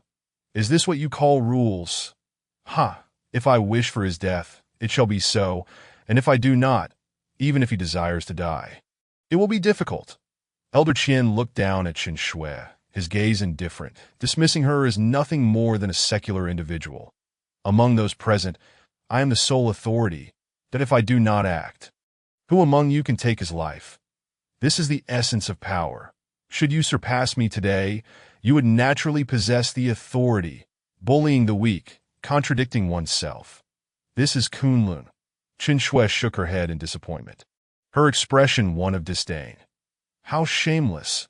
Elder Qian's anger flared, and with a cold snort, he unleashed an aura that bore down on Qin Shui like an avalanche, causing her to pale instantly and spit blood. However, in that moment of distraction due to Elder Qian's fury, Yi Ning seized the opportunity. Today, if he wished to claim Xiao Huayu's life, he had to grasp any chance that arose. Xiao Huayu's expression changed drastically. He raised his arms defensively while shouting, "Elder Qian, save me!"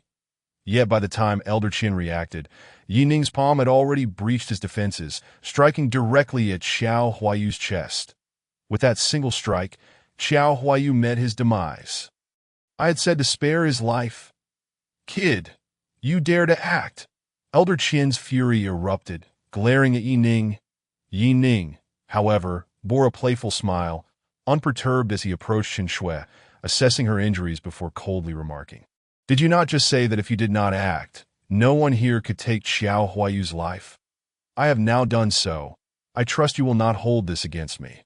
Elder Qian paused for a moment, realizing his earlier oversight. Upon entry, Xiao Huayu had already been gravely injured, and it seemed everything had been orchestrated by this young man before him. Seeing Yi Ning healing Qin Shui with one hand, his gaze remained steady upon Elder Qian. After a moment of silence, Elder Qian's face broke into a smile. "Indeed, I did say that. Kid, you possess impressive strength at such a young age.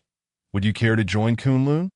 With your current abilities, you would easily hold the position of a lieutenant, and in the future, surpassing me would not be difficult." The crowd was struck with astonishment, secretly relieved that Xiao Huayu's death had allowed them to breathe easy, yet puzzled as to why Elder Qian, despite being openly defied by Yi Ning, would not only refrain from anger, but instead extend an olive branch. "Apologies, but I have no interest."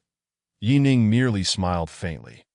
And after noticing that Qin Shui's injuries had improved somewhat, he directly headed for the exit. He understood that Xiao Huayu's fate was of little consequence to Elder Qian, as long as he was not the one to strike the fatal blow.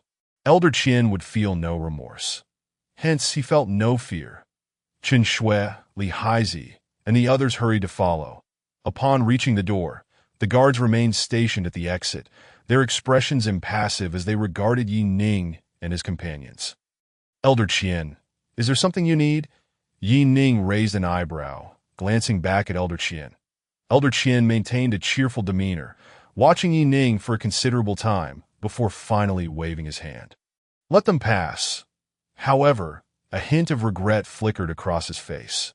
Had he been resolute in executing Xiao Huayu, even if he could not persuade Yi Ning to join Kunlun, he could have forged a connection with him.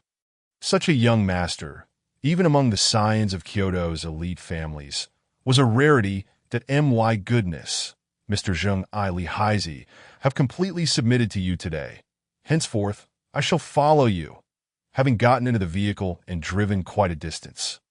Li Haizi's legs still trembled uncontrollably. The fear of having one's life at the mercy of another was a sensation he had never encountered, even more terrifying than death itself. Weren't you already following me before? Why did you come out with me?" Yi Ning raised an eyebrow, casting a glance at Li Haizi as he spoke with a smile that Li Haizi chuckled awkwardly. Yi Ning's gaze then shifted to Qin Shui, who sat silently, staring out the window, seemingly lost in thought. "From this moment on, you shall be my first disciple." Qin Shui, who had been staring blankly, suddenly jolted at Yi Ning's words, turning to him in astonishment. "What? Are you unhappy? Then forget it. Yi Ning feigned nonchalance that no, you cannot go back on your word. "I am willing, master. Master, I bow to you," Qin Shui exclaimed in a rush, attempting to bow right there in the vehicle. Beside them, Li Haizi and Feng Go exchanged glances, their eyes betraying unabashed jealousy, particularly Feng Go, who clenched his fists in frustration, pondering why he had not stood up to argue at such a crucial moment. After Yi Ning and his party departed, Kunlun promptly took over the scene to handle the aftermath. Zhou Donglai and Zhou Xinran approached to help old Master Zhou to his feet. Zhou Xinran whispered, "Grandfather, let's go home." However, old Master Zhou seemed to hear nothing, as all the subordinates brought by the Zhou family had just been dealt with by Qiao Huayu's men. The siblings could only support the dejected old Master Zhou. Leading him out of the villa, youngsters from the Zhou family, wait. Elder Qian's voice suddenly rang out from behind. Elder Qian, is there something you wish to convey? Zhou Xinran replied calmly, turning to face Elder Qian, slightly bowing as a sign of respect, though her expression remained impassive. Chapter 86. The Young Master. Elder Qian sighed softly, glancing at the tear-streaked faces of the siblings before finally fixing his gaze upon Zhou Donglai. I came this time to repay a favor to the Zhou family. Now that the matter concerning Qiao Huayu is not aligned with the Zhou family's wishes, I am at fault. Elder Qian nodded slightly, pondering for a moment before saying, I have heard that the Zhou family has a young man with some skills that if he wishes to undergo training in Kunlun, I can grant him this opportunity as a means of repaying the Zhou family's favor. If he is not interested, then let it be.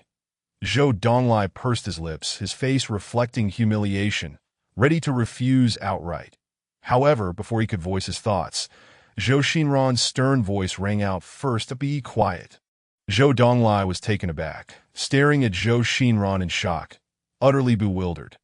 Zhou Xinran once again directed her gaze towards Elder Qian, deeply bowing as she earnestly expressed, Thank you, Elder Qian, for your kind consideration. I shall accompany you to Kunlun starting today, to become a member of Kunlun and serve our nation. Zhou Donglai opened his mouth, yet ultimately remained silent, merely bowing deeply in gratitude to Elder Qian. Zhou Xinran nodded slightly, appearing to exhale a sigh of relief, her eyes reflecting a sense of comfort as she looked at Zhou Donglai. He stood silently in the wind, observing the solitary figure of Zhou Xinran struggling to assist the elderly gentleman as they slowly made their way towards the entrance, lingering in silence for a long time. The following day, even though Kunlun had issued a gag order, how could there be walls that do not let the wind through in this world? Moreover, that night, amid the crowd and the buzz of voices, the tempestuous events at Wulong Villa had already been exaggerated and circulated throughout the streets and alleys of Yunqing. Among the tales most eagerly recounted was that of Zheng Ning, the youthful master. It was said that Zheng Ning, with a face as handsome as jade and a stature of 8 feet, donned a robe of white as snow, standing proudly amidst the crowd. And before the esteemed figures of Kunlun, single-handedly severed Qiao Huayu's head, bringing great joy to the people. He had already become the ruler of Yunqing. In Yunqing, his word was law, and even Kunlun had to show him some respect. When Yi Ning arrived at Huachuntang, he found Wang Yan'ai and Xiao Lan huddled together, whispering excitedly, while Wang Hu dozed at the entrance. That why Yi Ning chuckled as he overheard the 2 girls animatedly discussing Zheng Ning. Their cheeks flushed with evident excitement. Ahem. Yi Ning cleared his throat twice, approaching the girls and feigning ignorance. What are you talking about? Of course, we're discussing the youthful master, Wang Yan'ai exclaimed, her big eyes sparkling. Ninggu, you must have heard, right? The news has gone viral in Yunqing. Let me read it to you. Wang Yan'ai opened her phone and began reciting a news article. On that night, dark clouds loomed over Wulong Villa, and everyone was prostrated on the ground, while one person stood proudly atop the mountain, summoning thunder with a mere wave of his hand.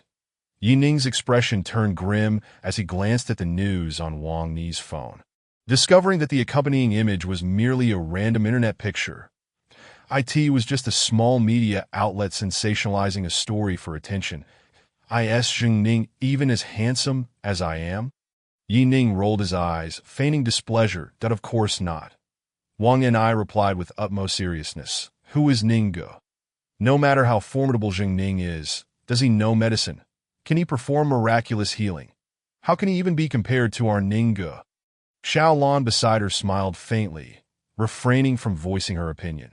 Finally satisfied, Yining nodded and said, "All right then, since I have time tonight, you both wanted to treat me to dinner, right?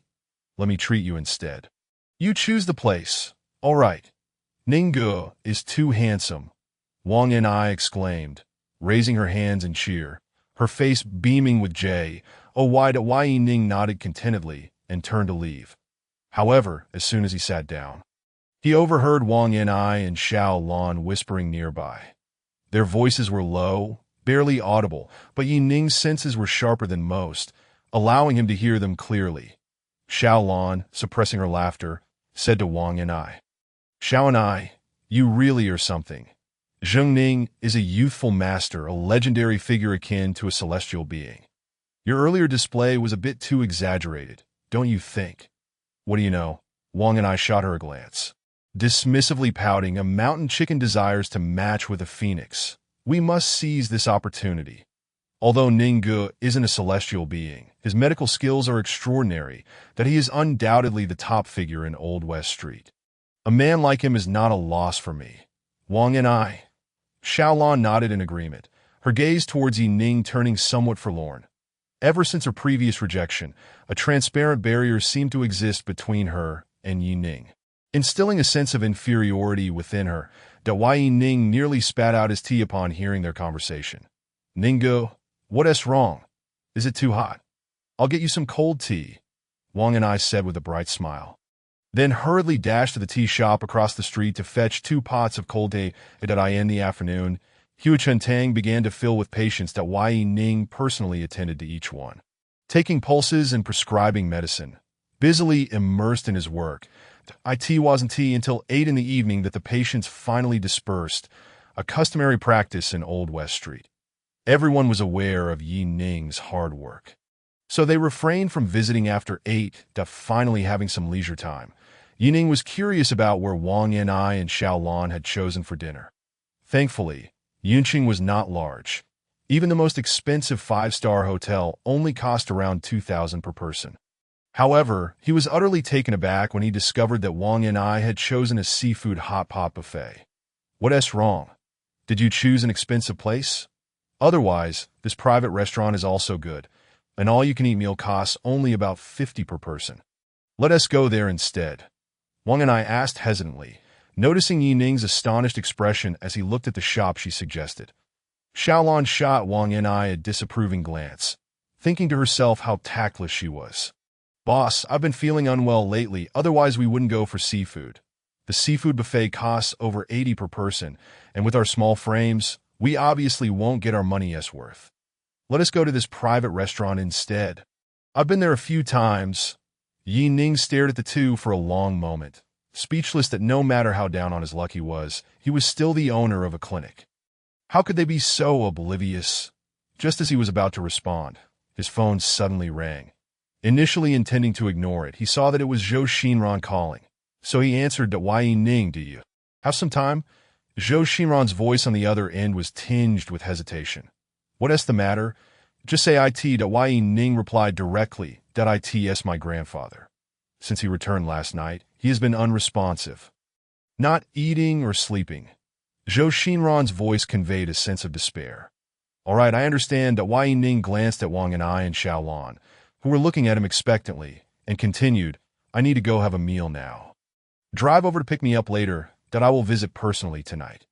Hearing Yi Ning's affirmative response, Zhou Xinran visibly sighed in relief. "Okay, may I ask where you will be dining tonight?" "At Beilai Shun's Seafood Hot Pot Buffet." Chapter 87. Dispute. Yi Ning hung up the phone, and Wang Yan'ai and Xiao Lan erupted into cheers. Clearly, the fact that Yi Ning had not forgotten to take them out for dinner despite his own matters had greatly lifted their spirits. A faint smile graced Yi Ning's face as he watched the two girls bounce around joyfully, which brightened his mood considerably. Turning to Wang Hu was still at Hu Chentang, he said, "Huzi, let's go. Time for a big feast." "There can't be no one at Hu Chentang. We still need to close up." Wang Hu protested that, "Oh, come on, just lock the door. There is nothing valuable inside." Yi Ning interrupted him directly. Wang and I quickly stepped forward. pulling Wang Hu along cheerfully. "Brother, let us go together. This is a rare opportunity to feast."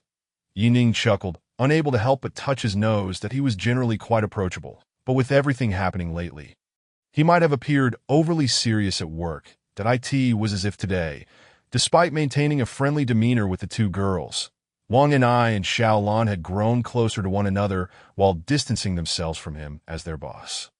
Perhaps it was due to the nature of their relationships, but Yining still felt that being more approachable was preferable. Climbing into a Land Rover, the four of them headed to Beilai Shun's seafood hot pot buffet. This establishment was conveniently located next to the medical school, with reasonable prices that appealed to many young patrons. That in reality, a meal out for a few people would not cost much, possibly even less than the buffet. Yet this self-serve model was particularly favored by students. When they arrived at Beilai Shun, it was already bustling with patrons. That as Yining approached, he noticed a line forming outside, and a few girls who looked somewhat familiar. Notably the ones who had come with Wang Han to Huichentang previously. "You finally made it. We've been waiting in line for so long, and it's just our turn." A chubby girl with a fair complexion and dressed in a polo shirt, looking quite adorable, rushed over with a big smile. "Ninggu, you're here too. We must treat you to a meal to thank you for exposing that scoundrel last time." "Haha, no worries. This meal is still on me. Since we've finally made it to the front of the line, let us hurry inside." Yining replied with a smile, fully aware that the girls had likely planned this. Moreover, since Wang and I was still a student at the medical school and shared a classmate relationship with these girls, he didn't want to create any awkwardness for her. Upon hearing this, the girls appeared momentarily taken aback, wanting to speak, but were swiftly held back by Wang and I. "Xiaoya, Ninggu is the boss. If he doesn't pay, who will? Don't try to act all generous." Wang and I gently advised the girl, while leading her towards the front of the line. That Yining could only shake his head. Bemused at the front of the line, a few girls were saving spots. That Yining paid the fee and followed the server into the hot pot restaurant.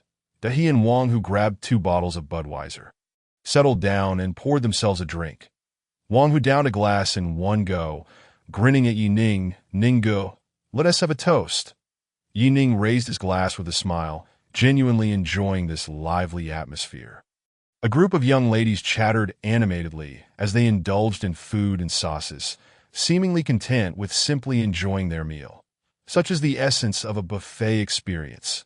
However, before 2 of them could finish their drinks, a quarrel erupted nearby. That Yining, indifferent, did not bother to turn around, while Wang, who nudged him, gesturing, "Look, Ninggu, let us go see what is happening." That it appears that Wang and I and her friends have gotten into a scuffle.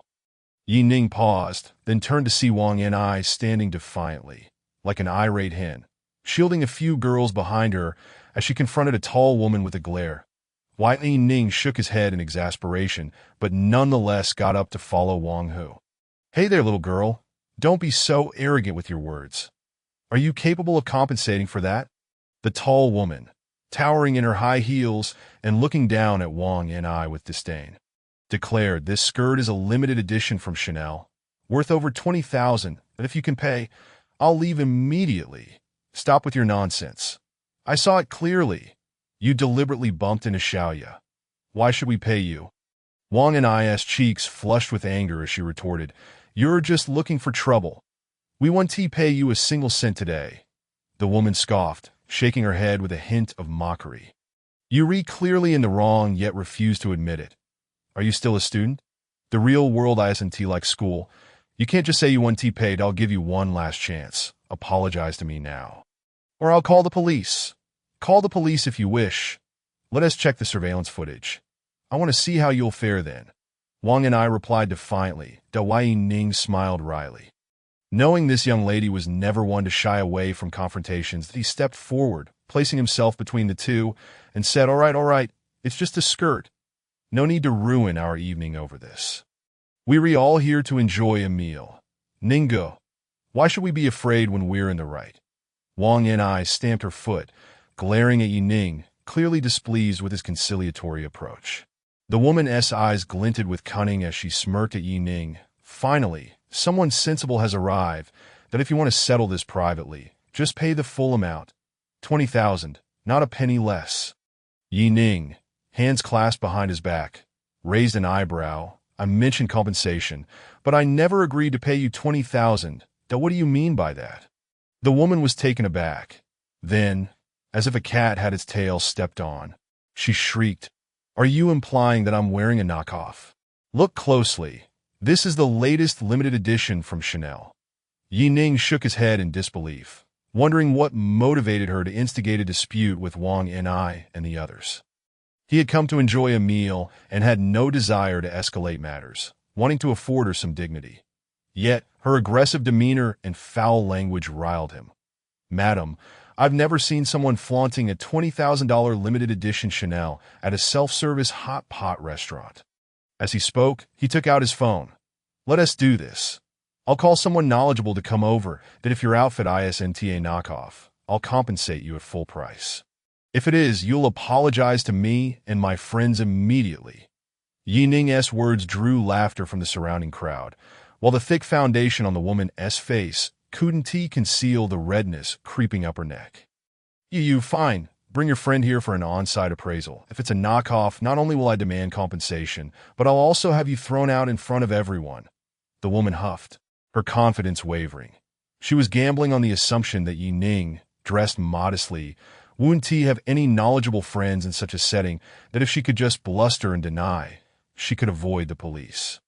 Yi Ning nodded, preparing to call Zhou Xinran, who, despite not being particularly interested in fashion, could certainly find someone knowledgeable. Just then, a voice piped up from behind. "Ahem, could I take a look?" Yi Ning turned in surprise to see it was Xiaolon.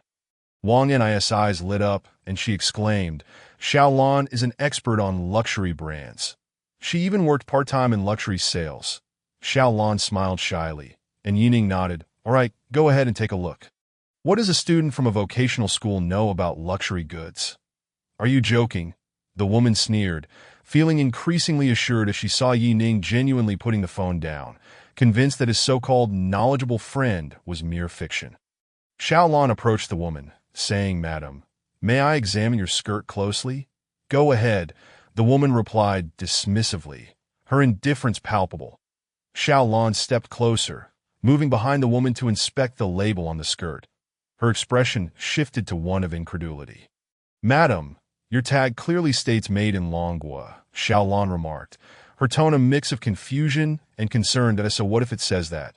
There are Chanel factories in Kyoto, Guangyuan, and Imodu, and many styles are made in Huaxia." The woman shot back, her arrogance unyielding. Xiaolon wrung her hands nervously, her voice soft as she continued, "True, but most styles produced in the domestic factories are basic ones. Limited editions are exceedingly rare. While there are a few Huaxia limited editions set to launch by year-end, they feature traditional Longhua designs, and this particular piece is distinctly Nordic in style. Impossible for domestic manufacturers to produce unless." Her voice trailed off, but the implication was clear. Laughter erupted from the onlookers. "Daha! Made in Longhua is an export label. They produce Nordic styles to ship abroad." A young man who looked like a student laughed heartily, prompting even more laughter from the crowd. What do you know? You're just a broke student," the woman screeched, her fury mounting. Xiaolon, however, continued to fidget with her fingers, maintaining her timid demeanor. Once the woman's tirade subsided, she cautiously said, "Madam, this piece is indeed a limited edition, with only 100 sets released globally. Each comes with a unique code. Shall we check online right now to verify its authenticity?" "Yes, let us check." I am logging onto the Chanel website now. It clearly states that every set has a unique code. They even have anti-counterfeiting engravings.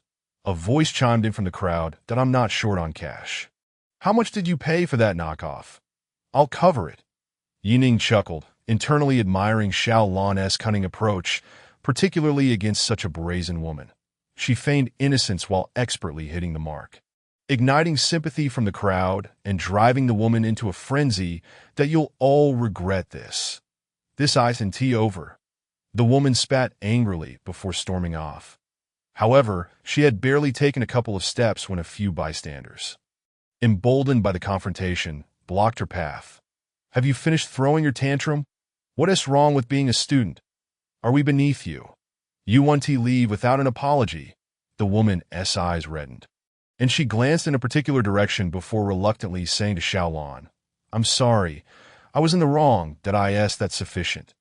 That is all right. We all made mistakes, Xiaolon quickly added, her voice dripping with faux sympathy. The woman, already flustered, nearly stumbled in her high heels as she retreated. The Ning couldn't help but chuckle. It was indeed a case of the right person facing the right opponent. They returned to their seats. The girls were already laden with seafood and sauces. Xiaoya eagerly approached Yi Ning, grasping his arm with gratitude. Yi Ning go, I can't thank you enough. Otherwise, Xiaoya's voice trailed off, her eyes glistening with unshed tears. Yi Ning blinked in surprise, glancing back at Xiaolon and Wang and I. Wang and I rolled her eyes at him, while Xiaolon gave him a knowing wink. With considerable emphasis, Yi Ning found himself momentarily flustered, recalling how Wang and I had initially led the charge, followed by Xiaolon's merciless unmasking of the woman's pretensions. However, at this moment, the group of girls had all gathered around him, expressing their gratitude profusely. What could this possibly mean? He had merely played a supporting role. Especially after Xiaoya took the lead, the other girls followed suit, surrounding him closely, their youthful exuberance enveloping him like a fragrant breeze. At that moment, one must admit, Yi Ning felt a tad lightheaded, but he was not lost in lustful thoughts. Particularly after witnessing the expressions of Xiaolan and Wang and I, he suddenly gained insight. Perhaps this was what was referred to as the art of tea. The reason so many boys and men remain oblivious to this so-called art is that the less fortunate have no opportunity to experience it. Just like Wang who had accompanied Yi Ning to support the girls, yet remained solitary and despondent. In contrast, Yi Ning found himself encircled by a chorus of laughter and youthful fragrance. He quickly composed himself, muttering internally, Ah, women. Chapter 89. Dear one, birds of a feather flock together. This adage holds true. Xiaolan and Wang and I were both stunning in their own right, and while the girls surrounding them may not possess their innate beauty, each was nonetheless of commendable appearance. A pleasant meal turned into an unexpected spectacle as Yi Ning became the focal point due to a minor dispute. The girls took turns toasting him, their eyes glistening with admiration. Yi Ning, feeling slightly uneasy, realized his discomfort was growing. During the meal, several girls expressed interest in working at Yi Ning's clinic. Had it not been for the earlier incident, he might have agreed without hesitation. But now, he firmly shook his head in refusal. The girls' faces fell, and he noticed a hint of jealousy in their glances towards Wang and I and Xiaolan. Yi Ning could only helplessly rub his nose, as his initial intention of easing the tension between Wang and I and Xiaolan had seemingly backfired. Approximately half an hour later, Wang who patted his belly, contentedly discarding the shell of the shrimp he had devoured. Noticing this, Yi Ning seized the moment to speak up. All right, everyone, it's time for Huzi and me to take our leave. I have matters to attend to later. In truth, he could have eaten a lobster if given a moment's respite. Wang who looked at Yi Ning with suspicion, unable to comprehend. Yi Ning, what is up with you today? Your appetite isn't smaller than mine, so why are you eating so little? You should indulge a bit more.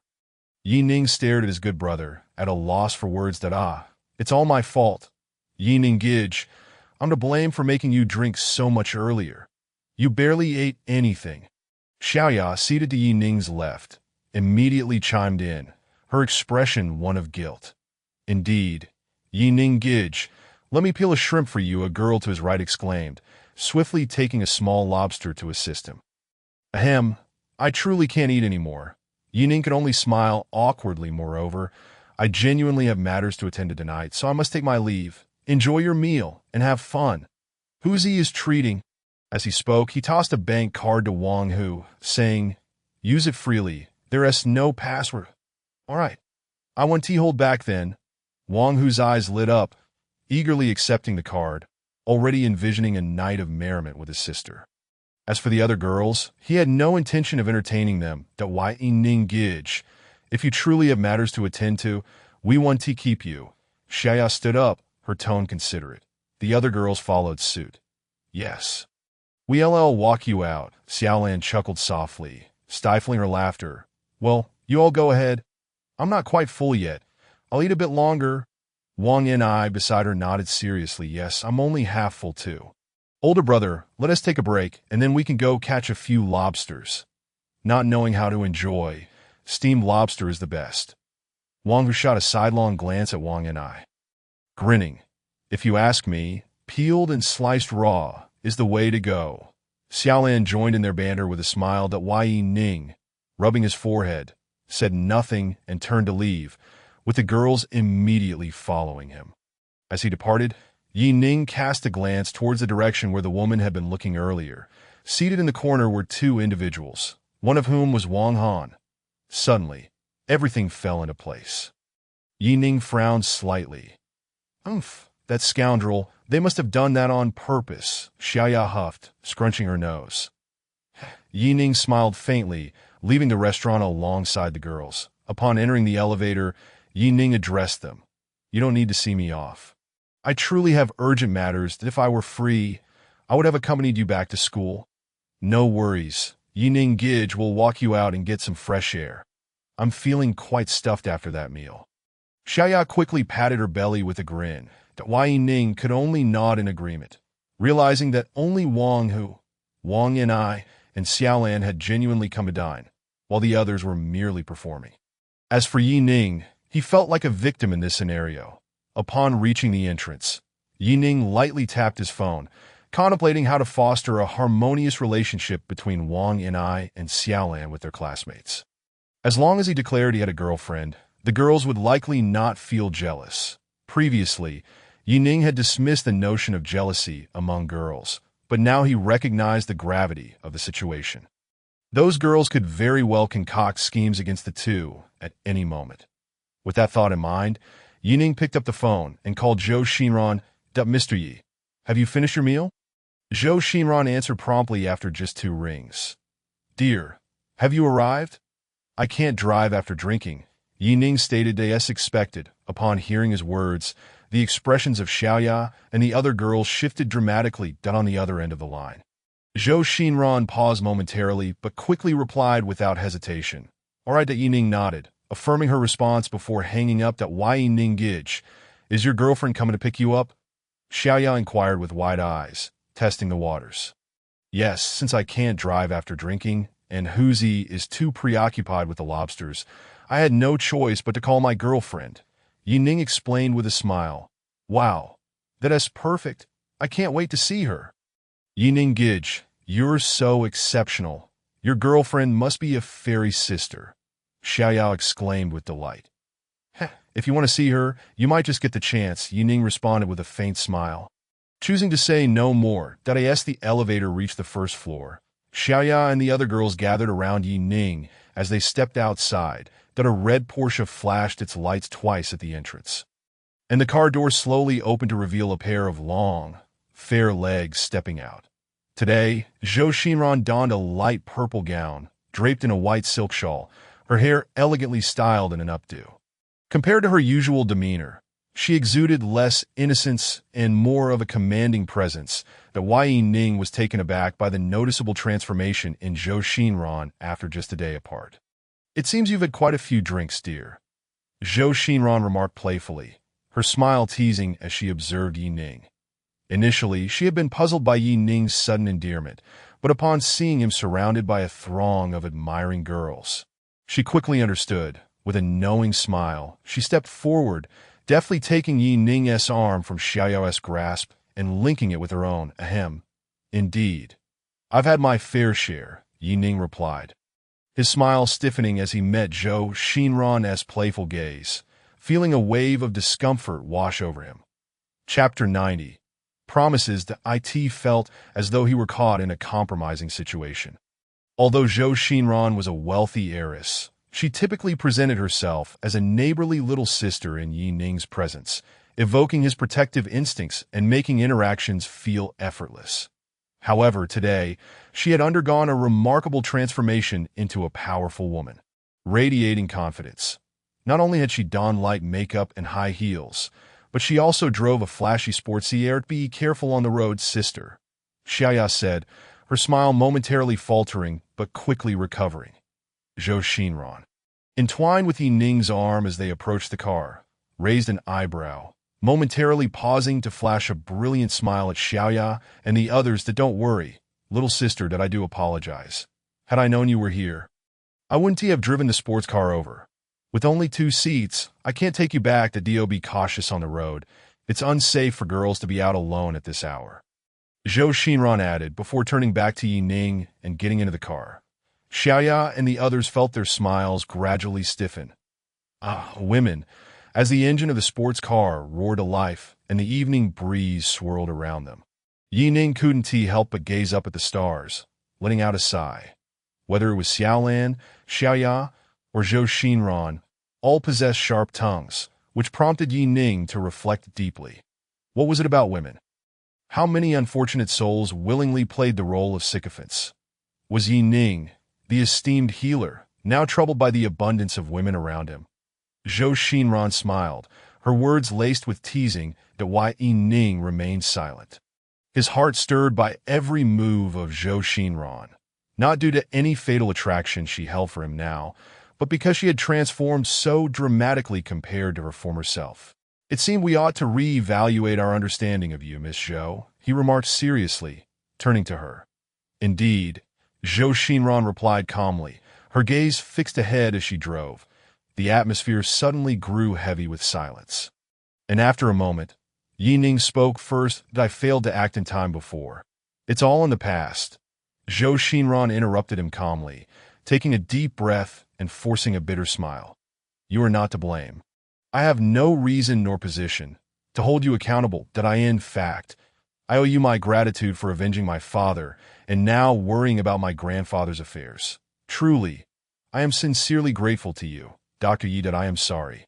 But the Zhou Xinran of the past can never return. With my father gone and my grandfather gravely ill, I can no longer afford to neglect family matters.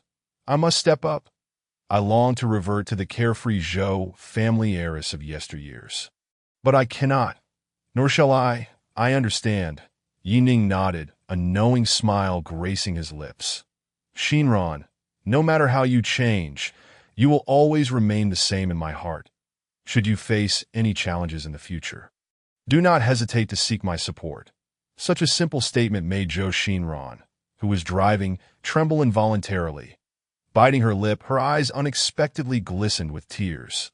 Thank you, Zhou Xinran replied, her voice slightly choked. 10 minutes later, the sports car arrived at the Zhou family villa.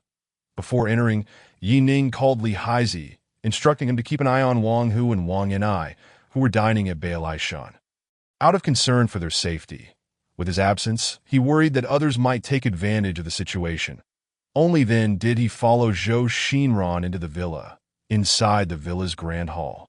The atmosphere was crowded and rife with hushed conversations. Several bodyguards clad in black suits stood with their arms crossed, on high alert. Observing this scene, Yi Ning furrowed his brow and glanced at Zhou Xinran, questioning, who are these people? I don't recall having seen them before. Zhou Xinran shook her head with a mix of laughter and tears. When the tree falls, the monkeys scatter. The Zhou family was once a prominent clan in the capital. And though now they have fallen into obscurity, the household remains bustling with retainers. These individuals usually act independently, but now that my grandfather is gravely ill, they have all emerged. Xinran, you have finally returned. Just as they entered the hall, a haughty voice rang out that a young man dressed in a white suit, with a fair complexion and a somewhat sharp voice, approached with an unfriendly glare directed at Zhou Xinran. Coldly, he remarked, with such a significant upheaval in the Zhou family, your uncle's passing and your grandfather's illness. How can you still find time to frolic about? And you even brought a pretty boy along. The young man's gaze shifted disdainfully to Yi Ning, that I expected you to bring back someone of substance, yet you return with such a useless fellow. What is this, with no one to supervise you? You feel free to act recklessly. Shinran, you are still betrothed to young Master Chun. Is it proper to bring such a stranger home at this hour? A stern-faced, middle-aged man squinted his eyes, speaking with evident discontent. The young man was Zhou Shinran's cousin, Zhou Donghai, while the middle-aged man was Zhou Donghai's father, Zhou Guoming. You shall not disrespect Dr. Yi. Dr. Yi is a renowned physician in Yun City, and he has previously saved my grandfather's life during 2 critical moments. I went out specifically to bring him here to treat my grandfather. Zhou Shinran took a deep breath, suppressing her rising anger as she spoke firmly. With my father gone and my grandfather incapacitated, Zhou Guoming and Zhou Donghai were clearly restless, scheming for the family fortune. They were trying to tarnish her reputation while hastening her marriage, thereby removing the last obstacle in their pursuit of the family estate. Yi Ning frowned, feeling displeased, yet it was not his place to intervene in Zhou family matters that a divine physician. Zhou Donghai's voice rose sharply, looking at Yi Ning as if he were a mere joke. He grinned mockingly. Zhou Shinran, it appears you wish to bring about your grandfather's demise. He is not worthy of being called a divine physician. This is my first time encountering such a young so-called divine healer. Kid, you are quite bold, attempting to deceive the Zhou family. Someone, get him out of here immediately. What are you standing around for? I didn't invite you here for a free meal. Zhou Donghai glared at the bodyguard standing nearby. The bodyguard nodded slightly and stepped forward to take action, but Zhou Shinran swiftly positioned herself in front of Yi Ning, her fury boiling over. Zhou Donghai, what do you mean by this? When did the affairs of the Zhou family become yours to decide? By obstructing Dr. Ye's treatment for my grandfather. Do you wish for him to never awaken again? Zhou Shinran, you are becoming increasingly unreasonable. I do not wish to waste words with a woman like you. Zhou Donghai, in his arrogance, commanded his men to force Yi Ning out without hesitation. Yi Ning narrowed his eyes slightly, his fists clenched slowly. Chapter 91. Heartache. It seems the Zhou family is far from peaceful. Just as Yi Ning was about to intervene, a commanding voice suddenly echoed, "Silence. Old Zhou needs rest." Turning towards the sound, an elderly man with a solemn expression emerged from the bedroom, glaring at the bodyguards who were preparing to act. When his gaze landed on Yi Ning, his eyes visibly brightened, and he smiled, nodding that Dr. Yi, you have arrived. Yi Ning promptly returned the smile and nodded. The elderly man, named Lu Lixing, was one of the last remaining masters of the Zhou family. Having reached the pinnacle of qi cultivation and possessing inner strength, mere steps away from becoming a grandmaster. This was the first sentence Lu Lixing had directed at Yi Ning, yet they were not strangers. He had witnessed Yi Ning's miraculous healing of old Zhou on 2 previous occasions and had been safeguarding Zheng Huilan's safety all along. This very reason had allowed Lu Lixing to escape calamity. Yes, I am here to treat old Zhou, Yi Ning confirmed, addressing Lu Lixing. That Lu Lixing hastily nodded and gestured for Yi Ning to enter. Only then did Yi Ning and Zhou Shinran step into the bedroom. Zhou Donghai and Zhou Guoming exchanged glances, furrowing their brows at the unexpected recognition between Yi Ning and Lu Lixing. Inside the bedroom, old Zhou sat expressionless on the bed, his gaze vacant. Numerous doctors in white coats were bustling about, with Tony among them personally preparing in 4 drip. Stop. Upon witnessing this scene, Yi Ning spoke decisively. You are no longer needed here. You may all leave. Tony and the others halted their actions, astonished as they regarded Yi Ning standing in the bedroom. Kid, it's you again. Tony adjusted his glasses, sneering. Last time, old Zhou was perfectly fine, yet you insisted on creating a fuss and stirring trouble.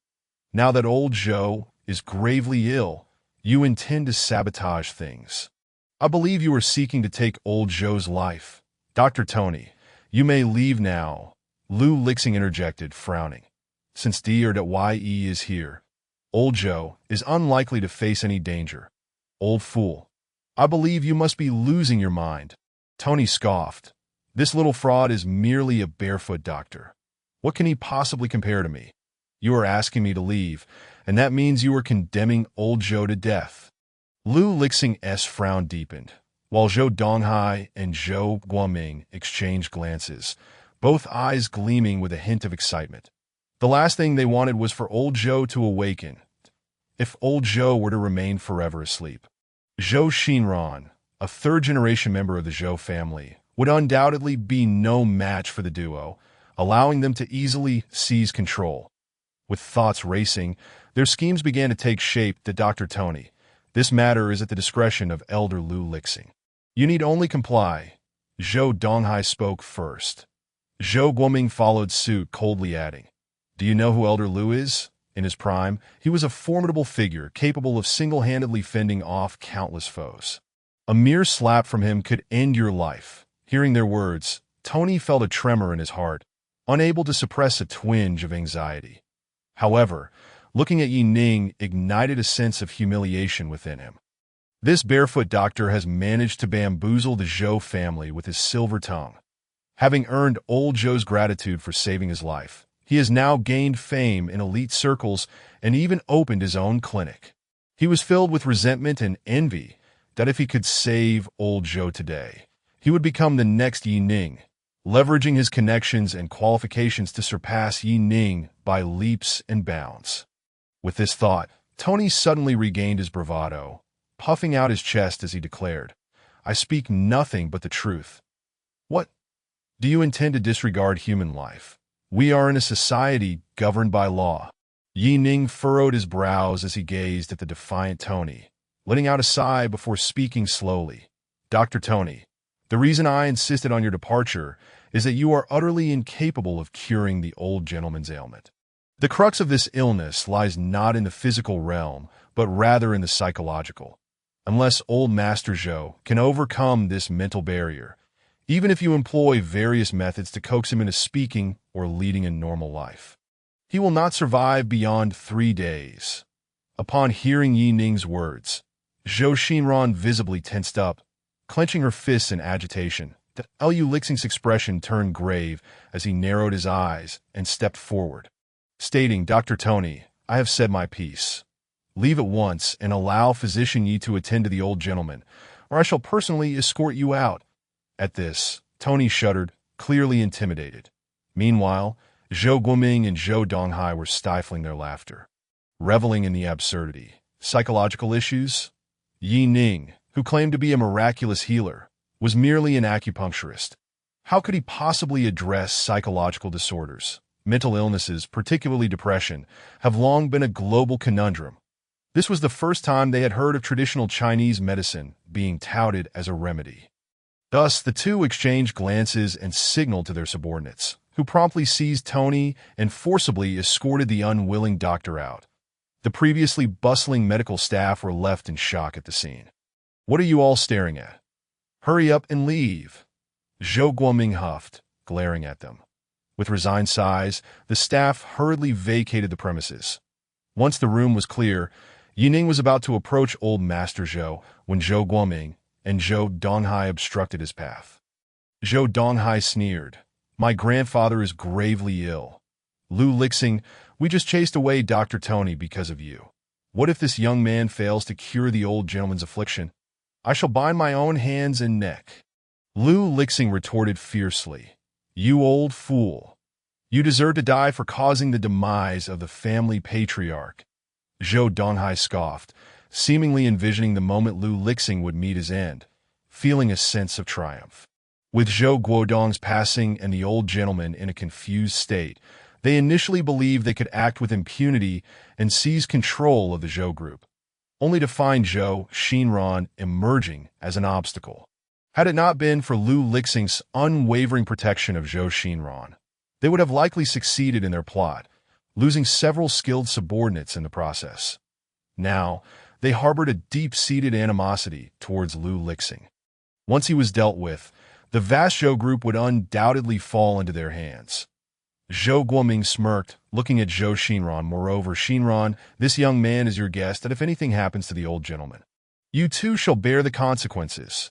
Zhou Xinran regarded the two with a detached expression, having endured so much over the past few days that her familial ties had all but evaporated, leaving her with only disappointment in her gaze. "State your intentions plainly. I am prepared to listen," she replied coolly, neither submissive nor confrontational. Chapter 92. The cure: I require you to transfer all your shares in the Zhou group to me, Zhou Guoming declared outright, and afterward, you must willingly accept the family arrangements and marry young Master Chun. Very well, Zhou Xinran replied without hesitation. I accept your terms. Yi Ning observed this exchange, pursing his lips, his expression subtly shifting. The two were conspiring to drive Tony and his associates away while painting themselves as the victims. Their malicious intentions laid bare. Did I end this moment? Zhou Xinran remained resolute, willingly stepping into their trap, wagering all her chips, indeed, even her future, on this gamble. Unbeknownst to all, old Master Zhou's eyelids flickered slightly, and his dim, aged eyes glistened with moisture. "Ha! Excellent. Young man, you may now proceed to treat the old gentleman," Zhou Guoming declared triumphantly, nodding in satisfaction before turning to Yi Ning with a derisive smile. "That I apologize, but for me to intervene, I must ask the irrelevant parties to leave," Yi Ning replied, his countenance impassive. Zhou Guoming and Zhou Donghai furrowed their brows, with Zhou Guoming sneering. "What do you mean by irrelevant parties? I am his son, and this is his grandson, that we are hardly irrelevant. Indeed, young man, do you possess the ability to save him? If not, today's events will not be easily forgotten," Zhou Donghai added, grinning as he eyed Yi Ning with a hint of menace. "Eager to escalate matters, that I kindly request that you both step outside and wait. I believe Physician Yi will soon restore the old gentleman's health," Lu Lixing interjected, stepping forward and fixing his unwavering gaze upon the two. Their expressions shifted, ultimately conceding with reluctant nods. "Young man, we shall see how long you can maintain your bravado. If my grandfather's condition does not improve today, you will pay dearly," Zhou Donghai threatened coldly, yet the two ultimately exited the bedroom under Lu Lixing's stern watch. "Miss, let us step outside and wait," Lu Lixing suggested respectfully to Zhou Xinran as they watched the two depart. This loyal servant had taken it upon himself to serve Zhou Xinran as the head of the household in light of old Master Zhou's incapacitation. Zhou Xinran nodded, preparing to leave with Lu Lixing, when Yi Ning called out, "Xinran, you should stay." Stunned for a moment, she complied without hesitation. Once the room was clear, only Yi Ning, Zhou Xinran, and old Master Zhou remained. Yi Ning gradually raised his hand, and with a flash of cold light, a silver needle materialized in his grasp. But he employed the returning essence needle technique from his medical legacy, that the vital energy surged forth. Old Master Zhou's feeble breaths grew slightly stronger, and his previously vacant expression began to exhibit subtle shifts, his lips quivering as tears streamed down his weathered cheeks. "Grandfather!" Zhou Xinran cried out, her tears flowing uncontrollably, her demeanor reminiscent of a small child, returning to her innocent and carefree self. "Xinran, it is the fault of this old man that I am utterly incapable," old Master Zhou lamented, his tears flowing freely as he sighed heavily. Turning to Yi Ning with a bitter smile, "Physician Yi, I am once again a burden to you. Alas, though your miraculous hands can heal all ailments, they cannot mend the treachery of those who bear my blood. Even in my current state, they have already begun to turn against one another." His voice trailed off, his complexion darkening as he struggled to articulate, his lips trembling without producing any sound. "Grandfather! Grandfather, what is happening to you?" Zhou Xinran exclaimed in panic, her concern palpable.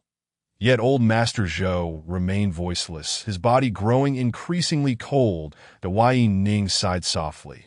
The old gentleman's affliction stemmed from the heart, and even with his miraculous techniques and vital energy, the situation remained dire. If Tony had forcibly stimulated his life force with medication, he might very well succumb instantly. The circumstances were far worse than Yi Ning had anticipated. Calmly observing old Master Zhou, he spoke, "Old gentleman, All is within human control. I can assure you that I will support Shinran in ascending to her rightful position, ensuring her safety for the remainder of her days. Hearing Yi Ning's words, Old Master Zhou's sorrowful gaze brightened slightly. Then, under Old Master Zhou's watchful eyes, Yi Ning slowly raised his hand, pressing on a few acupoints on his own face, once again employing the art of disguise. Before Old Master Zhou, Yi Ning's features gradually morphed into that of Zheng Ning. Witnessing this transformation, Old Master Zhou finally found his voice once more. You are the young master of the sect. Can you now rest easy? Old Master, Yi Ning spoke, his countenance shifting from scholarly charm to a more imposing demeanor, looking down from his elevated stance at the seated Old Master Zhou. Unintentional transgressions in medicine stem from a lack of education. You have failed to discipline them, and I shall take it upon myself. Old Master, I have rescued you thrice, avenged you by eliminating Xiao Huayu, and now I only wish for you to live well. Our previous debts can be settled, and all my prior promises will be honored. As Yi Ning's words fell, Old Master Zhou's body trembled violently, the signs of waning life force dissipating in an instant. His fingers twitched slightly, attempting to lift his hand. Zhou Shinran, keenly perceptive, exclaimed in delight, Grandfather, are you able to move? Is your ailment cured? How do you feel? Is there any discomfort? Old Master Zhou raised his trembling hand toward Zhou Shinran, who immediately understood and reached out to assist him, only to have her delicate hand grasped firmly in his Yi. Physician Yi, in my final moments, I have one unfulfilled wish. Can you promise me to marry Shinran and never part ways, so that I may die in peace? Old Master Zhou stammered, his voice quivering as if he were expending his last ounce of strength. Zhou Shinran's cheeks flushed upon hearing this, surprised that her grandfather's final wish was such. She cast a bashful glance at Yi Ning before turning back to Old Master Zhou, pouting playfully, Grandfather, you must rest well. You must live a long life, that I cannot bear the thought of losing you. As she spoke, she attempted to help the old gentleman recline for rest. Yet Old Master Zhou's rough hand gripped her firmly, preventing her from breaking free. Yi Ning could only chuckle at the scene, raising his hand to revert to his original appearance before smiling. Old Master, do not forget that I am a miraculous healer. There is no need for pretense before me. Just focus on your recovery. With your current state, living another 10 or 20 years should pose no problem. Old Master Zhou suddenly released his grip, bursting into hearty laughter, his vigor restored, akin to a withered tree blossoming in spring. Indeed, a miraculous recovery. Dr. Yi, oh Dr. Yi, it is indeed true that one can rise or fall by the same hand. Yet I am not jesting. This is truly my final wish. If you find it inappropriate to take a wife, then being a concubine would suffice. Chapter 93. The Choice. Grandfather. At this moment, Old Master Zhou, having just recovered from a severe illness, felt a sense of relief wash over him as he heard such words from his grandfather, causing a deeper blush to spread across Zhou Shinran's delicate face, which had turned crimson all the way to her neck as she turned away, unable to face the two men. Observing his granddaughter's reaction, Old Master Zhou could not help but feel a sense of nostalgia. Zhou Shinran, the treasured jewel of the Zhou family, had always been exceptionally gifted, radiating an innate pride and confidence. Yet now, even the notion of being a concubine in front of Yi Ning was something she could accept. Her shyness evident, showing no signs of rebuttal. Enough of this matter. Noticing that Old Master Zhou was about to speak again, Yi Ning immediately interjected with a serious tone. Old Master, now that you have just recovered, it is best for you to rest and recuperate, sparing yourself from any mental strain. Upon hearing this, Old Master Zhou could only manage a wry smile and nodded, bringing an end to the topic. Unbeknownst to them, Yi Ning's status had significantly elevated. Previously, despite Yi Ning having twice rescued them and displaying extraordinary strength during his sparring with Zhou Donglai, he still appeared as a mere youth. A junior in the presence of Old Master Zhou, who maintained his dignity. However, in recent days, Yi Ning's stature had grown immensely, to the point where even old Master Zhou dared not show any defiance. This transformation had subtly manifested as Yi Ning's prowess unfolded before the Zhou family. Dr. Yi, I shall remember your words of caution, but today I have another matter to attend to, with his head bowed. Old Master Zhou turned to Zhou Xinran beside him and said, Xinran, assist me in getting up? Yes. Zhou Xinran responded promptly, helping her grandfather to rise and guiding him outside the bedroom, as the bedroom door opened. Zhou Xinran supported the recovering old Master Zhou as they stepped out, with Yi Ning following closely behind. The onlookers reacted with varied expressions upon witnessing the rejuvenated old Master Zhou. Old Master. I thought I would never see you again. Seeing old Master Zhou restored, LV Lixing trembled with emotion, tears streaming down his face. Recently, the Zhou family had faced numerous upheavals, with 3 of the 4 great masters gone. Zhou Guodong passing away prematurely, and old Master Zhou falling gravely in that moment. A myriad of emotions surged within LV Lixing. Gazing at this loyal servant, old Master Zhou's eyes glistened with tears as he nodded.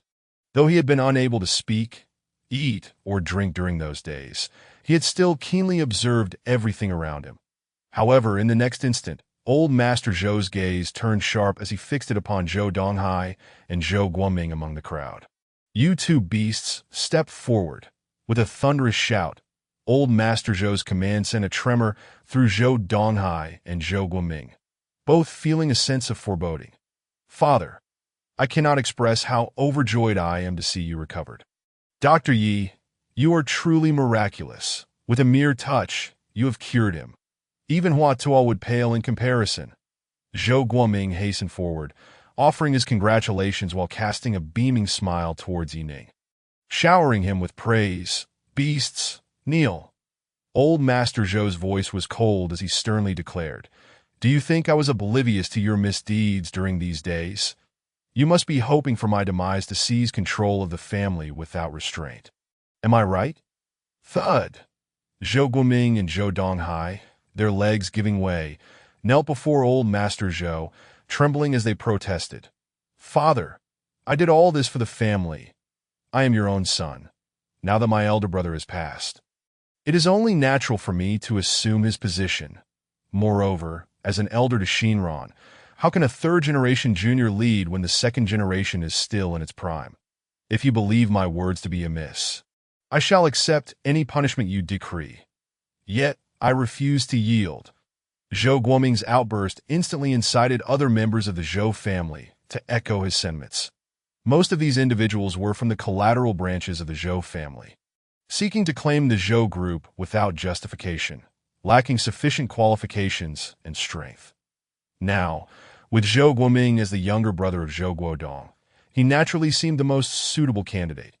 Furthermore, Zhou Guoming had secretly bribed many, promising them rewards to garner their support, that if old Master Zhou were to pass, he would be the rightful and acclaimed head of the Zhou family. Witnessing the growing support for Zhou Guoming's words, even some stepping forward to defend him, old Master Zhou felt his heart sink, that Yi Ning furrowed his brow, unable to restrain himself from stepping forward to advise. Old Master, do not let anger consume you. Dr. Yi, you need not worry. Old Master Zhou inhaled deeply, eyes closed, and exhaled slowly before speaking. I established the Zhou family through my own toil and hardship. I will not be driven to my grave by this pack of beasts. Then, old Master Zhou opened his eyes once more, looking down from his elevated position at Zhou Guoming and Zhou Donghai, who knelt with defiance etched across their faces, and stated, The Zhou family thrives only through the collective effort of all. However, 2 tigers cannot share one mountain. The position of the family head can only belong to one, and there shall be no room for doubt. Therefore, I hereby declare, Zhou Guoming, Zhou Donghai, you are to relinquish all your shares in the Zhou group. Furthermore, all assets of the Zhou group in your possession are to be handed over to Xinran for her decision. Upon hearing this decree, the assembly collectively gasped in shock, yet faced with old Master Zhou's piercing gaze. None dared utter a word. Zhou Guoming stared at old Master Zhou, astonished, and exclaimed, "Father, I am your own son. My elder brother was indeed superior to me, and I have always played second fiddle in the family. Now that he is gone, are you denying me this opportunity? How can it be that I am deemed lesser than him? Is it not absurd that I, a man, should be beneath Zhou Xinran, a mere woman? Furthermore, Zhou Xinran is destined to marry. When that time comes, the foundation of the Zhou family will be handed over to others. Father, please do not lose your clarity.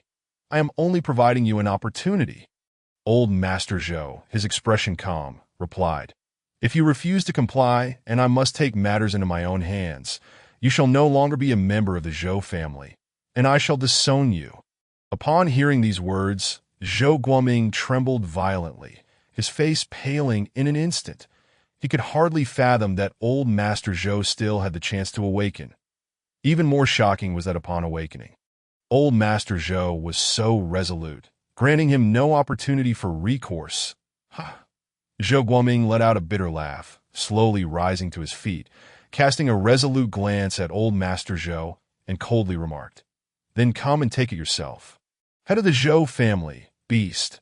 LV Lixing shouted angrily, turning to strike at the two men. Lixing, old Master Zhou suddenly intervened, his eyes filled with profound disappointment. Zhou Xinran, however, bit her lip and spoke up. "Grandfather, do not be upset. We are, after all, family that if you believe what my uncle has said holds merit, I am willing to relinquish my authority." Chapter 94, Departing with Grace. Upon hearing Zhou Xinran's words, Zhou Guoming's eyes lit up with hope. He looked at Zhou Xinran with surprise and said, "Haha, if Xinran is so understanding, then everything can be amicably resolved, can it?" Old Master Zhou stared at Zhou Xinran in shock, his voice trembling with excitement. "Xinran, what are you saying? That belongs to your father." The Zhou family had once faced persecution in Kyoto and sought refuge in Yun City at that time. The Zhou family had nothing among the second generation. Zhou Guodong stood out, single-handedly building the Zhou group into the wealthiest in Yun City within a few years. It was precisely because of this that after Zhou Guodong's demise, Zhou Xinran was granted such immense power to lead the entire Zhou group. However, in recent years, the collateral branches of the Zhou family, having enjoyed a life of luxury thanks to the Zhou group, had begun to grow restless. Xinran, old Master Zhou's eyes widened in disbelief as he gazed at Zhou Xinran. Yet, Zhou Xinran smiled freely and replied, "Grandfather, after enduring so much, I have come to realize that in the face of family and kinship, wealth is of little significance. With hard work, money can always be earned again. Thus, as long as you are happy, what value does the Zhou group hold?" Zhou Xinran's smile was genuine as she looked at old Master Zhou, taking his hands in hers. The familial bond she spoke of likely referred solely to old Master Zhou himself. Were it not for the fear that Zhou Guoming and old Master Zhou would sever their ties, impacting old Master Zhou's health, Zhou Xinran would never consider relinquishing the Zhou group, which her father had painstakingly built. "Assist me in returning. I need to rest." Old Master Zhou chuckled softly, shaking his head slightly, and said, "I have grown old and am no longer of use. Henceforth, I shall not concern myself with family matters, and everything shall be left to your discretion." "Very well," Zhou Xinran nodded, her smile radiant. "Dr. Yi, you have witnessed this. I am truly exhausted, and I shall express my gratitude to you properly another day." As he entered, old Master Zhou did not forget to apologize to Yi Ning. Yi Ning smiled and nodded, saying, "It is getting late. Please rest well, old master. I shall not intrude any further." Only then did old Master Zhou give a slight nod and turn to enter. Just as Yi Ning was about to leave, Zhou Donghai suddenly stepped forward, blocking his path, and coldly remarked, "Kid, I do not care what means you use to revive my grandfather, but you are nothing more than a barefoot doctor. I hope you do not forget your identity and are honest with me from now on." Yining merely cast a dispassionate glance at him before turning away, completely disregarding him. The disparity between Long Sheng's 9 sons, Zhou Guodong and Zhou Guoming, is evident, and the difference between their children is even more pronounced that in comparison to Zhou Donglai and Zhou Xinran. Zhou Donghai appears to be nothing more than a mere clown. Teach. Rubbish. Zhou Donghai sneered at Yining's retreating figure, his face twisted in disdain. That as Yining exited the Zhou family villa, he glanced at his phone, realizing it was nearly midnight, approaching his Land Rover. He was about to get in when the door of a white Audi suddenly swung open, startling him that he saw Tony emerge with a grim expression. Kid, you really are lucky that if I inject a dose of adrenaline, the old man could awaken, and you'd disrupt everything again. Tony's eyes gleamed with cold envy as he spoke derisively. Humph. Yining scoffed dismissively, stepping into his vehicle and accelerating away amidst the roar of the Land Rover S engine. Tony crushed the cigarette but in his hand into the ground with a fierce stomp. A night passed in silence. The following morning, Yining rose early, and Zheng Huilan had already prepared breakfast. A person is like iron, and a meal is like steel. Son, you've been so busy these past few days. You mustn't neglect your meals, Zheng Huilan said with concern as she looked at Yining. All right, Mom, don't worry that I'm tired of feasting on lavish meals every day. What do you want to eat? I'll take you out another day. The Bei Lai Shun seafood hot pot is quite good. I went there with friends last night, that Yining remarked, lifting the noodles before him, smiling as he ate. Nothing outside is as clean as home, especially restaurants. Neither hygienic nor safe. You should eat out less. The oil isn't real oil, and the meat isn't real meat. No, I'll have you a meal delivered every day. After all, you're free now. Yining's words only deepened Zheng Huilan's worries that Yining couldn't help but chuckle. Mom, if you think you have nothing to do, go out shopping, travel, eat, and have fun. Your son can manage now. Money is not a problem. He pulled out his wallet, revealing only 2 cards, having given the main one to Wang Hu for the bill yesterday. He casually tossed the secondary card to Zheng Huilan, saying, Here, take IT's my card. Feel free to use it. The password is my birthday. At your age, still indulging in food and fun. Zheng Huilan shot him a playful glare. Yet she accepted the card with delight, cautiously asking, Son, how much money is on this card?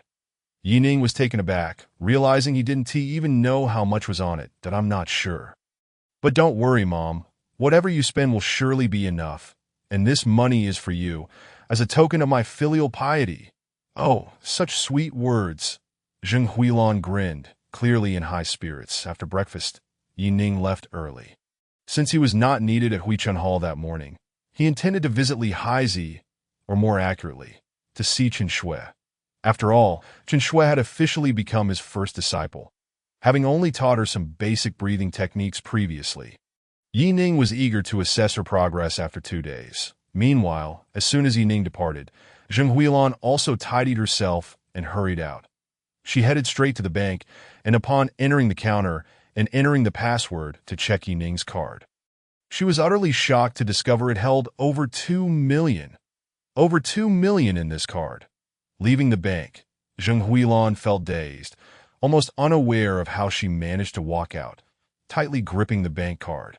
Over 2 million. That was an unimaginable amount. She had never seen so much money in her life. What on earth does her son do to amass such wealth? All for her benefit. A wave of happiness surged within Zheng Huilan. Her son was now capable and so considerate, understanding gratitude. With reddened eyes, she stood at the crossroads, hesitating for a long while, until an advertisement across the street caught her eye, prompting her to smile and walk over.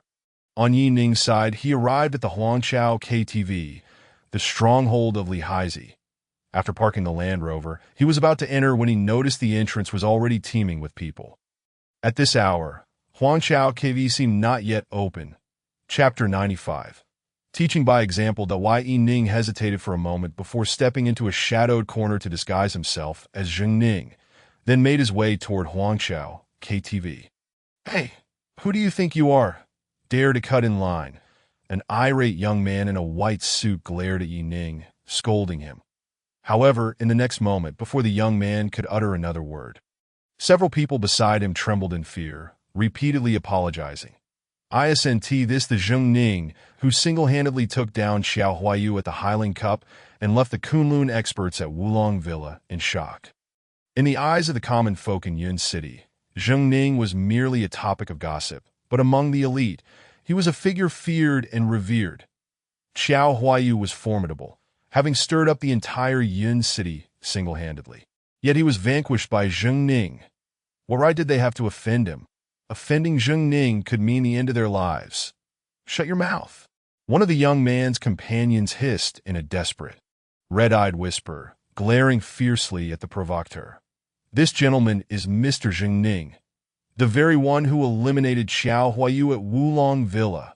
Just moments ago, the arrogant young man turned pale with fright and suddenly knelt before Yi Ning. Mr. Zheng, I spoke without thinking. Please don't hold it against me. Just disregard my presence. I was wrong. Yi Ning was taken aback. He hadn't anticipated that his current identity would prove so advantageous, observing the pale faces and groveling postures of the young man.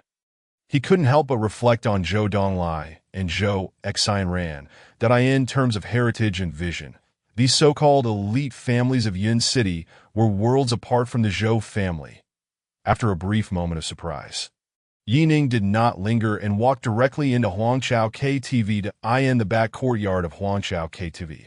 With pavilions, terraces, and flowing water, it exuded a unique serenity that as Yi Ning stepped into the courtyard. A shadow darted towards him. He raised his hand, effortlessly halting the shadow in front of him. The figure, upon being stopped, collapsed to the ground in utter disarray. Subsequently, the individuals scrambled to their feet, seemingly oblivious to Yi Ning's arrival, and with a disgruntled expression, declared, I can still get up. Let us do this again. This person was none other than Mad Dog, and his comments were directed not at Yi Ning, but at Chen Shui on the pavilion. After 2 days apart, Chen Shui had already mastered the breathing techniques Yi Ning had taught her, showing a noticeable increase in strength. Now, even when facing Mad Dog, she was considerably more formidable. After being sent flying by Chen Shui, Mad Dog seemed to possess an innate inclination for suffering. Eager to continue their practice, Master, Chen Shui exclaimed, visibly thrilled upon spotting Yi Ning. Her joy palpable, that it was only then that Mad Dog realized the person who had halted him was Yi Ning.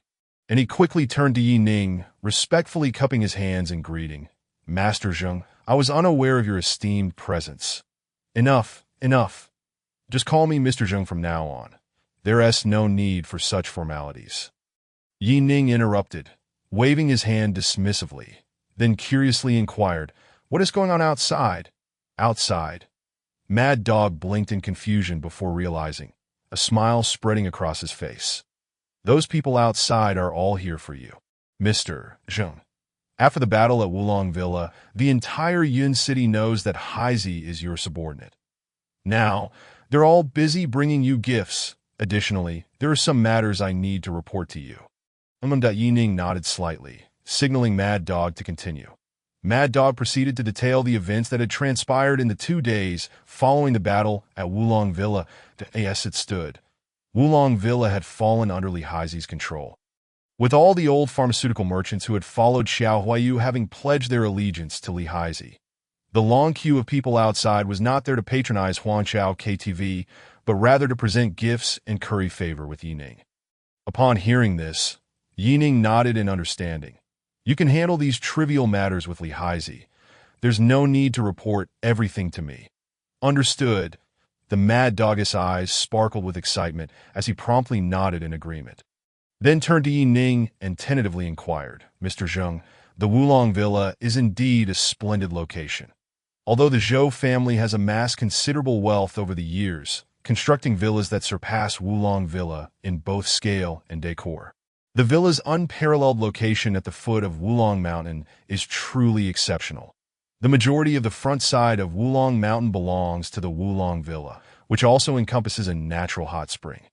I believe residing there would be fitting for your esteemed status. Upon hearing the mad dog's words, a glimmer of interest flickered in Yi Ning's eyes. While he was quite satisfied with his current residence at Xinjing Longyuan, he had noticed during his previous visit to Wulong Villa that the spiritual energy there was significantly more abundant. However, with his mother, Zheng Huilan, still at home, Yi Ning felt uncertain about how to explain this to her, which left him in a quandary. Nevertheless, he nodded in agreement and acquiesced to the mad dog's suggestion. Very well, I understand. Chen Shui, you shall move into Wulong Villa tonight, Yi Ning remarked, turning to Chen Shui. Since he had decided on Wulong Villa, he did not hesitate. Unable to relocate himself at present, he opted for Chen Shui to settle in first, as it was only reasonable that the benefits remain within reach. Upon hearing his words, Chen Shui immediately nodded, though a peculiar sentiment surged within her. Given their current mentor-student relationship, what did Yi Ning mean by asking her to take residence at Wulong Villa? Even Chen Shui, despite her straightforward nature, could not help but entertain a single notion that flitted through her mind, a hidden beauty in a golden house. The thought of being alone together in the spacious Wulong Villa. With only the two of them, it was not merely about Yi Ning's self-control. Even Chen Shui found herself grappling with feelings of attraction towards such an exceptional individual that as this realization dawned on her. She felt her cheeks flush with warmth. All right then. The mad dog's face broke into a knowing smile as he acknowledged her, turning to leave and granting Yi Ning and Chen Shui a moment of solitude.